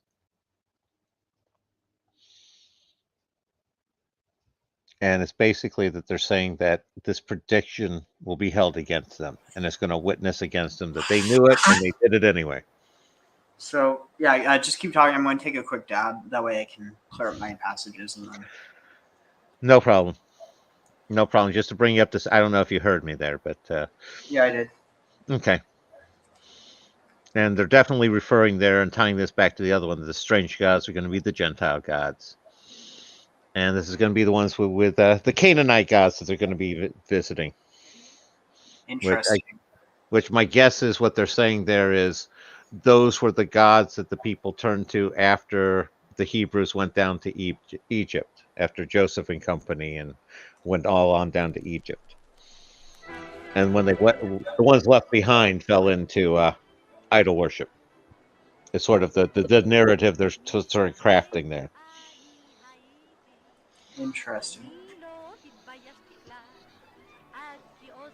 I'll just put on some music in the meantime. Go ahead.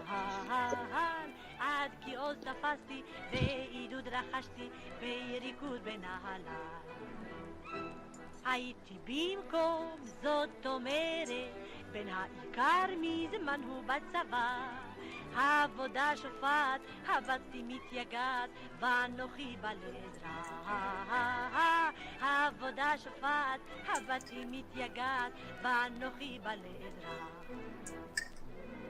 היא הייתה יופי של ילדה שערותיה שערה בים דגן נוהר היא הייתה אגדה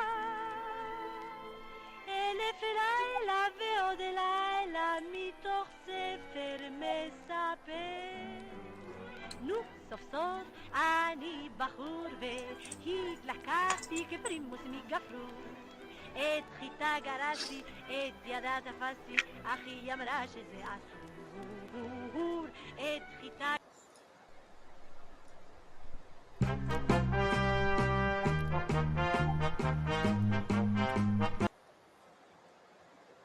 Oh, shoot. That, let's see. Oh, here, this one's good. This fits the theme. Shir Todah, Song of Thanksgiving.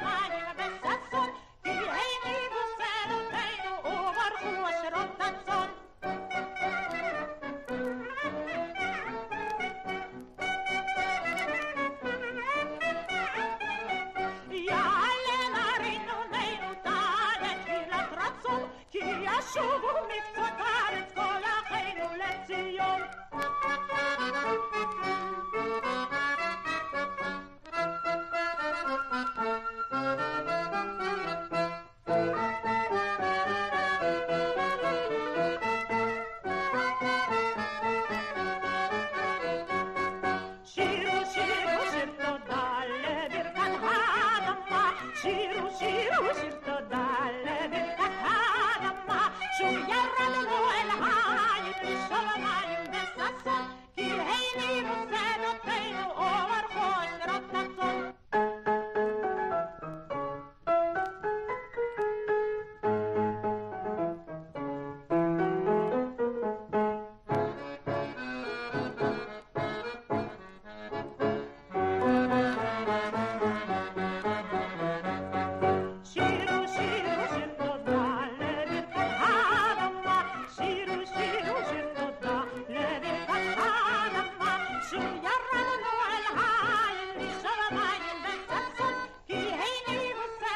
Happy 420 of the stream, everyone.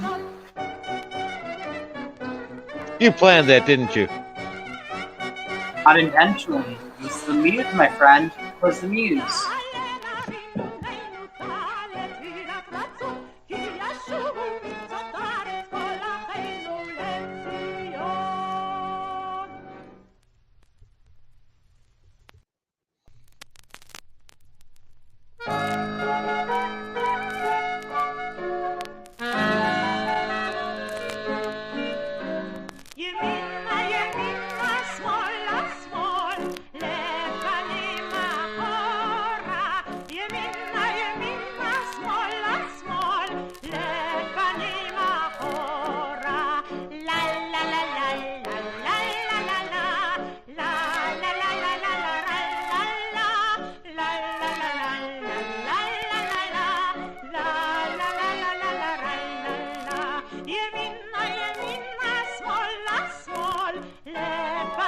Context, Yamina is right, Smola is left.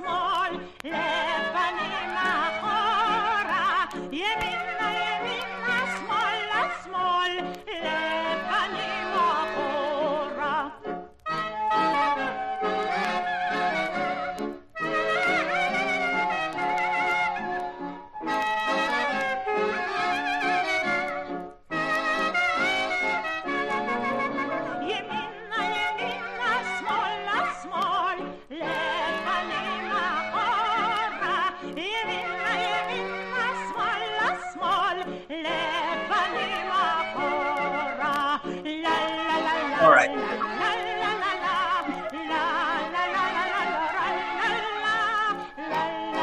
Really amazing.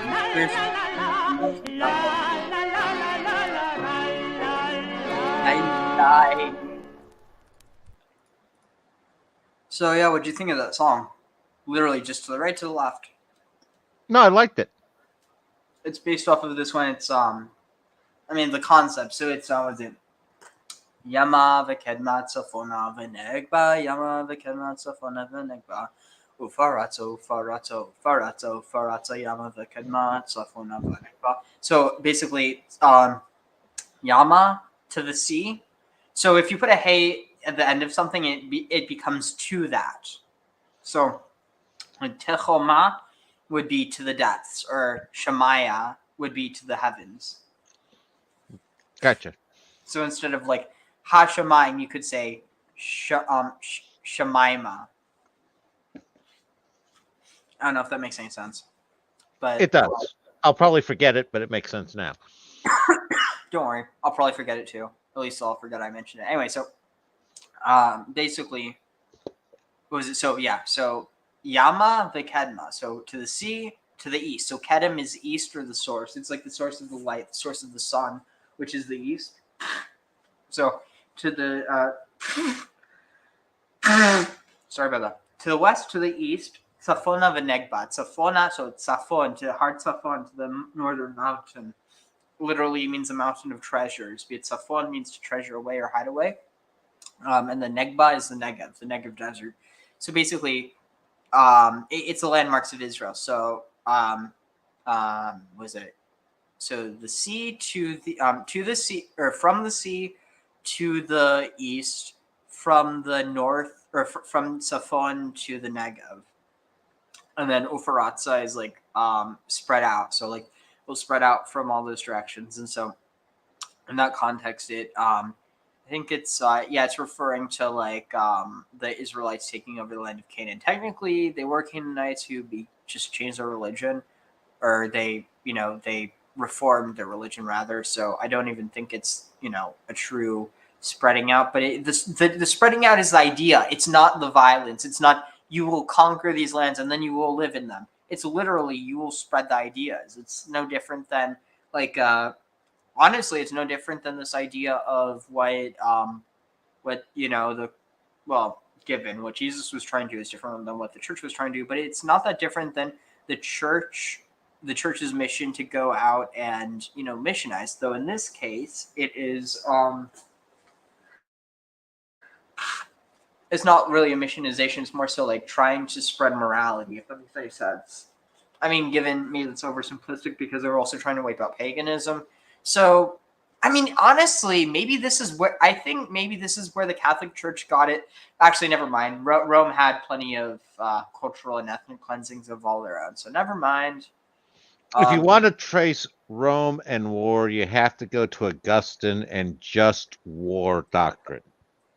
Well, actually, so now that I think about it, Israel was already established by the time that Rome was still in diapers. So it's entirely possible that Rome did get this idea, or maybe not that they got the idea, but at least that the church got the idea from a fusion of the tradition of the Canaanite conquest fused with the Roman legacy of war. No, easily could have happened. I can endorse that. Wait, you endorse it, or you endorse the idea that it could have happened? I endorse the idea. Your idea. I don't endorse the conquering thing. Yeah, big distinction. Yeah, what you're trying to say is that the edict to the Jewish people wasn't, basically the vine vide vice, don't go in there, slaughter everybody, and take their stuff and live. Basically, yeah. So let's see. Back to the tab. So, Nishma and you will listen, and we wait. What is this? So ha'edot. So this witness will be heard by them or against them to them ledat ki yishkachu et. Wait. Huh? Let's see. So it says, and this witness shall be heard for a witness against them, for they will forget all my commandments, even all I command them, and they will. So let's see. So lahem ve'edah ki, and the witness that yishkachu, that forgets at kol all of my commandments, asher that I mitzvah otam, that I've commanded of you. Sorry, still. I mean, at least I'm not as congested myself. No, You sound a lot better than you did the yesterday. I think it's probably the prednisone. But yeah, hopefully I'll shit, I'm getting a phone call from God knows where. Hang up because I do not know that number. Okay, so okay, this is interesting. It doesn't say anything here about walking after the Gentiles. Okay. What do you make of that they translate it that way? My thought is, as I was saying while you were off there, is they're talking about that they're going to basically abandon, they're going to come to the Holy Land, they're going to basically live a good life, and then they're going to depart from God's ways and forget about it because they're living the good life. And that's going to be held against basically the fact that they were told ahead of time that was going to happen, and they did it anyway, is going to be held as a testimony against them. And basically they're saying that what they're doing is they're walking the way of the Gentiles as opposed to walking the way of the Jewish people with the Lord. That's sort of my take on it. No wonder some fundamentalists love Jubilees. It's not inherently anti-Semitic, but it can be read that way. Well, can't the whole Bible be read that way if they want to? That's true. Okay, so Viznu achrei. Okay, so and they will lust or they will fornicate like after shikutse shakats.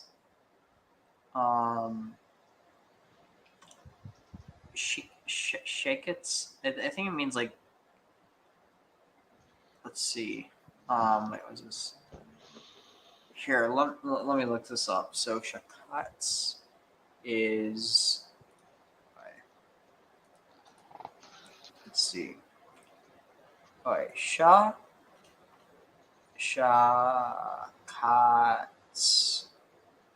Blemish, fall down, drop down, detestation, detestable thing, detest or make detestable. Okay, so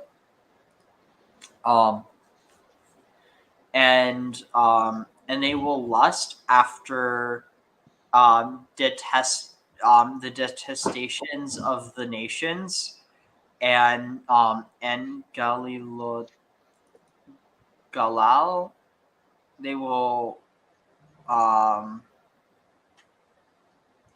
yeah, well now I need to look this up. What the heck is Galal? This is one of the things I love about learning Hebrew. Reading it, you can just learn it by literally reading it. Given you need a somewhat of a foundation in order to get to this point, but like this is seriously a reason to take Hebrew. If this interests you at all, it's a lot of fun. Given I'm very tired, so it might not seem as fun, but we were definitely going hard for a long time. I just want to finish this first chapter. Okay, so Galal. Let's see, Galal. So to be great. Oh wait, what? So to be great in rank or dignity on account of God, or often of God.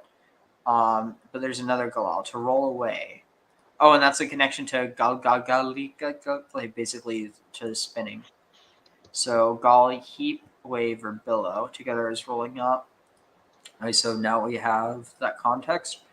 So they will lust after detestations of the nations, and they will revolve around them and serve Elohim, and they will serve their gods v'hayu, and it will be lahem for them. It'll be for mishkol.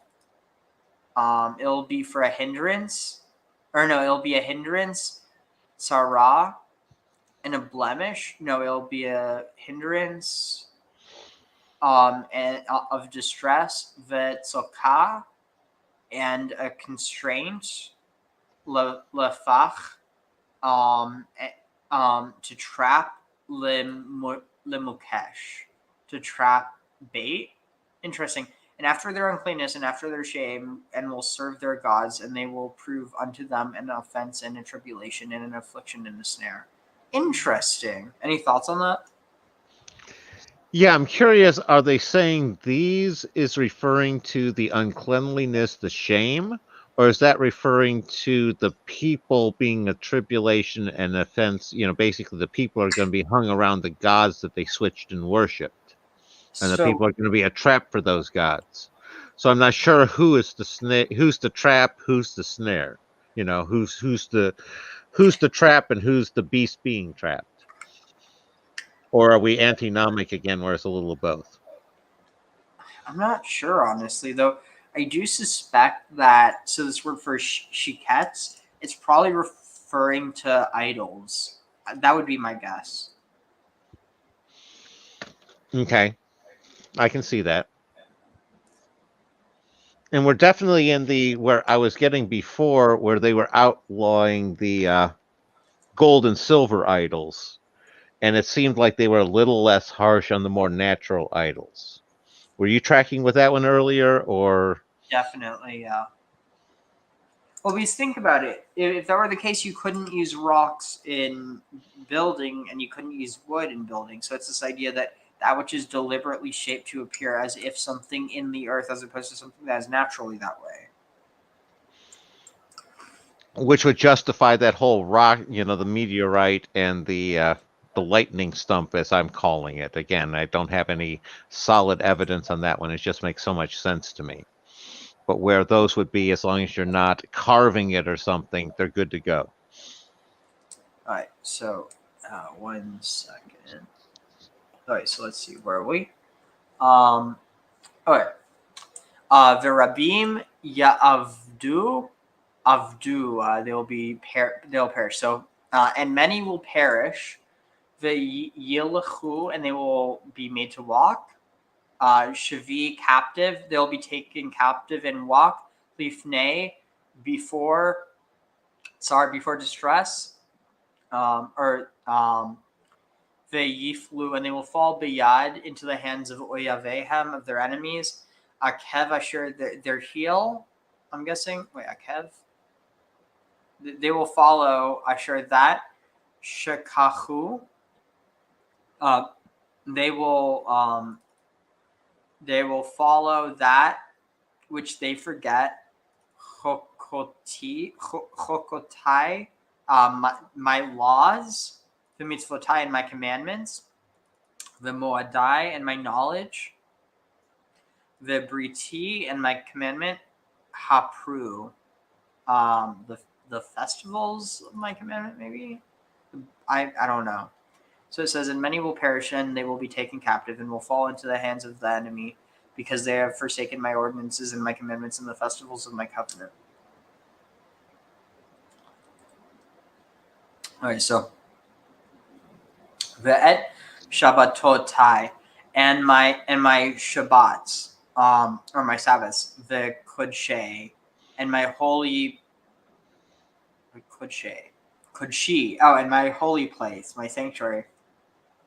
Asher hakdashti, that I have sanctified, betocham, amongst you, or hallowed for myself in their midst. The ohalai. Let's see, what's that? Ohalai.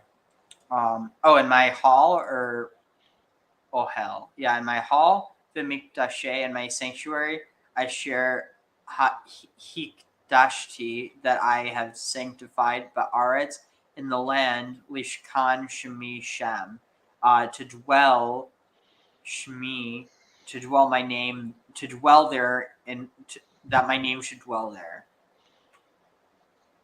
Yeah, one thing I'm picking up here is I'm seeing a 3-level with the names hallowed in their midst. It's hallowed in the tabernacle and hallowed in the sanctuary. Are you tracking with that one, and does that have any significance? So can you repeat that one more time? I'm seeing that it's the name, there's a holy place. It's hallowed in their midst, and it seems like, I don't know if it's midst, tabernacle, sanctuary, where you're dealing with a 3-layer embedding. Let's see. So you have Or in their midst, and then tabernacle and sanctuary is a 2-level.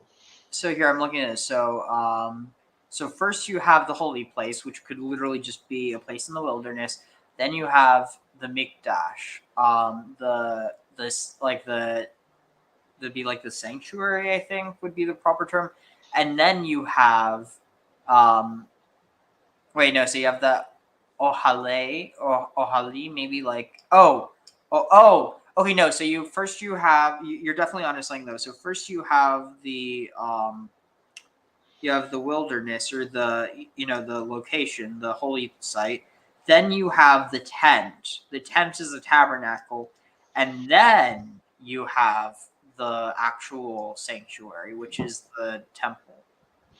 Okay, yeah. So it is reflecting that 3-level embedding that I was sensing. Fascinating. So, let's see. Where are we? Oh, wait, here. Okay, here. Vasulahem, and I will make for them mitzvot. Matzevot. Matzevot, so standing stones. Matzevot Evan, yeah, standing stones. The Pisle, etz, and statues, or like idols of wood or of trees. The Hishtachu, shatach.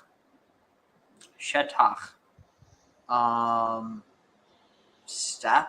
What's this? Let's see. Hishtachavu. And they will bow down lahem to them.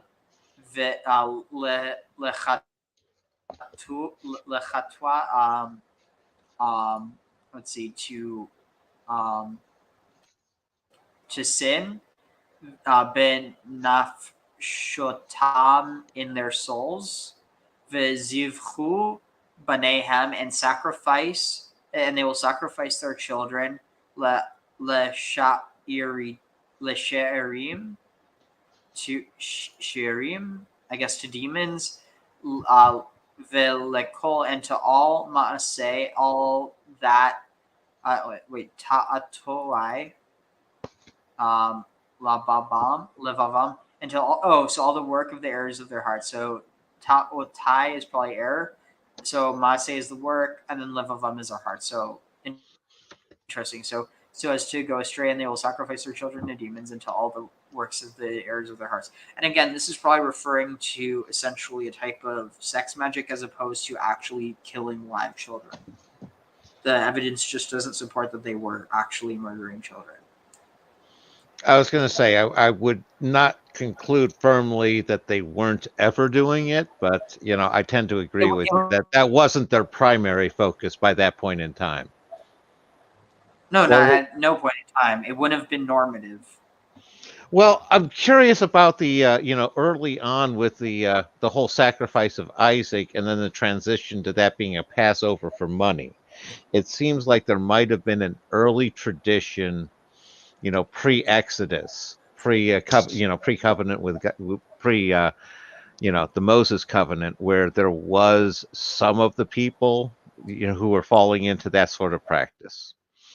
It doesn't seem inconsistent with the evidence. I agree with you. There's not necessarily evidence to conclude firmly that was happening, but I'm not sure we can conclude as firmly that it wasn't. Know what I'm saying there? I still tend to think that there was more pragmatism to those decisions than purely spiritualism. Like, I think probably in situations where you have too many mouths to feed, you choose to off the people who are, eating the most. And it's like, oh, they eat the most because they're blessed by God. And then it just so happens that, yay, we have more food for us now. Or like you brought up the other day in nature, where dogs or animals, when they give birth in a situation where the young aren't going to survive, it's not uncommon to reclaim resources and not spend extra, sort of thing.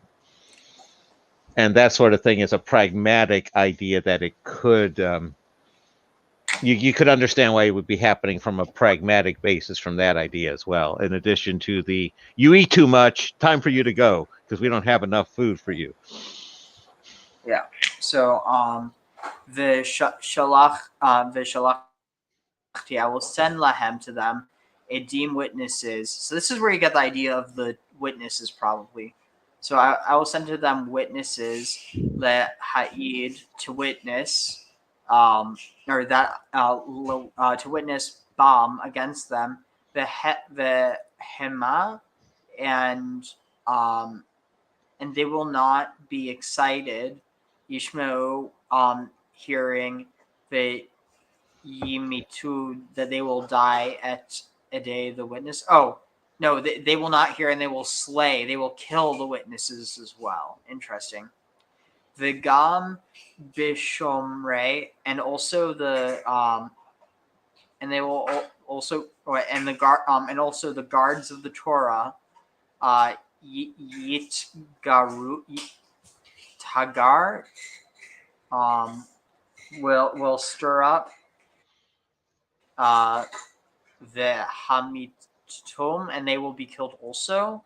Maybe no, wait. And they will persecute. Wait, is this Hamitum? Yeah, they will. I think this would be they will kill. They will stir up and kill the Al Toratai, and upon the Torah, upon my Torah, Yafsha'u Pasha. Here, so they will abrogate and change everything so as to work evil before my eyes. Let's see, 117. We're almost halfway through with this. Yeah, what I'm picking up in those two sections is the first part is clearly they're talking about the persecution of the prophets that are going to be coming, and how God, Yahweh's going to send the prophets, and the people are going to basically persecute him and try to kill him, not listen to him.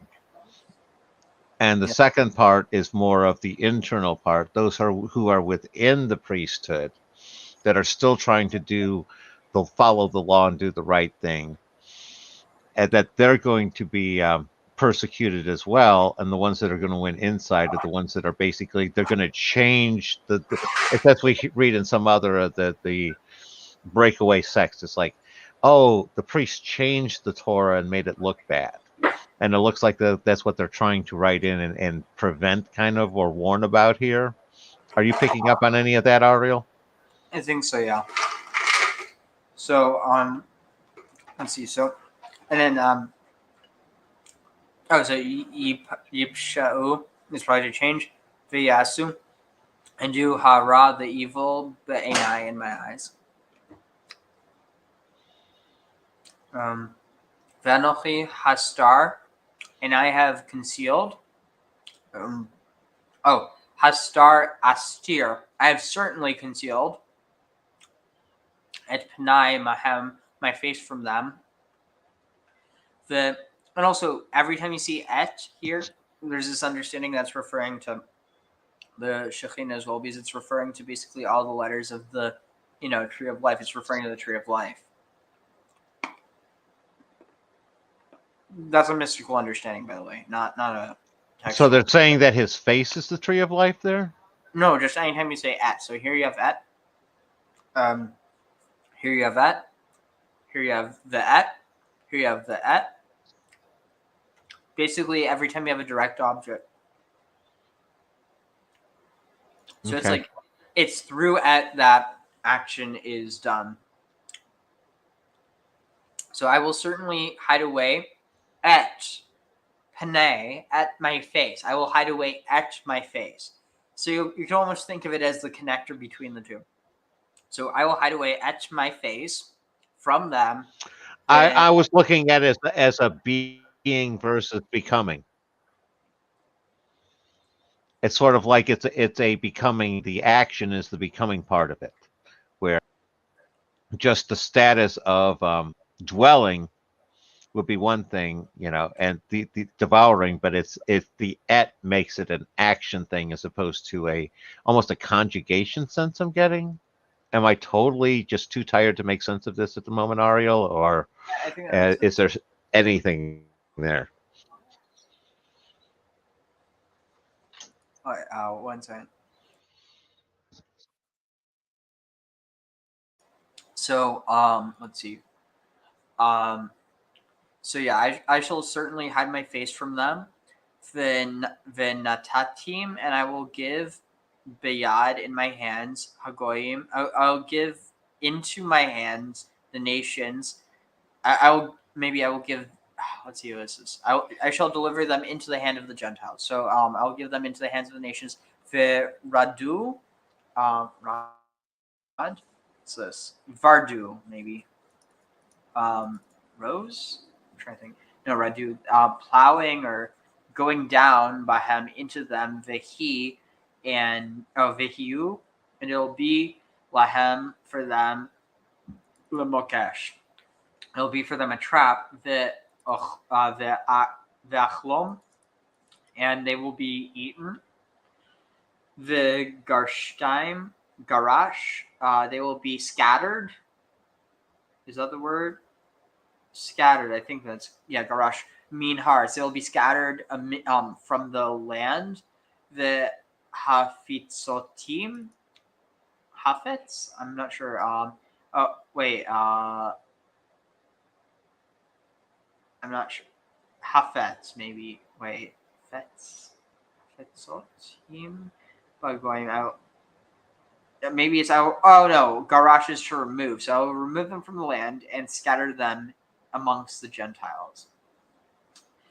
The Hema yishkechu, and they will forget at kol torati. They will forget all my teachings. The at kol mitzvotai, and all my commandments. The at kol mishpatei, and all my judgments. V'lo yishmeru, and they will not keep chodesh. They will not keep my months. V'shevet, v'shabbat, and my Sabbath.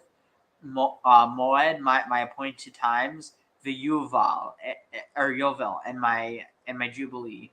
V'yiznachu, zanach.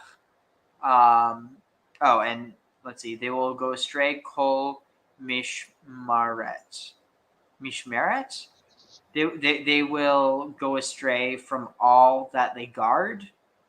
Yeah, all that they guard, all that they watch. So let's get to 20, and then I'll take another break.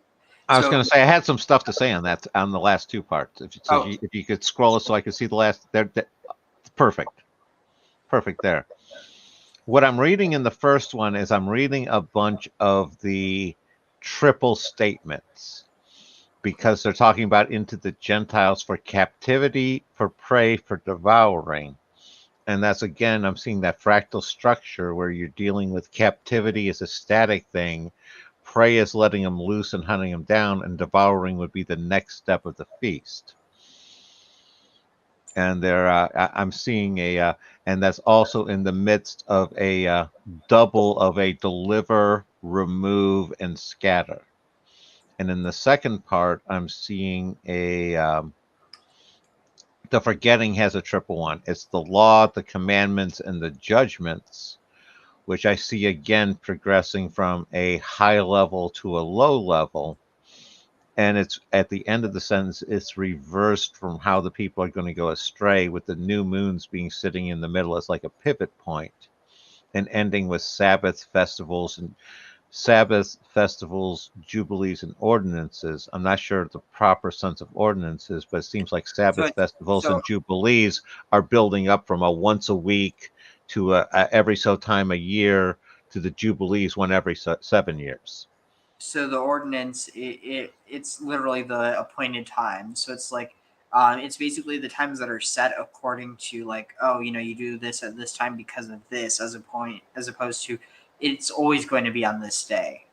Gotcha. Is any of that clicking with you at all, or worth noticing? Definitely. I think this is some real gold there. So let's see. So it also, it's interesting how there's like definitely you see how it parallels Jewish history, even though this was written in before the second exile. Like, it's kind of eerie.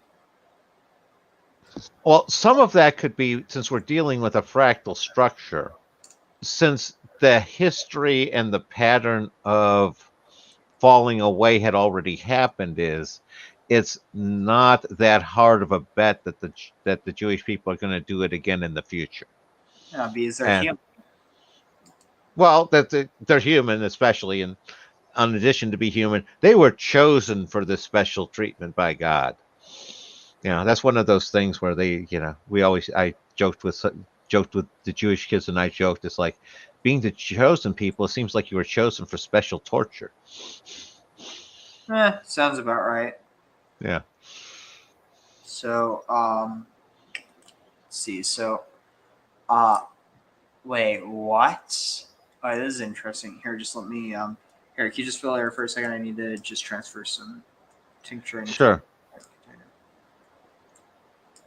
Sure, and I'll just read the English on the next part to get us primed, then I'll come back. Wait, no, don't be trust me, like we're going to find something else by reading the Hebrew Okay. first. Okay, no problem. No, it's like that triple fractal naming structure is a pattern that I've noticed throughout both the Old and New Testament and pretty much most scriptures.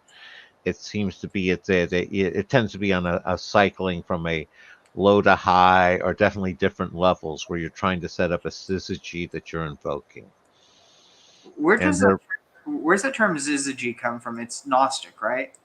Well, actually, from astronomy, it's from it might be Gnostic because it's old school, but it's basically an alignment of like three or more stars in a row. It's basically three or more astronomical objects in a row, and I use it here with that alignment of between levels in a fractal sense. I sort of appropriated the term. Fascinating. So, okay, here, let me put this down somewhere where it won't spill over. No, I don't trust it there. Here. That's better. So, the haya, and it will pass. Ki yish charoni shachar. Let's see. Yashcharoni. Let's see. And it will come to pass that they, or maybe when they seek bechol levavam, seek me with all their hearts, uvechol nafshacham, or nafsham, and all their soul. Ateh. I will reach out lahem to them, or I will disclose to them shalom rav. So great peace, or abounding peace, bit tzedakah in righteousness, v'nit atayim, and plants of righteousness, or in righteous plants of righteousness. Wait, what? No, litzemach.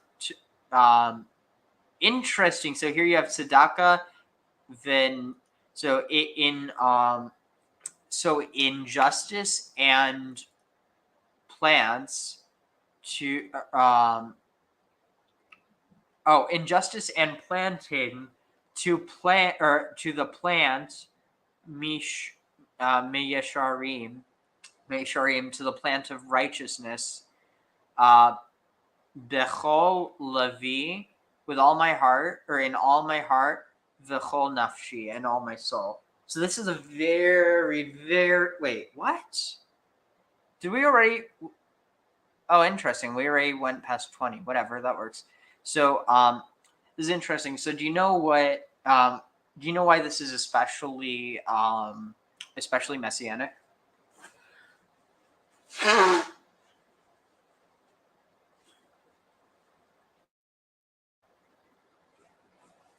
Graham? Sorry.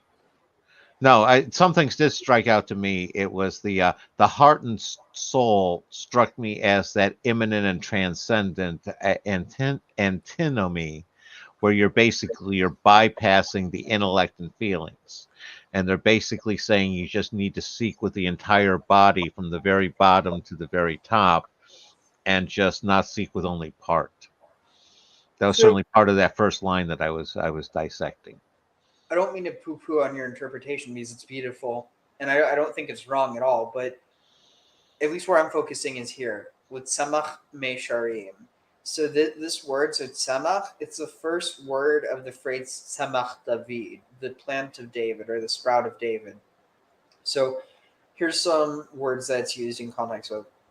So wood sprouting with trees, full of growing trees, figure of future ruler, tzemach, this is in Zechariah 6:12. So let's see. Open link in new tab. Oh wait, I can just open it and it'll pull it up. Oh, what word are they translating as remove there? Okay, here. I'll check that after this, but here, look. So this is in okay, the word of the Lord came to me. This is Zechariah speaking. Receive from the lakoch. Receive me'et hagula. Receive from the exile. Mechalde from the Chaldeans. No, Chalde from Chalde. Ume'et Tuvia, and from Tovia. Ume'et Yadiah and Jediah or Jedidiah. I don't know, Jediah. Ubeat Ata, and bring that, and they will bring you Bayom Hahu, and I will bring you on that day. Oh no, and you wait, where is this? On the same day, you will bring them Ubat Beit Yoshia to the house of Josiah, Ben Saphania, the son of Saphania, Asher Ba'u Mibavel, that they came from Babylon. So what was the part above with the region of the north? Did we do that? What? No, this is from Zechariah. Okay. My confusion. Yeah. So take silver and gold and make crowns. So Velakachta, take for your, or take kesef v'zahav, take silver and gold, vasita, and make atarot, crowns, v'samta, and place them berosh, on the head of Yehoshua, of Joshua ben Yehotzadak. This is the one figure that Richard Carrier is convinced is the heavenly Jesus, and it's the stupidest argument I've ever heard. Okay, no, I can understand that one. One of the things that I was flashing on there is the idea of this being a later inversion reflection sort of thing of Joshua, the war leader, going in to Cana, and now you have a high priest Joshua. So I didn't know if that had any significance, because the high priest versus the kingly war leader role tend to be an alternating things, and it seems like Joshua may have transitioned from one to another. It's in the name. So Joshua, Yehoshua, Yahu, Yasha, Yahu Yasha, Josh, or Yah saves. So it's this idea of salvation. There's a spiritual and a physical salvation, and the spiritual one is associated with the priesthood, and the physical one is associated with the warrior. So here you have Yehoshua ben Yehotzadak, which also here you have the name of Yahweh and Sedek. So Yahweh and El. It's interesting. So Yehoshua ben Yehotzadak. So I definitely, there's a lot of mystic energy centered around this character, but he was a human. He was a straight up human.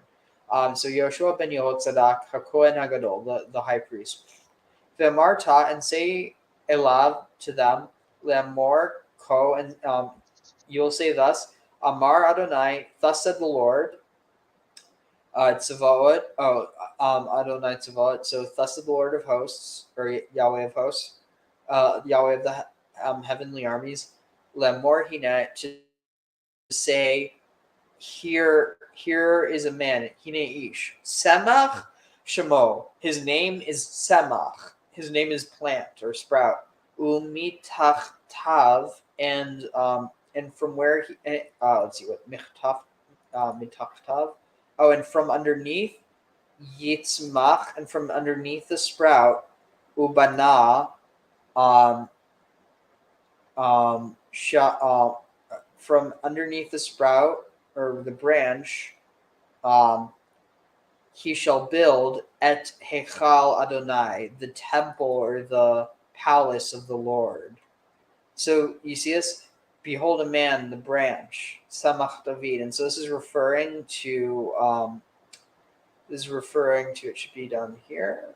Where is it? Does it not mention it? So it I mean, talks I about, can definitely see how it's not a hard stretch to interpret that in a messianic manner. whoa, this is going to blow your mind. Look at this.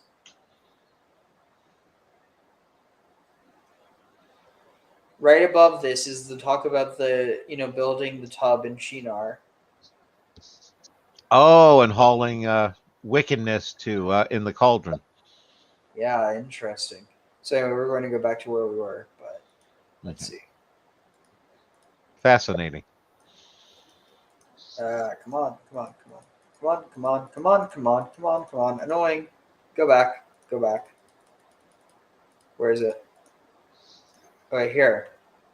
So here, let me take a quick bathroom break, and then let me take another dub to unclog my.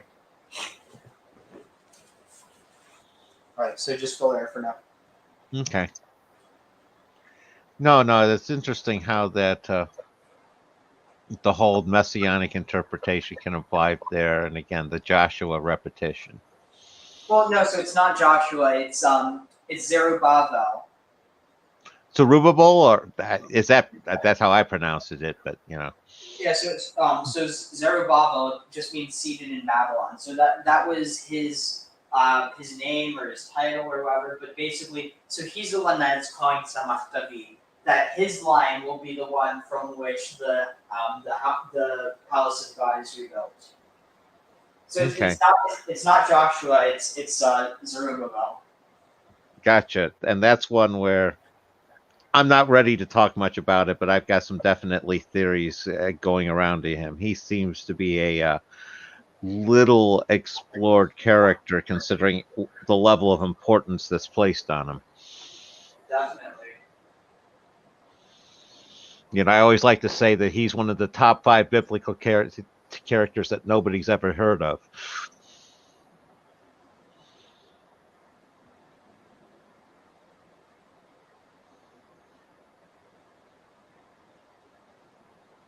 Now, okay, no, now that you mentioned that one with the research I done, I can see where, yeah, he's definitely, he's in the line of, both lines of descent for Jesus from David. And he's also listed as one of those few people who did not need circumcision. Wait, what? Yeah. He was one of there's a list of people of Jewish people who did not need to be circumcised because they were basically pre-circumcised. Wait, so he was born without a forelock? Yeah, he was born without a foreskin. Interesting. It almost kind of reminds me of the Eastern European traditions of like the people who were born with a caul. You know what I mean? Yeah. It's no, like, definitely. I know what you mean. Yeah, it's a portent. The way that someone's born, it will determine their future.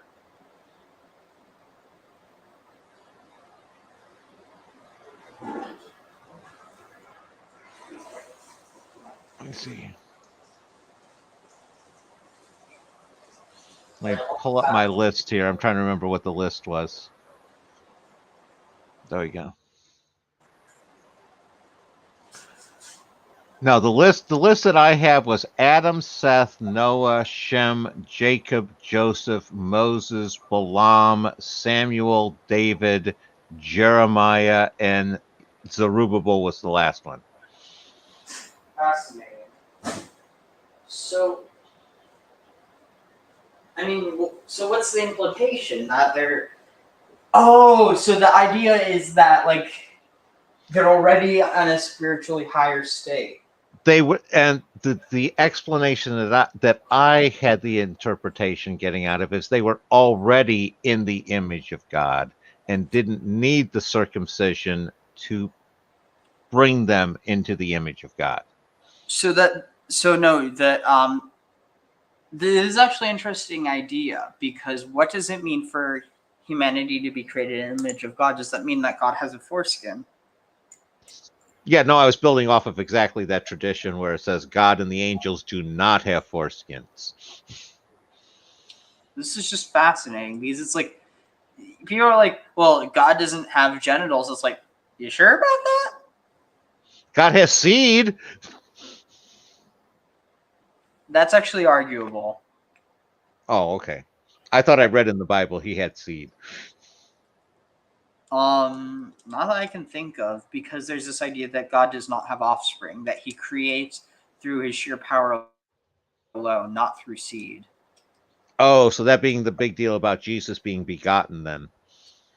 Yeah, which is why also the idea, so remember how I was talking about how there's, for Jesus to never have encountered sin or to never be corrupted with sin, or like not, maybe not sin, but basically to not be spiritually or like corrupted with whatever word you want to use, it's not possible if he was born a human. And that's because, I mean, of course you're going to have people who are like, well, he was so perfect that he was so perfect that he couldn't be corrupted. But it's like, if that's the case, then how could he take on the sins of the world? You see what I'm saying? No, I know exactly Like, what you're saying. So, but yeah, so that basically when a child is born, they're considered basically contaminated with the basically the spiritual impurity. And it's not that women are seen as spiritually impure. That's the thing.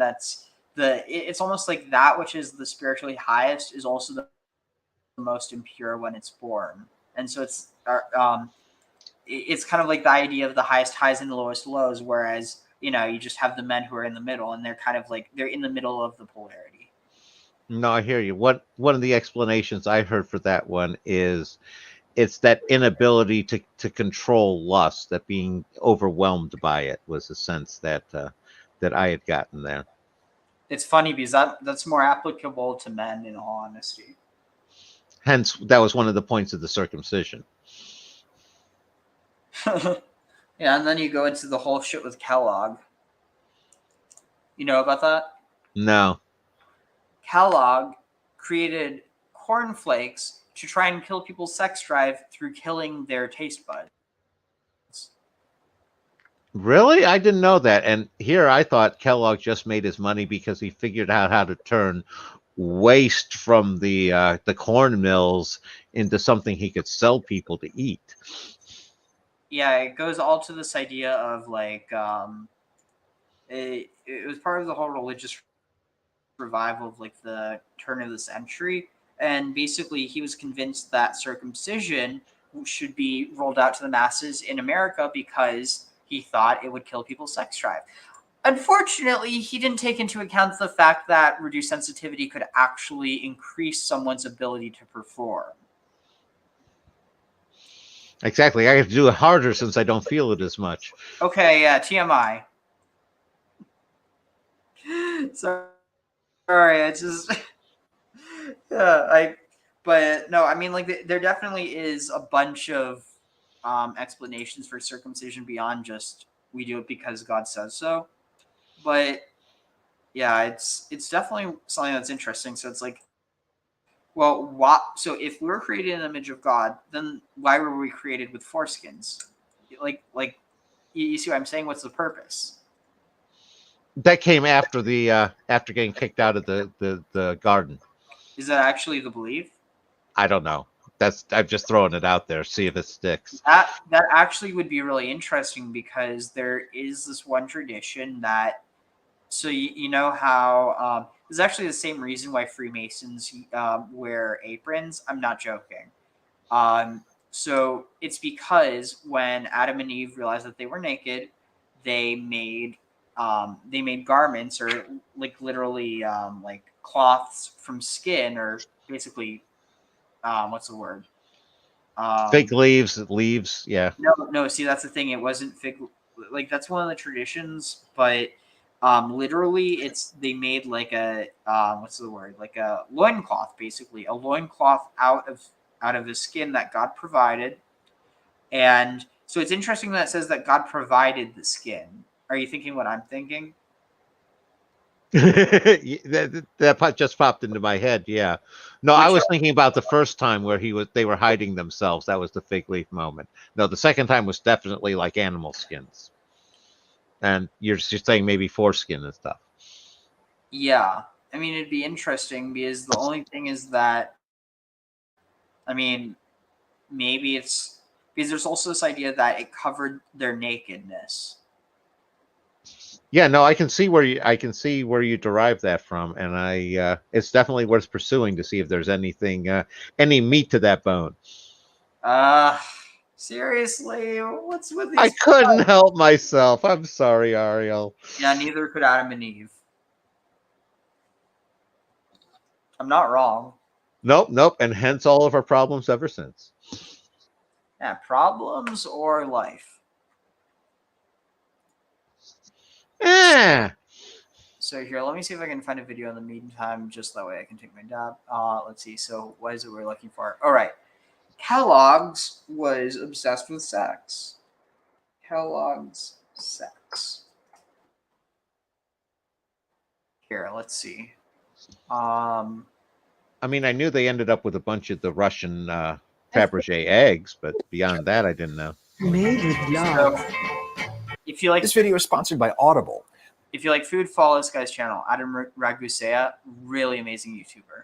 The modern breakfast cereal industry that we know and love today began with this, Kellogg's Corn Flakes. This is the food that launched 1,000 bowls. And the stated purpose of this food from the outset was to not only satisfy your hunger for nutrients, but to also suppress your sexual appetite. In particular, to deaden your drive toward...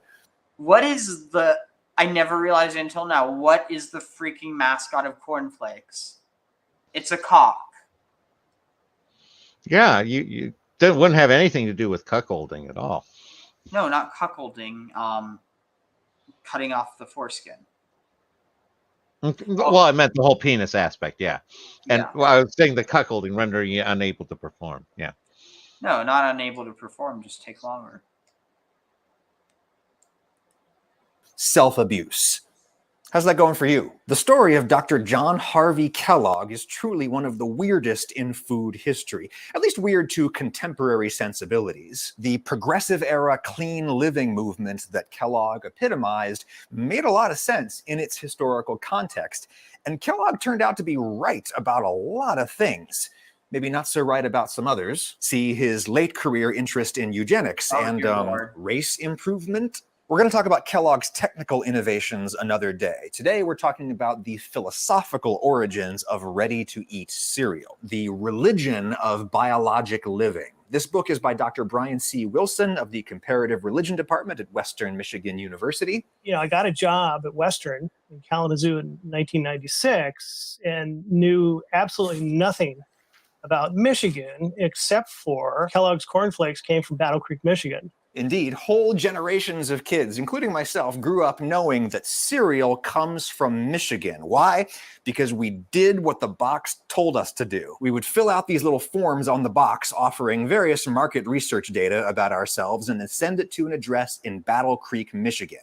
And in exchange, we would get some kind of cheap toy or prize in the mail. As a result, every kid in my part of the world knew about this otherwise unremarkable small Midwestern city. And the whole reason that Battle Creek is home to the Kellogg's and Post cereal companies is because it was first home to the Seventh-day Adventist Church, of which John Kellogg's father was a founding member. And Seventh-day... I'm pretty sure Terry's a Seventh-day Adventist. I might be wrong, though.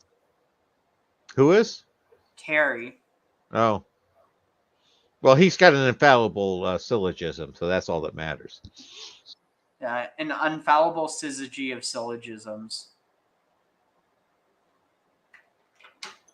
How's that for a pun?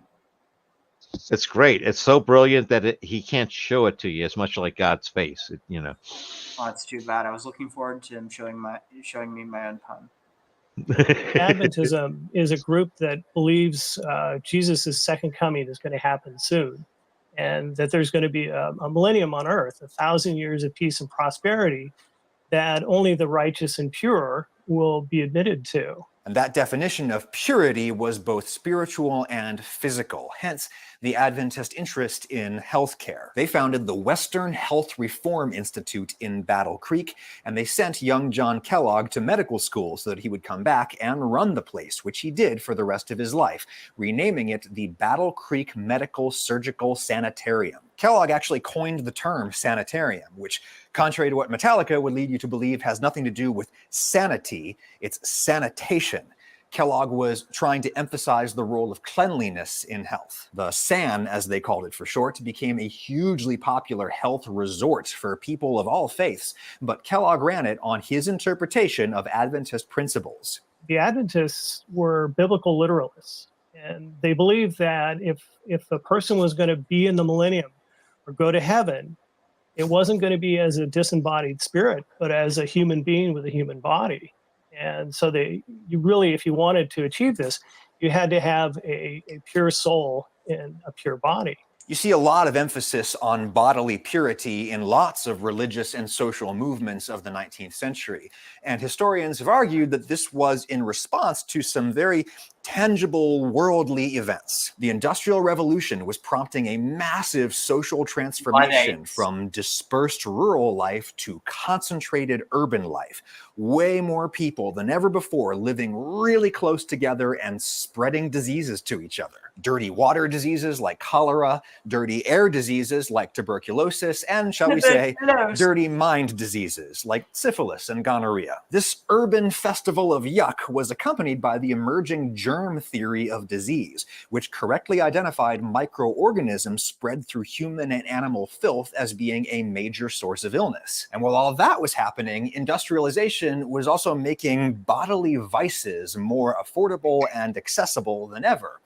Alcohol, tobacco, caffeine, sugar, really food in general. For most of human history, overindulgence has really only been possible for the highest echelons of society. But advances in agriculture and industry and commerce were making it possible for 19th century normals to have way too much to eat as well.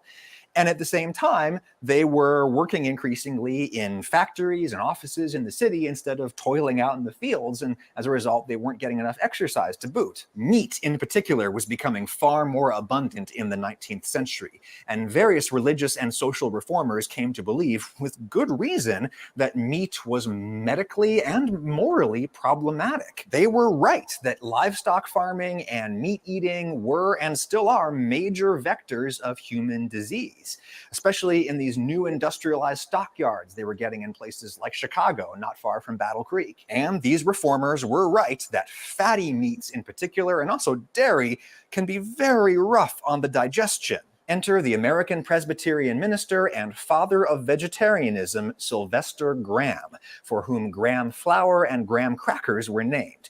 Graham was a proponent of roughly milled whole wheat flour. He was 100% right that industrial over-refining of grains was stripping away a lot of the nutrition. He was less right about some other things. He had this entire system of health and spirituality. And it was all based on this kind of vitalist notion that human beings are born with a certain level of vital energy. And once we use up our vital energy, we're dead. Well, what are the kinds of things that use up vital energy? Well, foods that are hard to digest, like meat and grease, And also, or foods that are stimulating, like condiments, cinnamon, salt, pepper, sugar. The idea was that delicious food forms part of a broader cycle of pleasure seeking, a cycle that not only corrupts your eternal soul, but saps your earthly body of its finite supply of vital energy, thereby shortening your life. The physical and spiritual cure was bland food. Whole wheat flour, ground up, mixed with water, baked until hard, and that was it. And that's the birth, of course, of the graham cracker. And of course, we know it today with all sorts of additives, with salt and sugar and, chocolate s'mores, those kinds of things.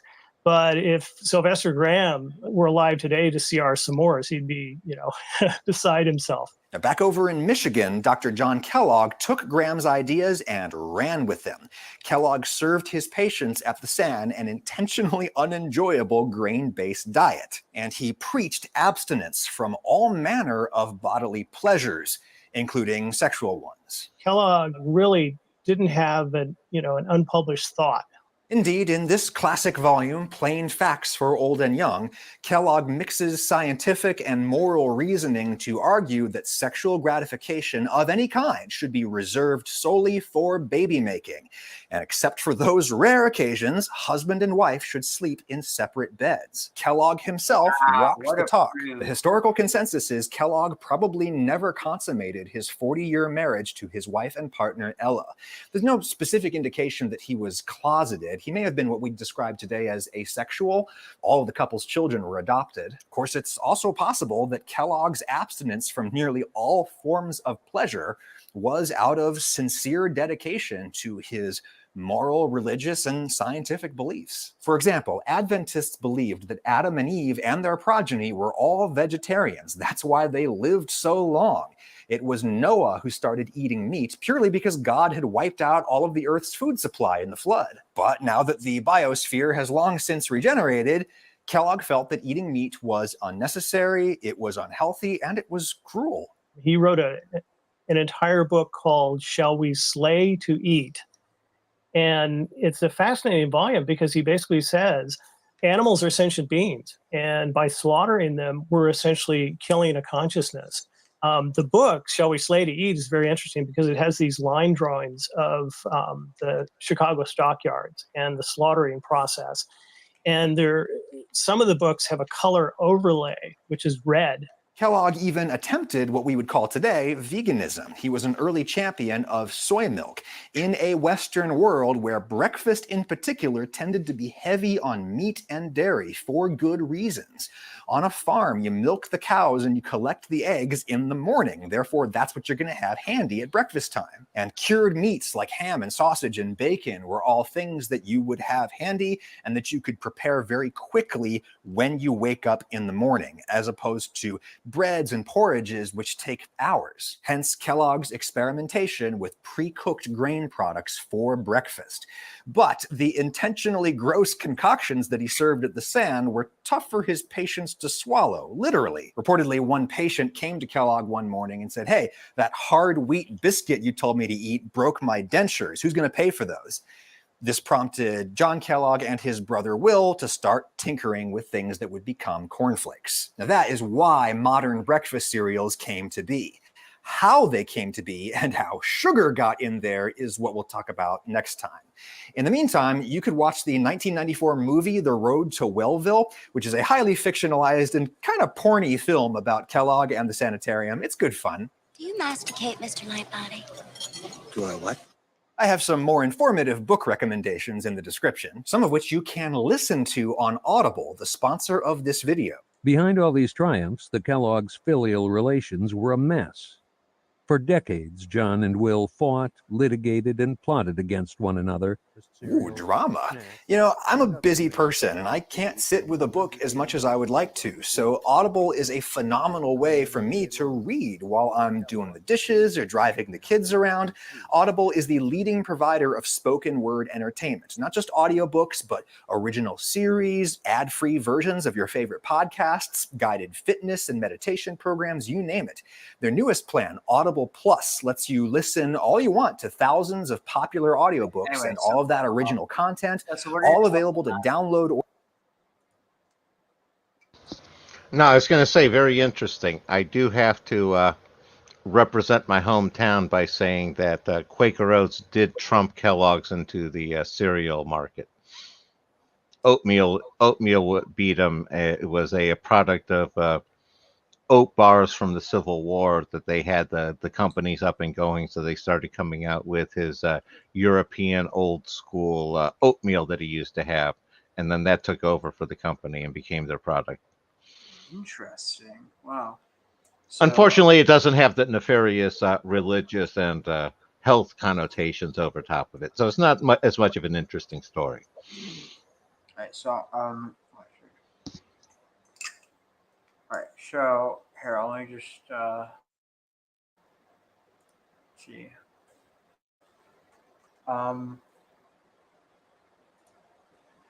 Here, let me find something about Shavuot. I'll put it on real quick because I forgot to do it. I was too busy engrossed in the video.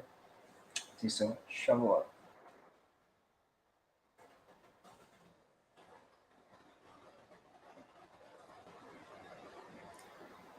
Rosh Hashanah, Yom Kippur, Passover, and of course, Hanukkah. Ask anyone on the street to name some Jewish holidays, and those are probably the most common answers you'll get. But what about Shavuot? Ever heard of that one? Not everyone has. But don't be fooled. Shavuot, while not as well known, easily makes it into the top 5 list of biblical holidays. Let's begin where everything Jewish begins, in the Torah. And you shall count for yourselves from the morrow of the rest day, which means the first day of Passover, 7 weeks. And that's it. That's all the Torah tells us about why we celebrate Shavuot. Really? Okay, I guess I was just expecting something a little more, I don't know, exciting. No miracles, no prophecies, no wicked genocidal tyrants. I mean, I know Shavuot is a Yom Tov, a festival in which work is forbidden, kind of like Shabbat. And I know there's a big deal about attending services on the first morning and accustomed to eat cheesecake and other dairy foods to celebrate the day. But what does all of that have to do with this 7 weeks passage? And what exactly are we celebrating anyway? To figure this one out, we need to go to the Talmud, where the rabbis fill us in with an important clue. Shavuot is celebrated after 7 weeks from the first night of Passover. And we know that Passover is all about the Exodus from Egypt, right? That's an easy one. So all we need to know is what happened to the Jewish people 7 weeks after they left Egypt.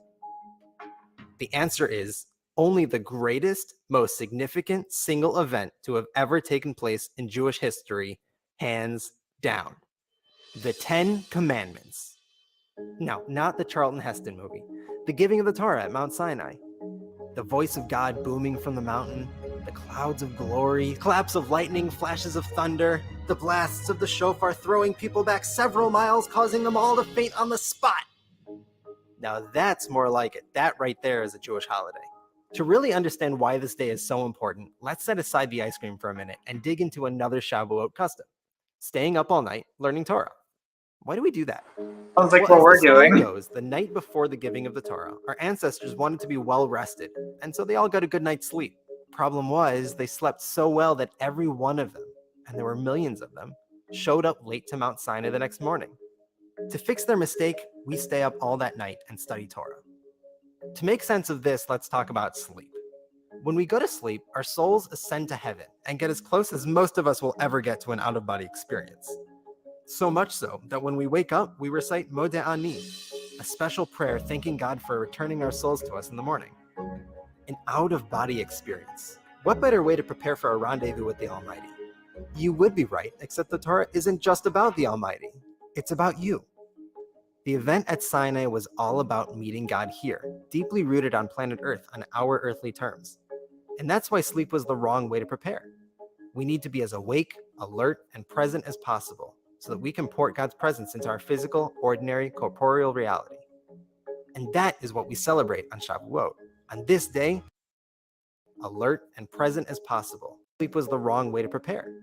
We need to be as awake, alert, and present as possible so that we can port God's presence into our physical, ordinary, corporeal reality. And that is what we celebrate on Shavuot.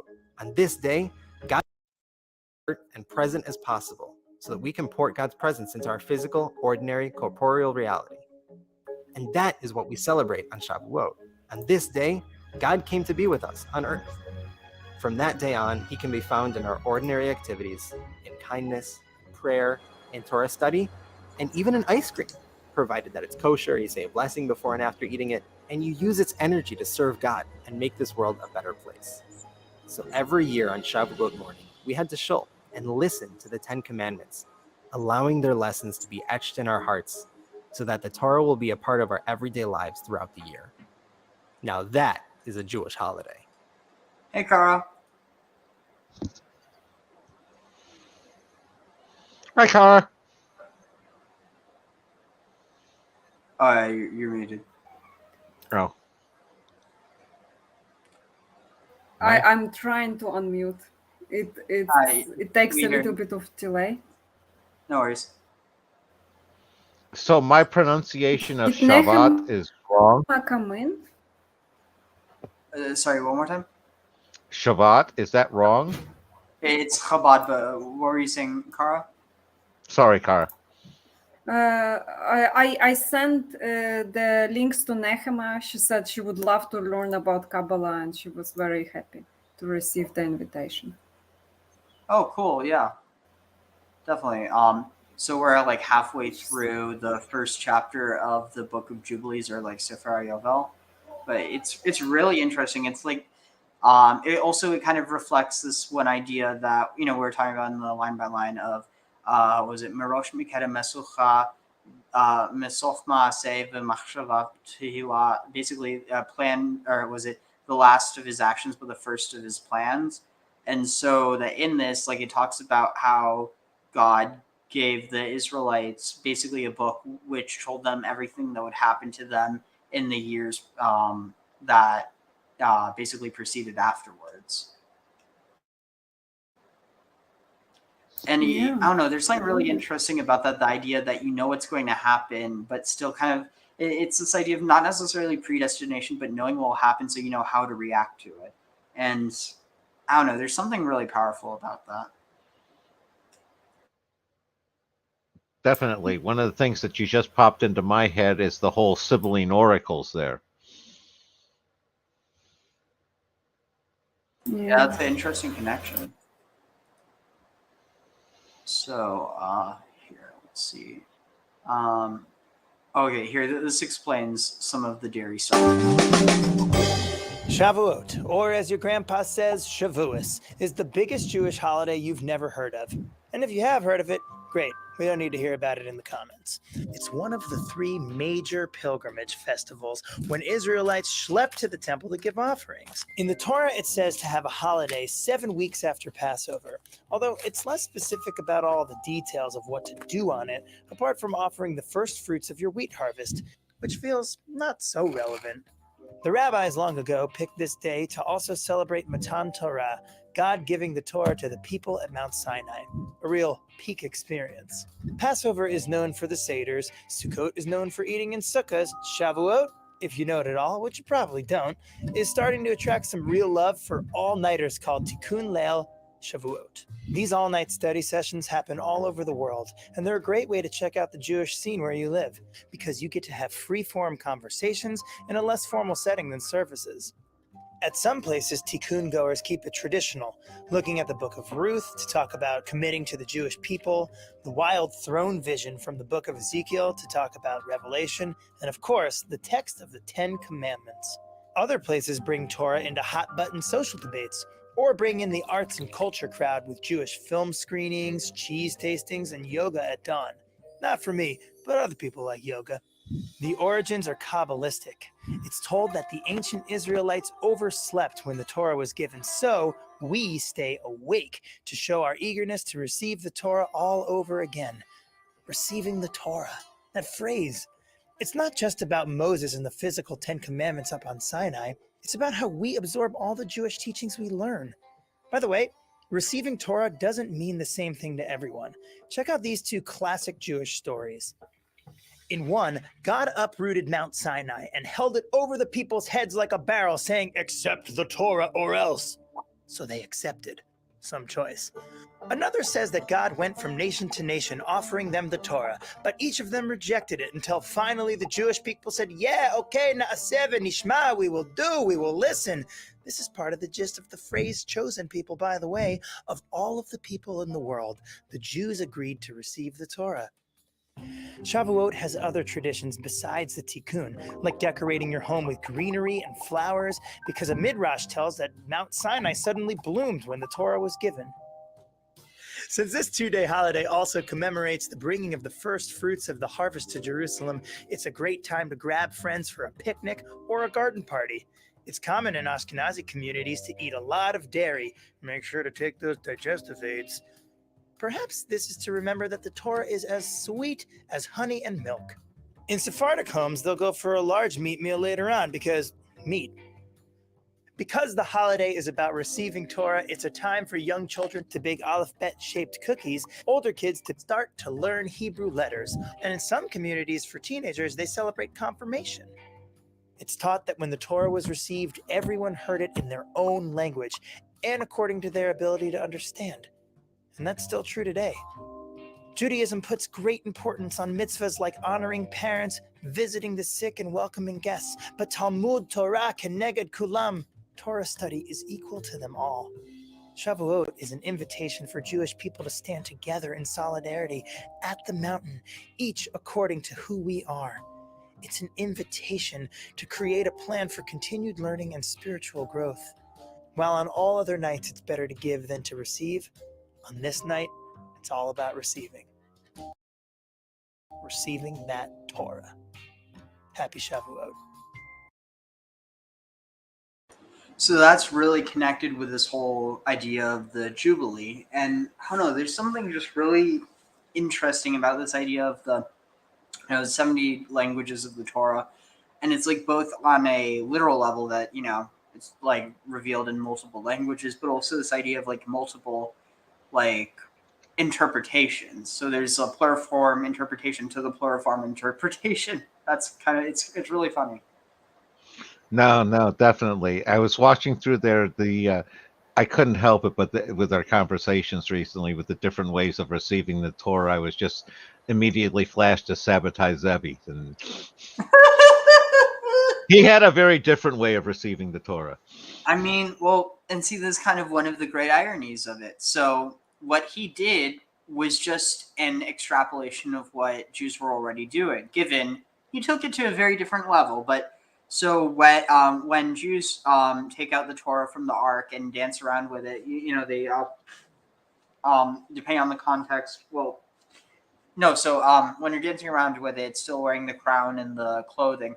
But when you're reading it, you take off the crown and you take off the clothing. You essentially, remove its clothing. And one of the things that Shabbatai Tzvi did, or actually no, it was I think one of the rabbis associated with him. The wife of the rabbi went dancing around the entire synagogue completely naked. She was emanating the Torah. And it's like, so you definitely get where some people can take it to a real extreme where it's like, okay, we're not even really in reality anymore. And he also goes to show that Aleister Crowley wasn't entirely original. There's nothing new under the sun, don't you know? But yeah, so let's see, where are we? So yeah, it's saying that when they see, oh wait, no, so we read this part. So Vehiyu lebracha, and it will be for a blessing, velo leklala, and not for a curse. Vehayu lerosh velo liznav, and it'll be for the head and not for the tail. So it's interesting. It's correlating this three-form interpretation, like you were talking about.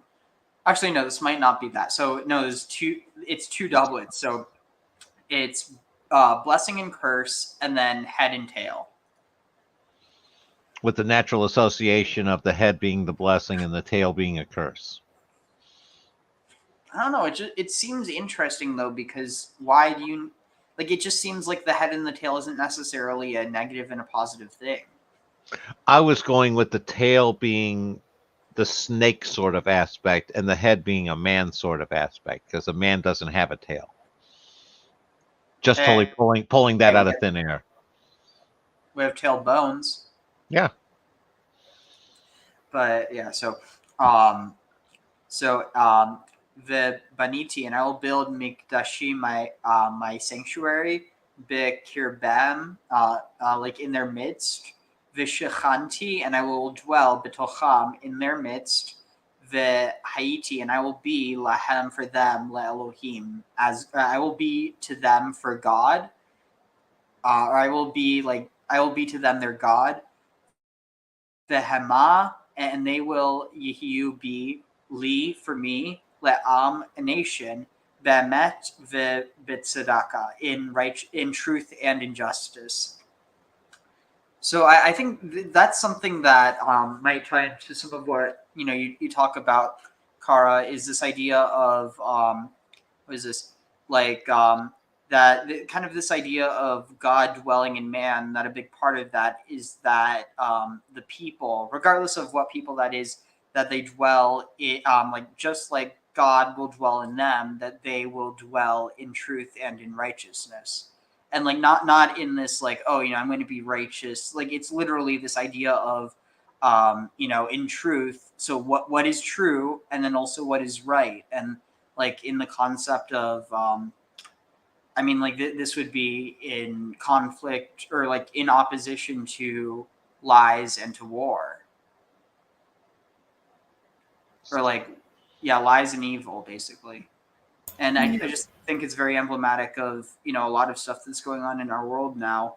But this idea that there are good people on both sides, but that I think all too often it's this idea that people view we're individual people and we view people as a collective, and it's like when the collective is not embodying that, it's scary to do what's true and what's right. And so that's why so many people don't, despite them maybe thinking that something isn't right, but they're just afraid because they don't feel like there's I don't know. You've talked with, for instance, with more people in Russia than I have, but it is interesting because I do remember. So, one second. I forget in what context. Or actually, it might have just been towards the beginning of the war. How I remember hearing about a lot of Ukrainians who were talking with their Russian relatives who were convinced that like nothing was going on. And like that speaks to this idea of truth versus lie. I was thinking, actually, it's denial of evil somehow. It's like the things that were happening were so unbelievably atrocious, and people are inherently good on the inside. They want to believe in good, so they would just not believe that it's happening, or they think media, and like it was so much in the media, it's fake, this video is fake, and they would run footage what is actually going on, which would actually be a fake footage showing that everything is fine, all the buildings are okay, and everything like that. Then it would and people will believe things they want to believe. I actually think somehow on the inside, it's not truth versus lie, it's wishful thinking versus truth somehow. It's like even more heartbreaking. So it's interesting because the Hebrew does reflect that. So like one of the meanings of sheker is lie, but it's also just deception. And it's not necessarily this type of like evil deception. It's just, it could even be self-deception. And so like it actually refers, and we covered this in Eshet Chayil, sheker achen, that grace or beauty, no, well in this case grace, because beauty is one of the other words. So that grace is illusory. That this grace that we think exists within humanity, it exists, but we can't be blind to the places where it doesn't. No, I agree. Oh, I was going to offer you an alternative that I've reduced it to, Kara, and that's that for a lot of people, it's the preference of a comfortable lie over a painful truth. And it's a matter of pain factor and almost a survival instinct at that point. Because I remember my father, when I was trying to talk about, the U.S. invasion of Iraq, and he kept, spouting the traditional lines of, it's not, war for oil. And I said, no, it's not war for oil. It's war for fat government contracts to your buddies to rebuild after the war. And I laid out the whole logical sequence and, with the whole follow the money. And he listened to me. And his response was, and it was so illuminating because this is an MD JD, brilliant man, and sat there and said, I can't argue with anything you're saying, but I can't believe that our leaders would do that.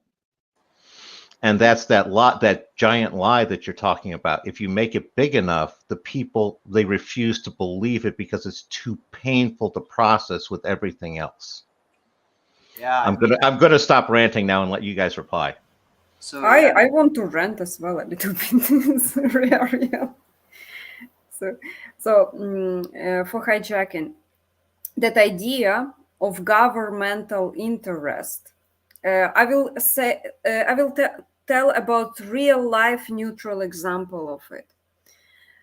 So before all the conflicts and everything, I was interested in environment a lot, and there was this actual invention that would pulverize plastic and turn it into roads, a building material for roads.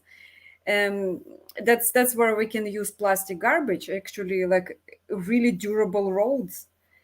And then I talked to the person who works in that industry in the government, for the roads planning. And I was like, why don't you guys just team up with the recycling industry in Poland and do the roads this way?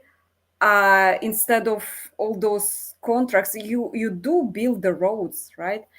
And he's like, well, it's excellent idea and absolutely noble, but the contracts are all signed 10 years ahead.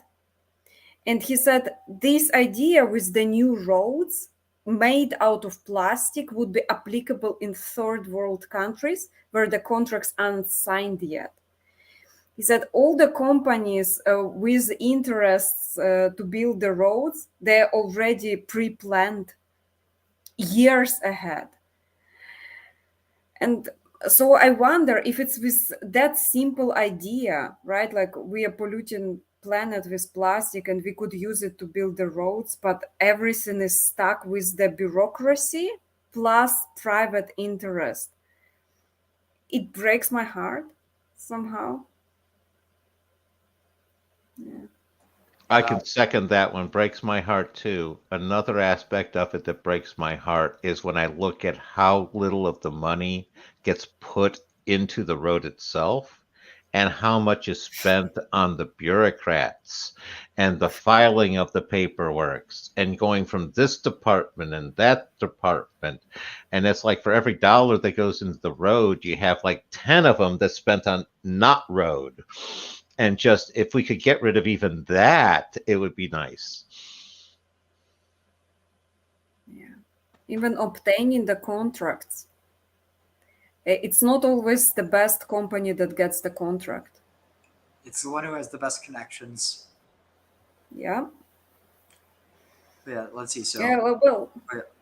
So Vani lo what is this? Some was I will not forsake them or fail them, for I am the Lord their God. Vayiful Moshe al panav, and Moses fell upon his face. Vayit palala laomer, and prayed and said, was this? Yahweh Elohe. So Yahweh, the God of Elohe El Na. Oh, El Na. So please do not ta'azov, do not forsake Amecha, your people, Unachlatan, and the inheritance, and their inheritance, I'm guessing, Ki Yilchu, because they have gone, or so that they shall not wander, or wait, yeah, so that they wander Bishrirot. What's this? In airness or in stubbornness, Libam, in their hearts, Ve'el, and so they do not Tatnam. What's this? Tatnam? Let's see. So they do not deliver Beyad Oiveham. So do not deliver them into the hands of their enemies. The small, or as an example, what's this? The small? Representative be like. For an example, in the nations and not Yardu. This was not going down in them, so that lest they do not sin against the. I don't know. Let thy mercy, O Lord, be lifted up upon thy people and create in them an upright spirit. So v'ata yigdal. So and now strengthen or make great. Please make great chastecha, your kindness, Adonai Yahweh, al amecha, upon your people. Ubare lahem, and create for them ruach nachon, an upright spirit. There's something about that word ruach nachon, or like this idea of, I don't know, in a lot of ways it's like the opposite of downtrodden, you know what I mean? Like it's not just this idea of upright, but it's like literally this, it means established or firm. So it's not just that it's like upright in a moral sense, it's literally like a type of emotional sense, if that makes any sense. Yeah. Oh, okay, this is interesting. The el yimshol, and do not let, v'lo yimshol, do not be like bahem, in them, ruach belial. Do not be in them like the spirit of Belial. So this is interesting. So this word, Belial, it means like a without, upon, but if it's spelled with an aleph, it's Belial, without God. And it's this idea that God is everywhere. So to be without God is basically to, I don't know, it's very, it's a lot to contemplate, but basically, do not be like them, the spirit of Belial in them. Lihiyot lahem, to be for them. Lisatan, over them, to accuse them. Oh, to accuse lipana lifnaich, to their face. Latova. Wait. Latotam? What is it? I don't know. Here, I'm just going to read it in English here. And to ensnare them from all the paths of righteousness, Mekol darchei hatzdaka, all the paths of righteousness, Laman, so that Ya'avdu al panaich, so that so they may perish before your face. Okay, one of the things I'm just grokking on, or at least reading on, is Baal with Balar, and also the demon Belial, and that's an association with Satan and the devil, and with them having Shaitan in there as the accuser. That could be a place where they might have drawn some of the whole Baal, Belial, accuser, Satan together from. Any thoughts on that, guys? Interesting. So this would have been, yeah, this, I think there's probably something to that there. But at the end of the day, I would need to see if this is referencing earlier things, because that's always a possibility. The devil would be the spirit of Beliar, right? So it's spelling it that way, so it's not spelling or translating the actual one. But so here it says Belial is worthlessness or wickedness, probably a compound of bli, without, and Ya'al, use or worth. Ya'al, hence literally meaning usefulness, worthlessness. According to Hupfeld, Belial is a compound of bli, without, and a derivative of Allah, to go up. So without going up. Hence probably mean that he that allows no rise. The word Belial was assimilated into Syriac as Bliar. Oh, interesting. So maybe it's almost like into Syriac as without light. So like darkness. But yeah, so it means like worthlessness, but it's also it's a rhyme with the word for without God, which is basically like the opposite of God. Because there can't be, like, God is everywhere, so the opposite of God is the lack of his presence. Right. The other one that I'm picking up there is, this is kind of one of those inversions, and I'm seeing a sort of one of those antinomic things. If you're merging the Beliar here with the darkness, and Lucifer with the light. and you're ending up with an antinomic sort of connotation for Satan, or at least the possibility of deriving it out of here. Wait, so you're saying one's light and one's dark? Right. You have, the Belial here as being the dark, the dark side of Satan, and then you had Lucifer on the other side as being the light giver, the light side. Interesting. But do you have the light represented here? No, I'm just saying that this is showing up here as sort of a juxtaposition with Lucifer in the regular one. Okay. Maybe we're seeing that sort of one where the standard Torah has Lucifer, and we're going more with a darkness in this side in a standard Torah versus Jubilees inversion. Just throwing thoughts out there. I'm exhausted, so. Yeah, we're almost done. We just have 10 more, or technically 11 more lines. So the Hemamecha, but they are your people, the Nachlatech, and your, this is huge. So do you see what this is picking up on? They, the Israelites, are Amecha, your people, the Nachlatecha, and your inheritance. Asher Padich or Padit, which you redeemed Bekoach with great power, Bekoach Gadol, Miyad Hamitzrayim. This would be where was this? With in great power, from your hand, Hamitzrayim, from the hands of the Egyptians, from the hand of the Egyptians. So one of the things that's really interesting here is how it refers to Israel as Yahweh's inheritance, and this is a repeating concept that you see, especially in, I want to say it's Psalms, where it's talking about the Council of El, where you have like Israel is Yahweh's inheritance, and you have like all the other nations that they are associated with different gods as well. You know what I'm talking about, Graham? Yeah, I do. I'm tracking with you. Have you ever heard of this concept, Kara? No, I'm learning. So yeah, it's something that's very like it breaks a lot of traditional perceptions of divinity within Christianity and Judaism. But let's see, I think it's Song of Asaph that I can pull up real quick and we'll see. Let's see, is this? Oh no, it's not this one. It's oh yeah, I can just find Council of God. So Psalms 89 here. It's also referenced in Job, but let's see.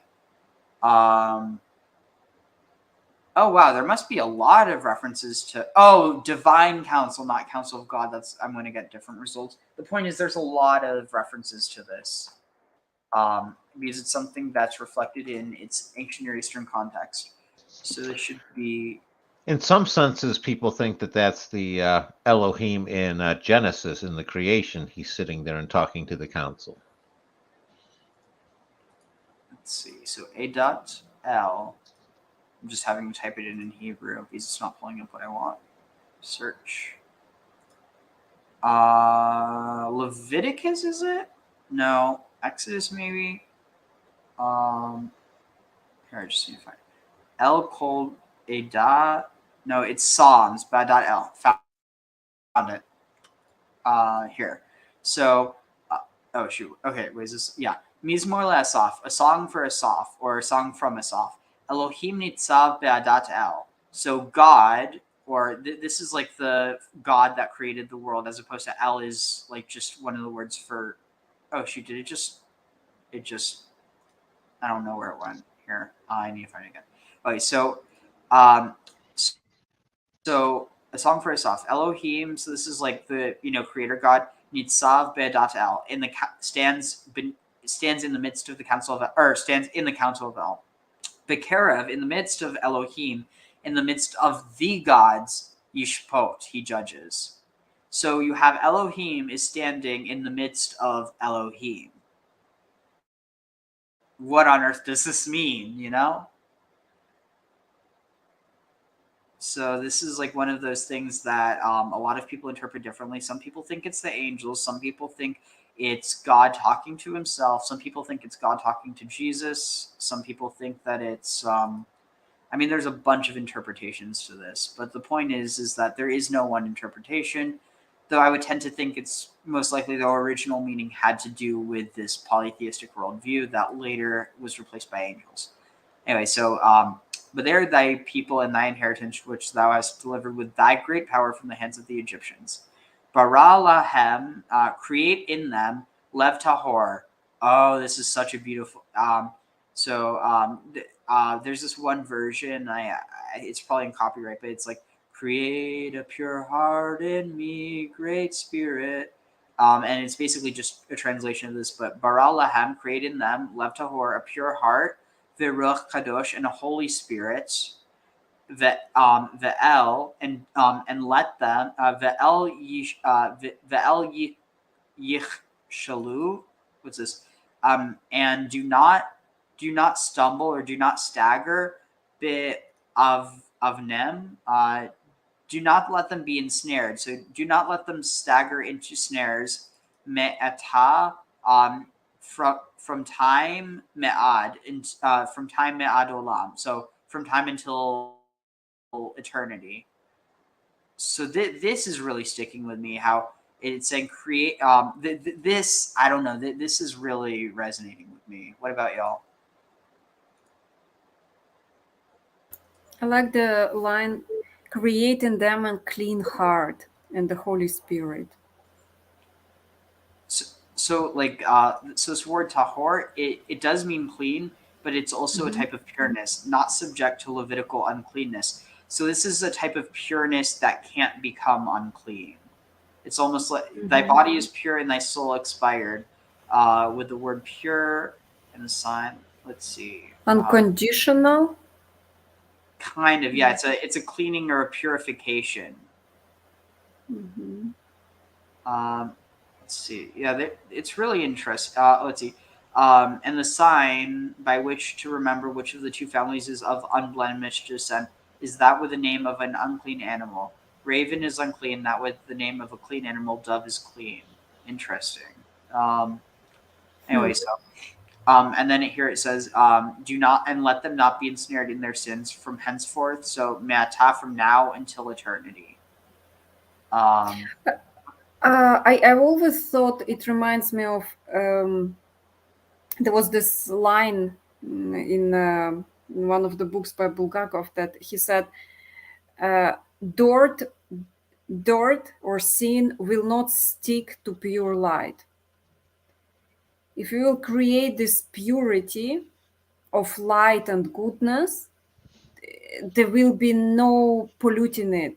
It will just not stick. It will fall out somehow. So create something that is so pure that it can never be polluted with anything. It's interesting. That's what it reminds me of. That ideal kind of. Yeah, one of the ones that I'm picking up on is going with what we were picking up with our previous work, Ariel, is more of pulling from a more pure sense, sort of like deeper from within the tree of life, from a more deeper level, and therefore it being more pure. So another thing I'm getting from this is so create in them a lev tahor and a ruach hakodesh. So this isn't a ruach hakodesh. This isn't the Holy Spirit. This is a Holy Spirit, very different context. So like if this were Aramaic, it wouldn't be Ruach Kedusha, it would be Ruach Kedusha. So it would be Holy Spirit, not the Holy Spirit. So create in them a pure heart and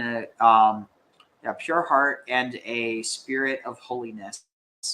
And so with this, so ruach is wind, and I'm almost relating the tahor because it's a pureness, like a dazzling pureness. It's almost like connected to light, especially because it rhymes with light. So tahor versus or. I mean, so not a pure rhyme, but very close. And so maybe it's almost like what Kara was saying, that with that darkness or sin cannot stick to pure light, and and it's almost like this idea how you can have a shadow, you can have something that casts a shadow, but it's like the pure light pushes it away so that it can't even cast a shadow, so that it pushes it against the wall and it casts the light against the thing which previously was casting the shadow. Makes sense. I think we're all trying to say the same sort of concept in different words. Yeah, it's almost like one of those like, and then you're just like shooting out the energy from the hands. But let's see. So we have a few. Okay, so Vayomer Hashem el Moshe, and God said to Moses, Yadati, I know et Marie. Let's see. I know their bitterness. Marua, yeah. I think this would be their bitterness, most likely. Their fatness, no. Their rebellion, sicham. Their rebellion in their thoughts. Wait, sicham, yeah. I think that should be. Oh, yeah, it would be sacham, but it's, I don't know. And their thoughts and their stiff-neckedness. The et mizmotem, I'm not sure. The et kashi and their kashi. What's this? And their stiffness. Ofer, or palm. They'll not velo yishmu. They will not listen bikoli to my voice. Adasher until that yeashmu. What's this? Until they're guilty bechatatohem in their sin, bechataot in their sin, avotehem in the sins of their fathers. Confess until they confess in their own sin and the sins of their fathers. The achreichen, and after this, Yeshuvu, they will Yeshuvu Eli, they will return to me. Be'emet, in truth, the chol levavam, and in all their hearts, the chol nafsham, and in all their souls, the malat, and they will flee. Maybe. Oh, okay, no. The malti et orlat. So this is the word I was talking about before. You said that certain people were born without the foreskin, and I said without the orla. So this is the orla. So milati. So vimilati et orla, and I will circumcise the foreskin levavam of their hearts. You see, this is where Christianity gets it from. The idea where Paul gets it from, that you don't need to be circumcised of the flesh, but of the heart. Wow, this is so interesting. It's like I feel like we're doing archaeology. Well, we are sort of from a linguistic and spiritual sense, I would say. Interesting. So yeah, the orlat levavam of their hearts, the et orlat levav zaram, and the heart of their innermost seed. Interesting. Or the heart of the foreskin of the heart of their seed. Vibarati, and I shall create lahem in them ruach kadosh, a Holy Spirit, the tihortim, and pureness, lema'an, so that lo yisoru, so that they do not turn od mimenu, turn again from me, miyom hahu, from this day ad olam, until eternity. Any thoughts on this? Definitely that multi-layered fractal where you're talking about doing the foreskin on the spiritual level and also on the individual level here. Yeah. Wow. It's interesting because it's also connecting to this idea that they already believe that this, basically that every, that every man has a certain amount of seed, every woman has a certain amount of seed, in that case eggs, but basically that the idea is that the seed is already like there and already kind of exist, and even before they're conceived. Right, you're definitely hearing echoes of that predestination we were talking about earlier, about God knows what's going to happen, and he's giving it even to the Israelites, even though they don't deserve it. Yeah. So let's see, where is this? V'nafshem, and their souls, tidbak, will cling, be in me or to me, cleave to me, uvechol, and in all mitzvotai, and all my commandments. Vasu, they will do. They shall do et mitzvotai, my commandments. V'haiti, and they will. V'haiti, and it shall be lahem for them. Le'av, as a father. V'hem, and for them. Yihiu li laben. Okay, so wait. V'haiti, I will be lahem for them a father. Vehem, and they will be Yehu li laben, and they'll be for me a son. So here, this is interesting. Here, this word is laben, not labanim, and this is important because this is before you have the understanding of, and again, not to knock Christian understanding, just purely that the idea is that this is where you have this understanding that the Son of God is referring to a collective, not to a specific person, but also this idea that everyone is a son and a daughter of God, but that we're also sons and daughters of man. But let's see, where were we? No, it makes a lot of sense.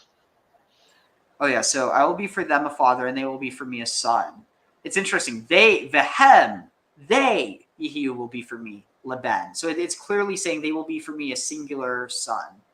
The kra'u, and they will call lahem.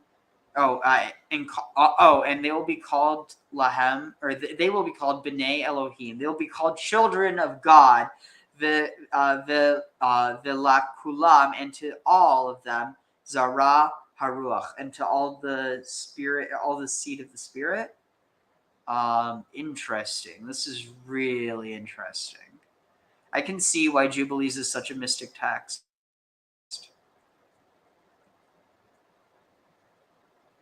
You know what I mean? Oh, absolutely. Yeah, I have to admit, I had no clue. I didn't really have the first thing about Jubilees. I just realized, hey, I should probably look what the first mystic text in Judaism is, and this seems to be it. So let's see. So v'noda, and they will know. Wait, v'noda. Yada. Yeah, they will be known. Ki b'nei hem, and they will be known. Wait.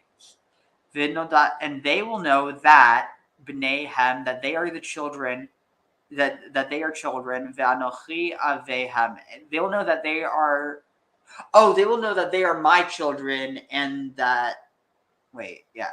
They will know that they are my children and that I am their father. And in injustice that establishes ahavatim, that establishes love. So I am their father in uprightness and righteousness, and that I love them.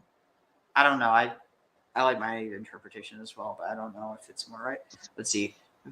The takatuv, and you write for them, or for vatal katuv, and you wrote do you write lecha for yourself at kol hadavar, all the words, all these words, or all these words asher odiach, which I have made known to you, bahar hazeh, on this mountain, harishon.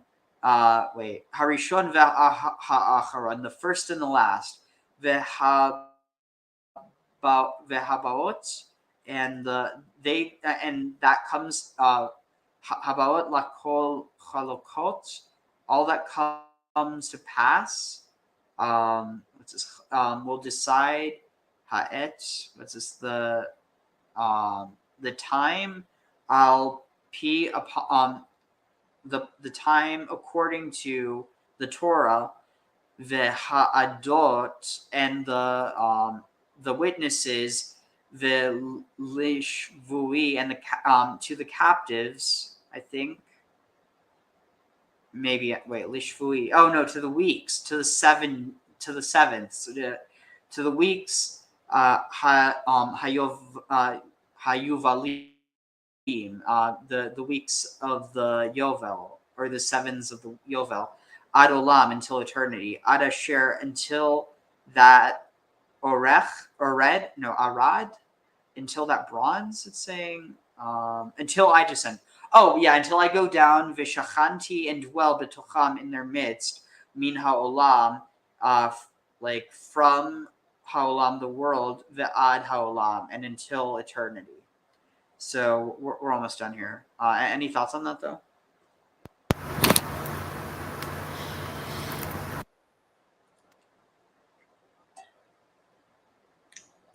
Hey, J-Dub, we're actually about to finish up, but you could always watch some of it. Sorry, I did have some thoughts there, Ariel. Okay, No, one cool. thing I'm detecting is a layer of increasing covenant with the people, where you have an outer layer and it becomes lower and lower. And what I was noticing earlier was that descent of the spirit into the people, and it's like it's at one level up above there, and they're talking like there's going to be another one, and this is your pipes within pipe concept. And down here, it looks like up there's like a one level where they inhabit, and here you're going to get like a second level of infusion with the spirit where it's going to be permanently dwelling within them. Any of that clicking with you guys? Definitely. So one thing that's important to note here, and I might, let's see, so if there's, okay, so there's 50 chapters here. So if each one is, I think they said 50 years, so what's 50 times 50? That'd be 250? No, I'm sorry, my math is terrible. You're the math dude. No, 2,500. 2,500. Oh, okay, so that is right. Yeah, so basically, so each chapter, so every chapter in the Book of Jubilees is 50 years, and so basically, what you get is this is the history up until Sinai, from what I understand. Right. Yeah, this was up until as I said earlier, this is the history up until the covenant that he's giving. Well, actually, yeah, that he's giving them, even though that he knows they're not going to be worthy of it. This is actually kind of scaring me in a good way. I'm becoming really proficient in Hebrew, and it's like in a way that would have surprised myself even like maybe a few months ago. I think it really just shows that at the end of the day, it's kind of like practice makes better. Yeah, it's like becoming a mechanic. It's like becoming a mechanic. You're getting under the hood, using the wrenches, and you're figuring out how to do it. Yeah, I mean, I wouldn't be able to do it without this built-in dictionary. But the thing is, I eventually, like for instance, I don't need to look up what shachanti is. I don't need to look up what betocham is. I don't need to look up what min or ha'olam or ve'ad, achronim. I mean, half this stuff is just natural to me, and it's not because I'm any sort of genius. This literally took being drilled into me, like day after day, and like most of the stuff I forgot. So anyway, so it's interesting. So reading this in the English, and do you write down for yourself all these words? It's like, are you sure you're writing down everything I'm saying, which I'm telling you here on this mountain? The first and the last thing, which shall come to pass in all the divisions of the days in the law, and in the testimony, and in the weeks, and the jubilees unto eternity, until I descend and dwell with them throughout eternity. And so in the Book of Jubilees, literally a book that yes, we have. If you can't tell, my sleep schedule is very messed up, and I'm going to get back on track for when I start school again. But yeah, I'm just enjoying the last bit of this. So, but yeah, so here, I really think that here you see very clearly this idea of the Shekhinah. It's not being, I mean, so like, so Shachanti or Shekhinah. So this is the other thing. It could be, depending on the vocalization, it could be V'shachanti or V'shechinati betocham. So this could either be I will dwell with you in their midst, or like it could also be and my Shekhinah, Shechinat ti, my Shekhinah betocham in their midst. I mean, it's a pluriform interpretation. But yeah, we have like, what is this, 4 more lines, and then we'll end off. The other thought I had there is the first and last. Is that referring to the mountain of Sinai? That Sinai is the first and last mountain? Sinai is the first and last mountain. So no, it's referring to the first and last thing that God's saying, or the first and the last thing that will happen. That's why you're so great, Ariel. You know the proper reference. I mean, I think this is just I completely understood it differently. Oh, interesting. So yeah, it's I understood it about passage of time. When the things come into past, even the first thing and the last thing, they will become equal. But that bliss kind of Jubilee state will be eternal. It talks about the last day somehow. So it's the order of things that I see here. I think you're touching on something really important, Kara. That that the Yovel, that the Jubilee represents. So it's an extension. So it's a step up from Shabbat. So it's not just. So you have a bunch of layers. So you have the week. So you have the Shabbat of the week, which is Shabbat, and that happens every week. Then you have the Shabbat of the year, which is every 7 years. Then you have the Shabbat of the Shabbats. So like the Sabbath of the Sabbaths, which is the so the Sabbath of the year is a Shemitah. It means like when you let the land rest. Then you have the Shabbat HaShabbatot, the Sabbath of Sabbaths, which is the Jubilee or the Yovel, and that I think because of the way that it's talked about, and also how you said that the first and the last will be equal, and that the Jubilee or the bliss will be like eternal. It almost seems like during the Jubilee year, it's almost like a taste of what will happen when in the world to come or when the Messiah comes. Yeah. Just unrelated question. When is the Shabbat of the Shabbat next? I'll actually look it up because that was something I was going to look up before, but I forgot. We're in a Jubilee year now. It kicked off to September 2022 here. Wait, are you serious? Really? Yeah. Wow. Thank you, Graham. Yeah, no, that's one of the big reasons people are concerned about, everything hitting the fan is we're in one of those year 49 Jubilee years, and things tend to happen in those years. We have a 49th year of the Jubilee. Yeah, this is a 49th Jubilee year. Yeah, and next one will be in 7 years. So, hey, I mean, this is a really good reason to start reading the Book of Jubilee. It's literally the year. Yep. Once every. No, but this is. Yeah, this is the big Jubilee this year. Yeah. Wow. Wait, hold on. Are you sure? Because I think that. Are you sure it's not referencing the Monarch's Jubilee? No, from what I was reading in September, they were talking about this is that 49-year Jubilee. Oh, interesting. Why this year's royal celebration in Sweden is a real Jubilee. Interesting. So yeah, it is. Let's see. Oh, great. Is the tribulation coming in 2023? Oof, if we're not going through it already, I don't know if actually I'm not going to say anything. That makes so much sense. All the famine preceding in the Jubilee. That's so much. Oh, you weren't aware of that one, Kara? No. It's the first time I was like, why are those years so messed up? It actually started with corona, with the virus, then destruction, war, fires. There were massive fires in US. I was like, and you know what also happened? Northern Lights changed color to pink, which is absolutely once in a year. And everybody reports double rainbows, which used to be super rare. But now I have seen this summer 5 double rainbows. That's more particulates in the air, yeah. Oh, wow. Yeah, something changed in the year, and I was like, what is going on? And there was some lady who said, oh, there is neurological thing that we are entering. And about Jubilee, it's the first time I learned. But I feel like everything speed up. For me personally, this year, 2022, I mean, not 2023, but the previous year, everything went extremely quickly.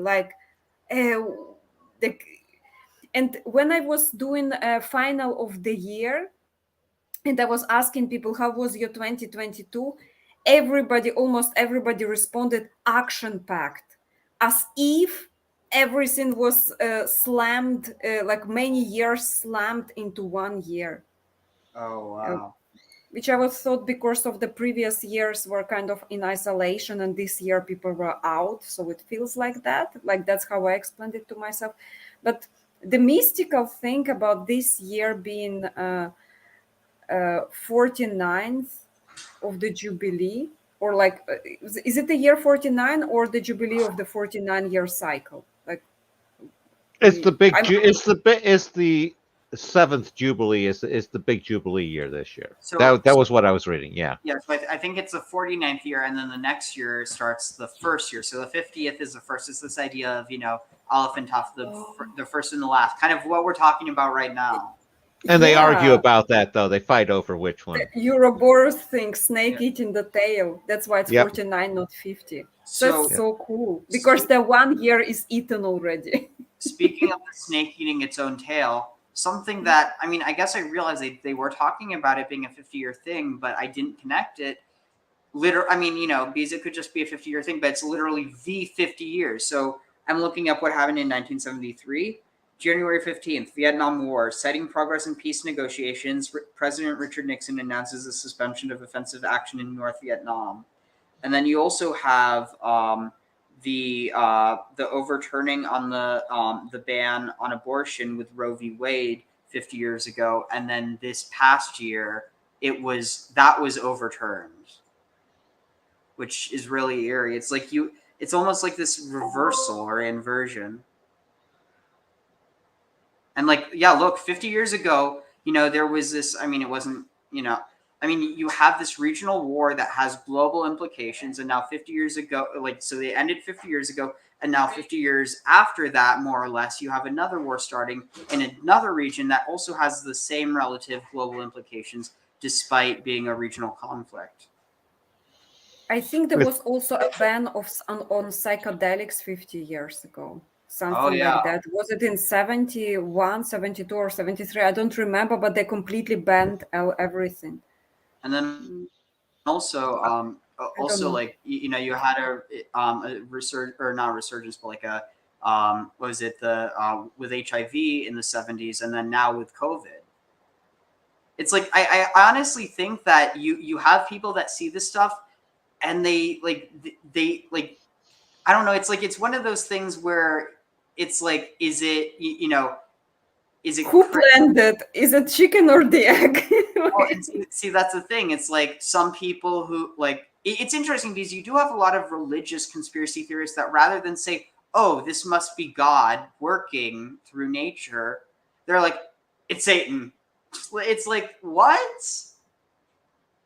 But no, I thought it all was planned by people who believe in this. Oh, now it's 50-year cycle here. Let's go and do. Well, but that's the thing. There are people that believe that, and that's kind of it's almost I don't believe any of it. Yeah, no, I know. I remember someone posted something about the Illuminati in one of those the joke chat, and then it was funny, but. I was refuting it because the guy did not present any evidence except he believes, and because he believes, I have to believe. And I'm sorry, I did the research, and there was no sufficient evidence except circumstantial. And having a scientific mind, I am not inclined to believe anything that is circumstantial. I need hard proof. Anything that is not hard proof is the matter for me of belief. Like if I can't prove something, I have to either believe it or not, because there is nothing that would dispute it. And yeah, I love that attitude, Kara. It fits what I described as, for me, belief takes over when knowledge is exhausted. Yes.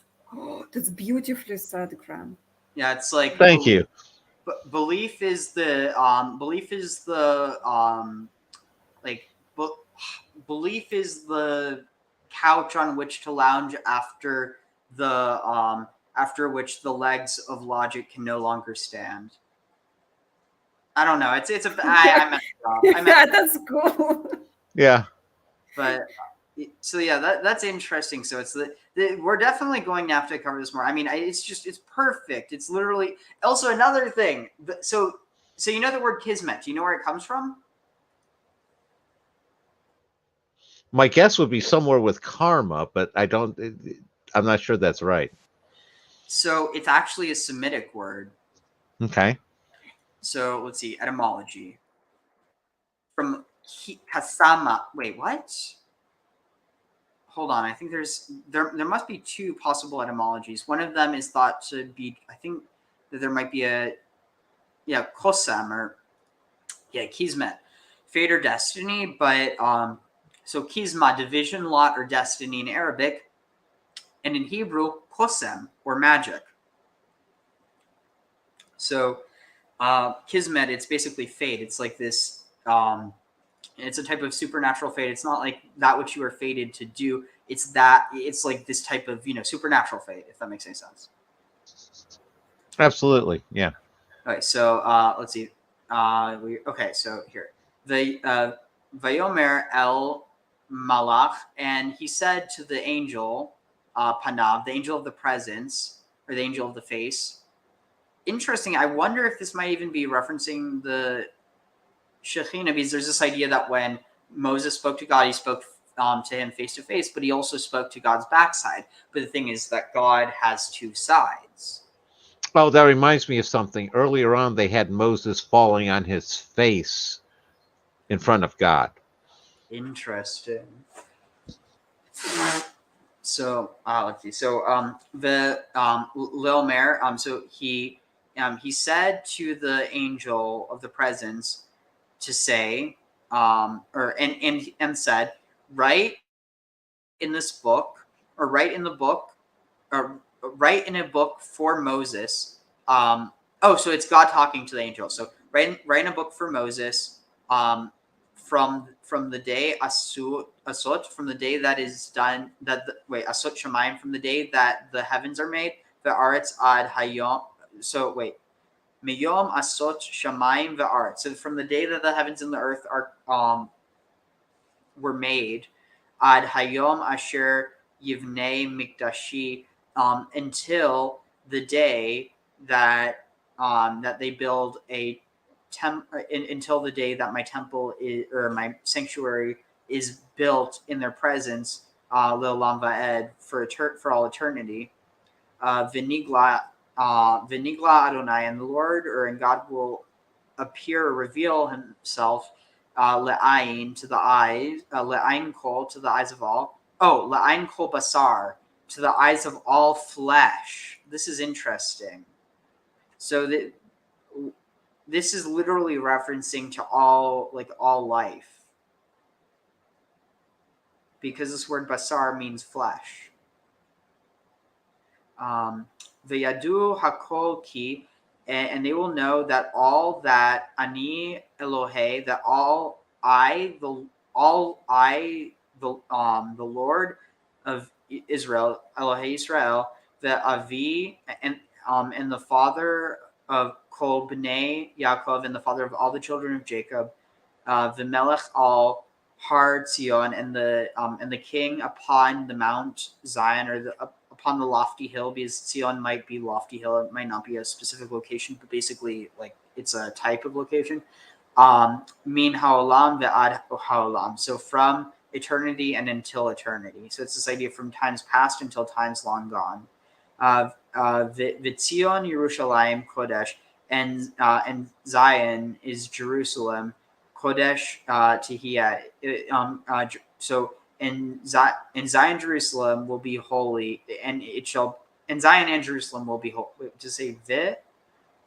Oh, and the holy Jerusalem. Wait, and the holy Jerusalem Zion, or the holy Jerusalem and Zion will be.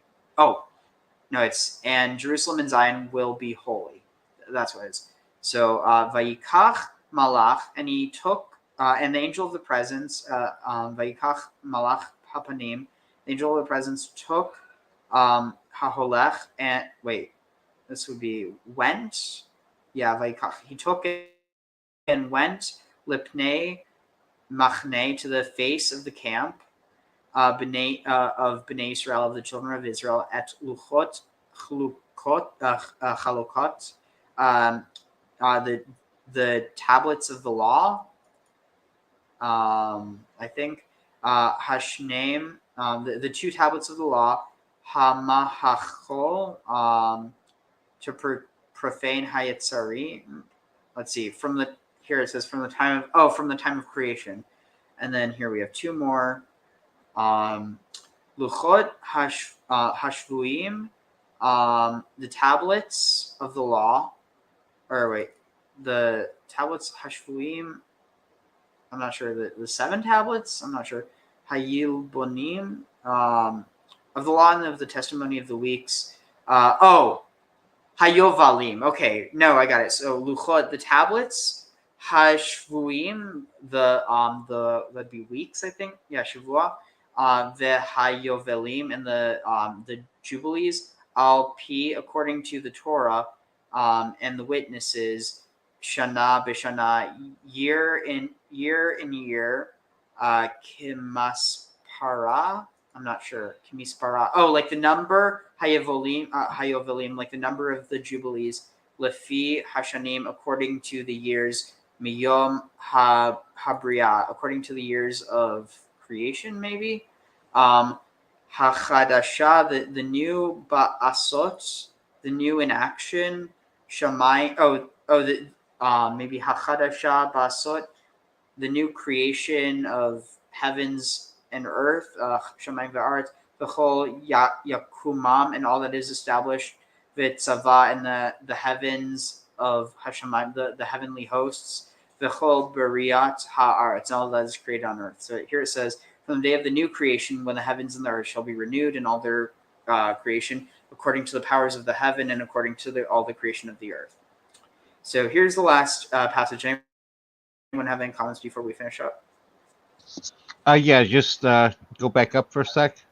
Because one of the things I was noticing here is that it's very much emphasizing the switch from the lunar calendar to the solar calendar here.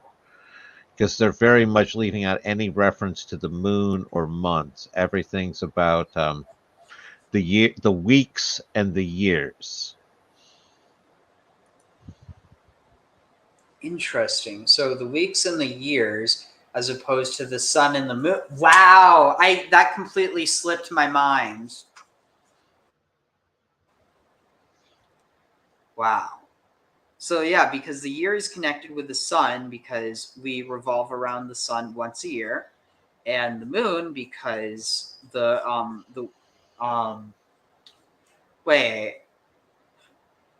would it? No, because the moon would be connected to months, not to weeks, would it? Or would it also be not weeks? entirely? The way one of the ideas of how the Sabbath got started was out of Mesopotamia, where they had a middle of the month, like a 15-day. That was like one of their unlucky days.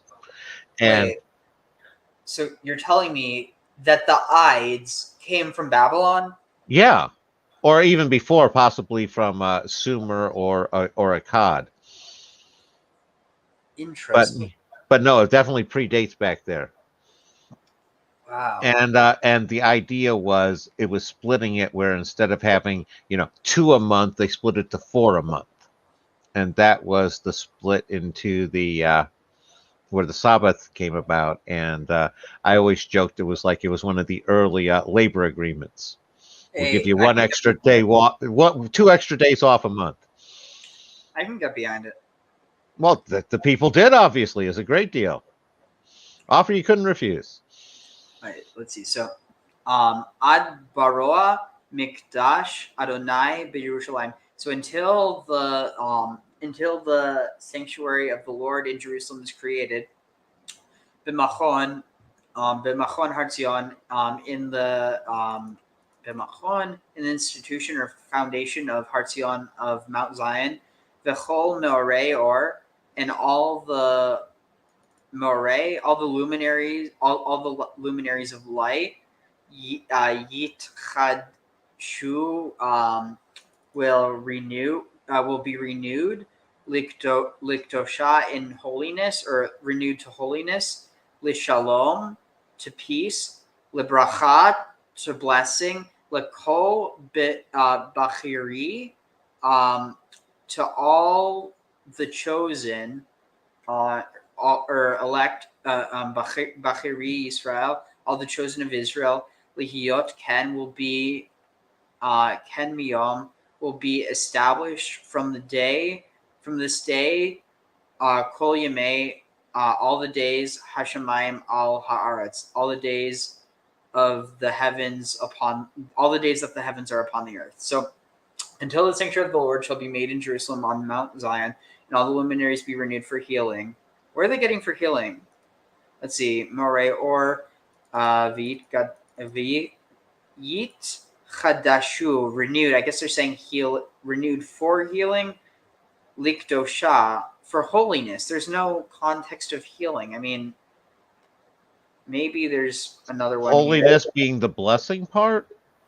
So no, so it's for renewed for holiness, for peace, and for blessing. So here it says, Okay. I'm seeing that triple, that fractal size triple again. You have blessing on the individual level, you have peace on the tribe level, and you have that more cosmic holiness at the top level. definitely. And so that ends with, and thus it may be from that day until all the days of the earth. So, but literally, just real quick, all the days, literally, Kol Yimei Hashemayim al Haaretz, all the days that the heavens are upon the earth. So that's implying as long as the world is as it is. Oh yeah. Okay, a new question here. Can you guys explain me luminaries? So it means something that gives off light. So lumos in Latin is light. Like lights in the sky. It was traditionally like the sun and moon were the two luminaries. So all the luminaries will be renewed. There'll be the sun, the moon, the stars. That has the sound of the new heaven and new earth. There, end of days. Oh. Okay, this is ridiculous. I'm looking through all the chapters. Interesting. All of them are at least 40 parts. So I have a feeling we're going to cut back on some of the videos and just start getting into it more in depth from now on. No, that sounds good, and it's always good to have some videos and stuff for the first time to get your feet wet. Definitely. That's a good way, looking at this as a start, because that's what it is. The start of a new year and a new Jubilee. And we're starting with Jubilees. Yeah. May it be much better than all 49 past years combined. I don't know that it will, but I can hope so. Okay. The new year started on the 15th of September, if I understood correctly, right? Yeah. Or is the last year? Give or take. I don't know the exact date this year, but yeah, in the middle of September. Yeah, I'm just talking about New Year in the context of the secular year. Okay. But I'm trying to connect the mysticism here a little bit. But yeah, so the new year, so the Jubilee started with the new year. So it started in December, or sorry, September, and then Jewish New Year, which is end of harvest this year. I get it. It's a harvest year. So next harvest year, next end of the harvest, so approximately next September will be full on a new 50-year cycle. So the renewal should be in September 2023. Like if whoever runs the world adheres to the Jubilee cycle, I don't believe it's just a speculation thing. So I actually have the perfect video to close this off on it. It's the whole idea of the so the song, it's Malu Asamenu Bar. So Malu means to fill. Asamenu is Asamenu is like barns. So Malu Asamenu, fill the barns, bar. And bar is wheat. So fill the barns with wheat. And it's a harvest song, but it's perfect for this whole idea of the Jubilee. Wow, this is just like, it's amazing how well this all connects. Oh, and also, take care of Mr. Blazing Out 420. You probably are already left by now because those 2 minutes. Have a good one. So, yeah, let's end off here with a song, and then I'll say bye to you all after the stream's over, and then I'm going to head to sleep and get some much needed rest. So let's see. Here we go. Let's see. When was this recorded? Does it say? I'm almost certain. Yeah, I mean, this is literally in black and white. There's no way this is not out of copyright. And if it is, if it's not, I could always just clip it. So no big deal.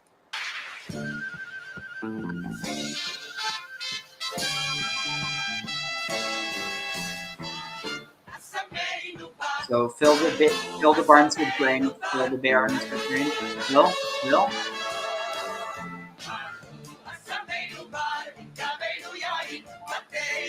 Wait, so kavenu yain. I forget what kavenu, but yain is wine. So like fill it with wheat and with fill it with grain and with wine. Batenu homim. Dang it, I'm just going to look up the lyrics because I don't want to be talking through the whole thing. So it's Malu Asamenu Bar. Malu, I spelled it wrong.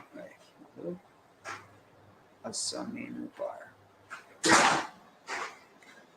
And it, okay, here it is. Should be here. Dang it, I misspelled it again. I have to, all right, with a B, not a V. All right, here. Lyrics, got it. So, Malu Asamenu Bar, Kavenu Yaim, Hovenu Komim, or wait, okay, so, fill up our barns with grain, our cellars with wine. So, Kavenu is cellars, with Yain. Batenu Homim, our houses are bursting. Homim Mitinokot, bursting with children or babies. Uvehem tenu porahe, and our cattle are all fruitful. Hey, ma'od tevakshi me itanu mechora. What else can you ask of us, O homeland? Ve'ein adain, that is not yet here.